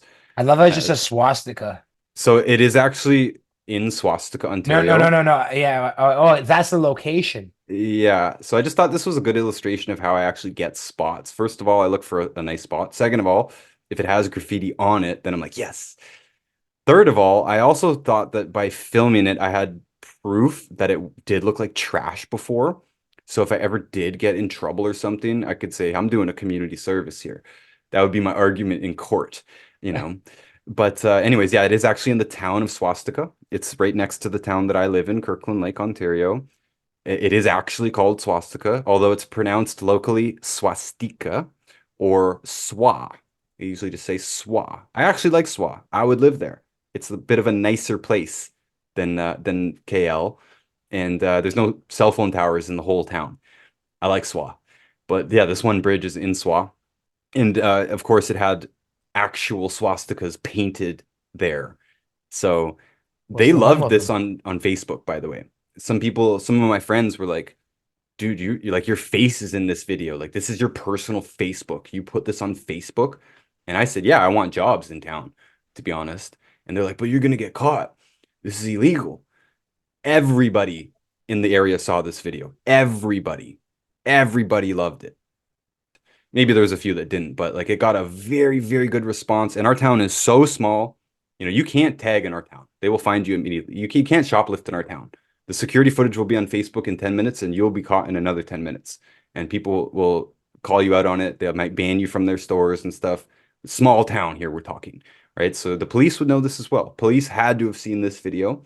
And I think I did it in a tasteful enough way where it broke the seal for me. This is my point. I went down to this bridge. You can see on this video, it's bare to begin with, except for some trash tags that are on it. And, there's only dog walkers and fishermen that go down there anyways. But it looked like garbage. But then, so I painted one nice thing on it, and I'll just play it here in the background without the beat. But I painted one nice Doberman on it. I've been painting Dobermans for a few Hold years. on. What beat is it? Turn it up. Let me hear it real quick. Oh, yeah. Yeah. Okay. Okay. So this is me just see the only thing on the wall right now is a swastika. And yeah, I took a chance by posting this on Facebook because I knew it was 100% illegal. But at the same time, I felt that the community would appreciate it, and they absolutely did. And I've become somewhat known for it, and I've painted dogs in a bunch of different places. And some of them have paid me to do it, some of them haven't. But it's become my thing. And yeah, it got a very, very good response. So I'm just saying that it doesn't always have to be bad just because it's illegal. In this case, again, this is illegal, but people enjoyed it. They enjoyed the video. This got like 57,000 views on On Facebook. Facebook? Quickly. I haven't checked it in years, but that was quick, you know? And the dog is pretty nice, but I've gotten better at them now. But even still, it's way better than a swastika, obviously. Yeah, obviously. It's a cool ass Doberman. It's a pretty nice dog. And there's me, there's my face. I'm not hiding myself. I got to a point where I just don't care anymore. And, if I feel like if I'm doing a good job, then people will respect that. Even cops, even the train conductors that come by this bridge, they say that they like this because they have to come, the track workers, basically, they have to come and lay the tracks or just make sure the tracks are good. And we know a couple of them actually, and they said, yeah, man, they all like that bridge. They like what you did with it because it just looked like garbage before. So yeah, this dog looked all right, but that was just me breaking the seal. So my whole plan was I'm gonna go and throw one dope dog down there, and now in my mind I can go back anytime I want. I own the bridge now, and I put this video up, but I've done a lot more now. I've pretty much covered it top to bottom. Now see all this trash here again, just trash words that mean nothing and they're poorly done. This is just the other side of the bridge. I'm just like, yep, I'm put that one dog there. Now I'm gonna completely cover this bridge, top to bottom, side to side, all of it. And now everybody knows, and people actually kind of consider it a landmark. Even we made a new friend recently, and he came over to our house, hanging out with us, and we're talking about graffiti a little bit, or painting, and he's telling us, he's like, "Yo, man, I know this spot. Actually, it's just outside of town. It's got some sick stuff. You got to go check it out." He's talking about this bridge, and we laughed at him like he's thinking he's telling us a secret, and we're like, "Nah, bro, this is our bridge." 'Cause our buddy's done it too. It's not just me, but I'm being a bit selfish saying that I kind of own it. But yeah, I did another dog. Who else painted it? Our buddy. Oh, okay. You got bare bleeps to put in this episode. Yeah, no. Yeah, the videos weren't too great, but It's not a bad little script. I've covered it now. I actually covered both sides of this. I sent these to myself earlier. I don't have a full updated stash of pictures here. I'm kind of just sharing this with you now at this point. I'll probably edit some of this out. I don't have all the pictures of this bridge, but you can kind of see the gist. I covered the whole side there in faces, did both the dogs. I got to do one more piece up here at the very, very, very top. And there's a whole other side of the bridge too, but you'll see I've only got this one spot to stand on with the ladder because Yeah. that's like 10 feet tall right there, right? And then the rest of it is all ledge. And on the other side of the bridge is all ledge as well. You should just fill it with one solid background color. Yeah, well, I'm gonna go Kill all back that wall this year. space. I'm gonna go back this year and fill it out even more. A lot of it's kind of chipped off now. This was a few years ago. So also did this is the best Doberman I've ever done so far. That's 12 feet tall, right? 444. This is in the middle of town. It's a big girl. It's funky. I like the little notice on the shoulder. Yeah, I'm just saying the Dobermans have evolved quite a bit. I've had some fun with the Dobermans here. Did this Bob Marley recently in the basement. A lot of people screwed up Bob. I think it's kind of nailed a little bit. Brady's.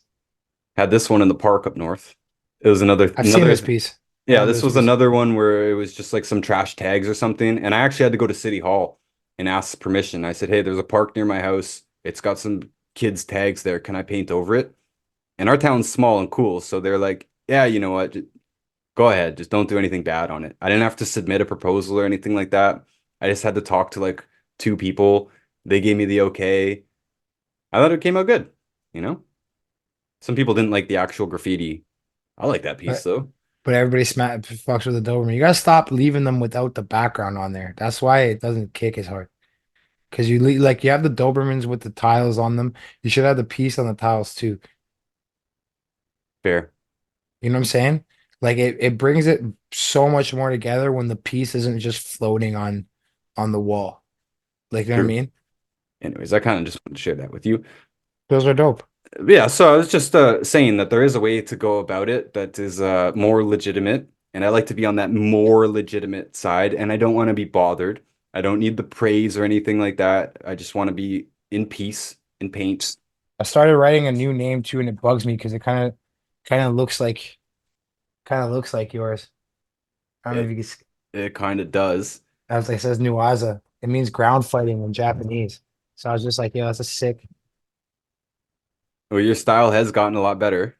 Yeah, brand pieces. This one's kind of old school, like my old shit Funkalicious. Yeah. Yeah, with a little Rari pop. I just been in the book heavy lately, doing funky shit. Like it's not bad. I like it, bro. We gotta get up there and crush a wall together. Well, you know you're invited. Yeah, I just gotta make sure the hoopty can make it 5.5 hours away or get stranded on the road, boy. You got a hoopty? No, I got a sick Volvo again, but it's a project car. It's just the you know how like I love them square flying Volvos, so I just got another turbocharged Volvo, and I'm just putting all my time and money into it for the next couple of months. So Well, my Kia Rio makes it down to Texas and back, so chaos. Maybe I shouldn't have been so committed to buying this fucking car again. I could have just got probably a Kia Rio or just ripped the Tejas and Kirkland Lake, no problem. But fucking when I want something, I kind of just go get it. You know what I mean? I'm like, I fucking need this, and I made it. It took me forever to find the fucking car, forever. Like posting, like following like a post on Facebook and Kijiji like every day, and then I finally found one for like a solid price because people were out of their minds. Man, they're asking like $7,000 for this car. It's like no way, no way. I finally got it for a steal. Needed some work, and here we are. But car anyways, that's completely off car, topic. car market's out of control right now. The Fuck. last comment I wanted to make at some point to just throw it in here, It's like, yeah, we grew up in a very, very ugly place. And Pickering's just as ugly, by the way. It's just lame houses and lawns and strip malls. It's just boring, so oppressive. But here in Texas, where I spend half of my time in the outskirts of Houston, in a place called the Woodlands, there's not one speck of graffiti, and it makes me sick.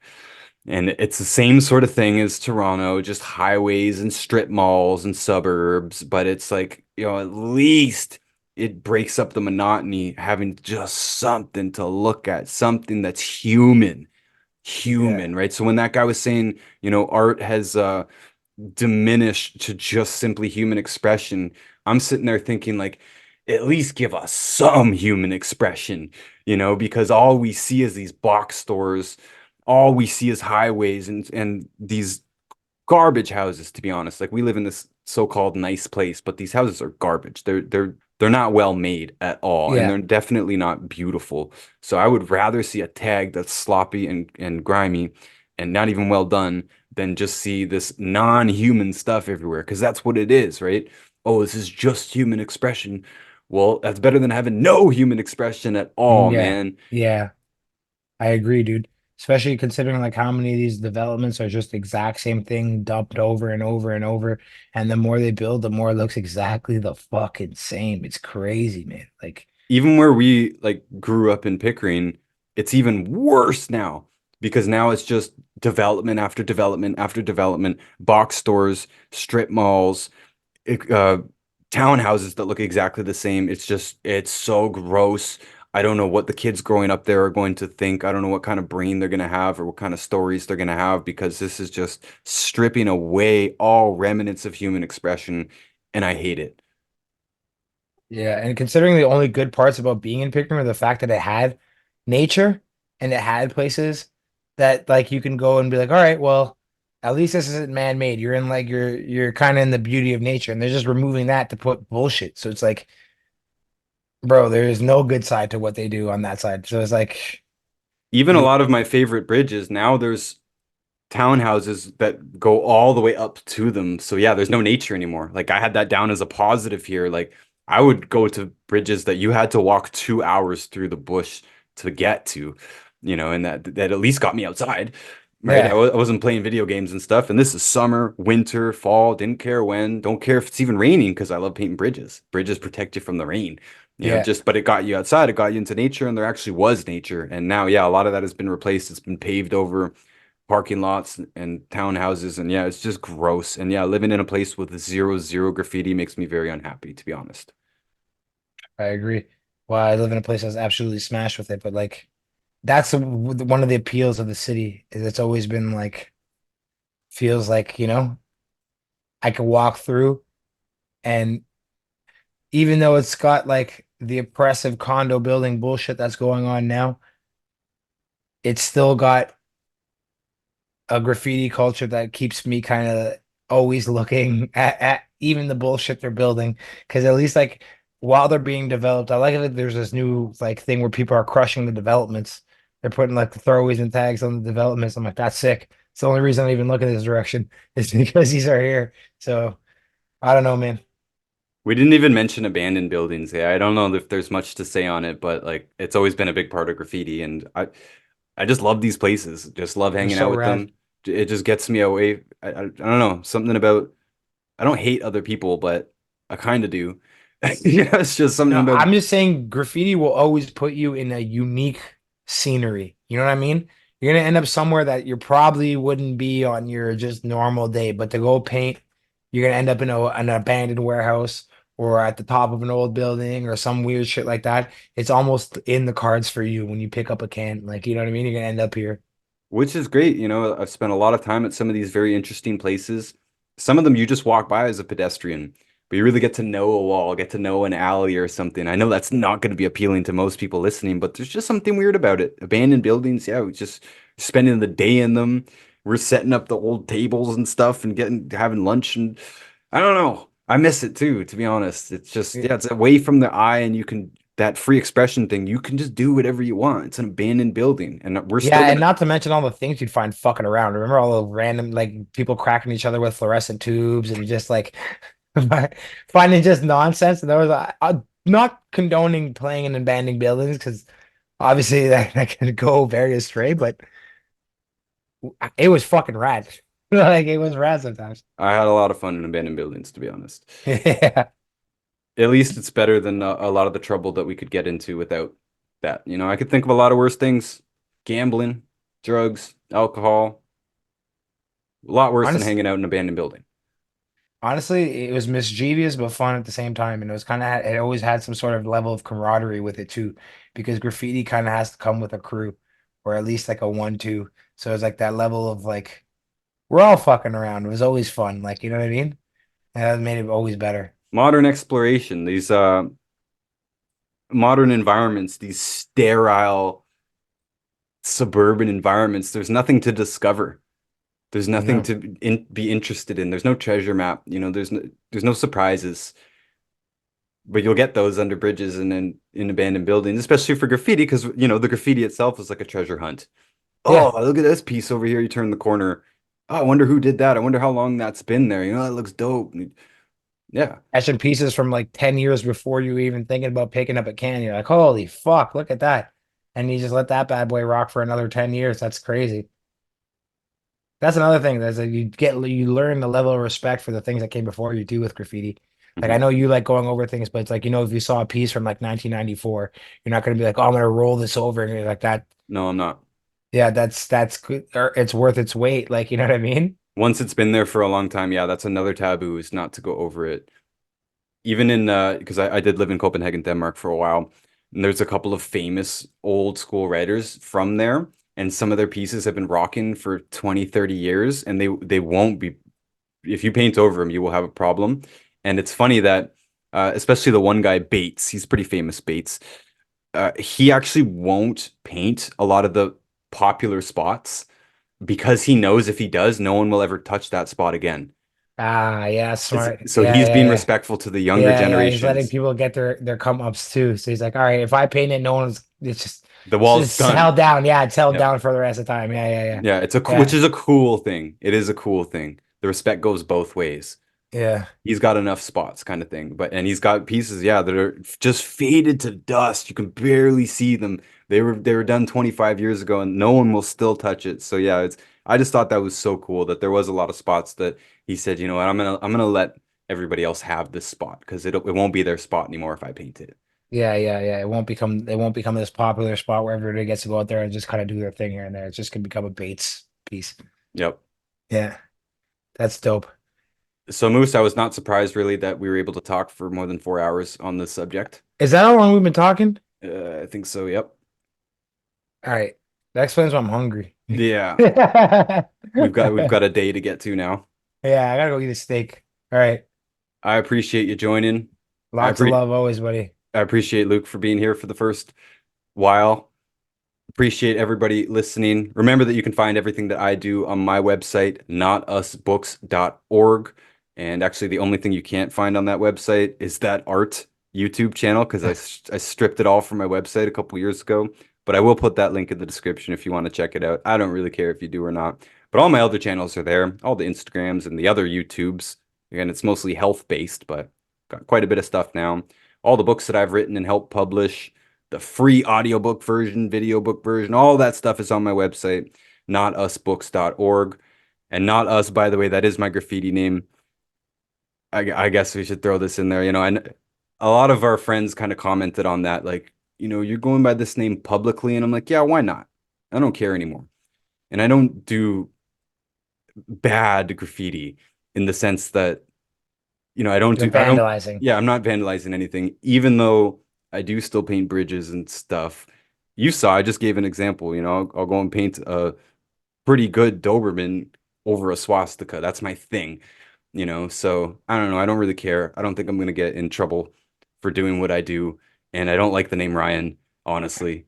So I just kind of always went by Notus, and we even branded the Notus thing across a lot of our channels. Like we have Notus Foods as well. It's our food page because when we were coming up with it, Chef Norman, he couldn't come up with anything better. I said, if you can't come up with anything better, I'm calling it Notus Foods. I don't even care. And a lot of people they don't know what it is. And I say not us just because Not us. that's how it's spelled.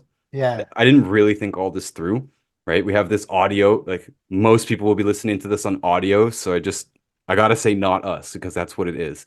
That's how it's spelled. But You're yeah, lucky that it's a real word though. It's like, fucking how many graffiti people just like have bullshit words that were, and even if you miss, so phonetically it's not us if you break it up, but like, you know what I mean? But it's still notice if it's a tag. Do you know what I yeah, mean? So it that's is. that you're fortunate in that regard that the name has actually just two different words stuck together to make a different word. It is pronounced Notus, and yeah, there's a lot of people in real life who will call me Notus. I mentioned last week when we had Ryan here that none of the Ryans were allowed to be called Ryan when I grew up. You had to be called by your last name because there's too many of us. And I hated my last name, hated it. So the last thing I want to be called is my last name. And I also don't want to be called Ryan. I think it's one of the lamest names ever. And I think you should get to earn your name as you grow up. You should get to choose your name or have a name given to you that means something. I don't know. Notice is just way cooler. I Don't lie. fucking I loved saying your OG last name. Yeah, I bet. Don't mention it here, I please. won't ever. That's why I just said what I said. But I was just like, yo, honestly, like I was like, dang. I'm like, that stopped when you stopped being jacked. Oh, here's the question I was gonna pose you, and I keep forgetting. I almost forgot today too. All right, Doc. With your new minerals and your supplementation and the knowledge you have now, what is the biggest that you think that you would comfortably get in your frame dieting the way you diet now? What is, and I'm not saying that like, I'm not saying like, oh, I'm just saying, okay, so if you actually went to the gym full tilt and you're focused on putting on some mass, like healthy, what is the healthiest weight that you would go to with your diet? And what do you think? Like, because I remember you being almost 250 solid, and that was fucking freaky. I got to almost 260 actually, I said 258. solid. You were a potato, a big fat That's puffy potato at 260. true. So True. we were all bit. I remember looking at myself when I was like, because I'll say I hit 230. I did hit 230, but I saw the photo of me 230. I looked like, Yeah, yeah, yeah. yeah, I was Okay. carrying all that extra fucking mass, bro. So I'm 6'2", and I'm probably 165 pounds right now, I'm which heavier is than you. That's crazy. which is skinny. It is skinny. I spend too much time on the computer. A few years ago, one of our buddies kind of made me go to the gym with him for 6 weeks. It was supposed to be 2 months, but something happened. It was 6 weeks. And I just applied everything that I learned at the gym the first time, doing the isolated workouts, 5 days a week, 10 different muscles, doing 2 muscles a day, flexing strong afterward, eating a bit more food. I gained 20 pounds in 6 weeks, all muscle. And that was pretty impressive to me, to be honest. I think that looked good. So I think if I train properly, I don't think this. I wouldn't have to change my eating or my supplementation really. Just increase it just a little bit. I wouldn't. I think protein's very overrated now. I think I said that last week. We were talking about that previously. Yeah. I think it would be around 195, 185, 195. That would be like ripped. Yeah, I want to go. I'm honestly, I don't feel comfortable being 170 pounds. Like, it's just something about it bugs me. Like I want to get back up to putting, because like, yo, here's the thing. I'm a way better fighter in life now than I ever was. But no one ever bugged me, period, when I was big. People were just assumed that I was automatically a problem. But now everybody thinks they could take me when they can't. So I just want to be able to have the show where you just don't even question it. Let's just assume that from start to finish, everything's gonna go bad for you. Funny thing is, I had the exact opposite. Like very few people messed with me when I was a twig. I was at 130 pounds, by the way. So when I say I got up to 260, I doubled my body weight in the gym. It was a huge, huge, huge, huge difference. But no one really messed with me when I was a skinny guy. And other than what we went through in high school, which is just kind of a zoo in general, everyone got messed with in some way. But still, I skated through with not that many problems because I wasn't a prize for anyone who was tough, right? There wasn't anything to gain by beating me up, for example. And I hung out with tough people that probably wouldn't let them do that anyways. But when I got big, everybody wanted a piece of me. Everybody wanted a piece of me, and it was annoying. You know, I'd go to the bar to watch the UFC fight just a couple of times. I swear people are trying to like size me up and stuff. Like, you know how tough guys, they want to take out the Yeah. bouncer and stuff. Like they're Yeah, proud yeah, of it. yeah. They're gonna go tell their friends, "Oh, I beat up the bouncer last night."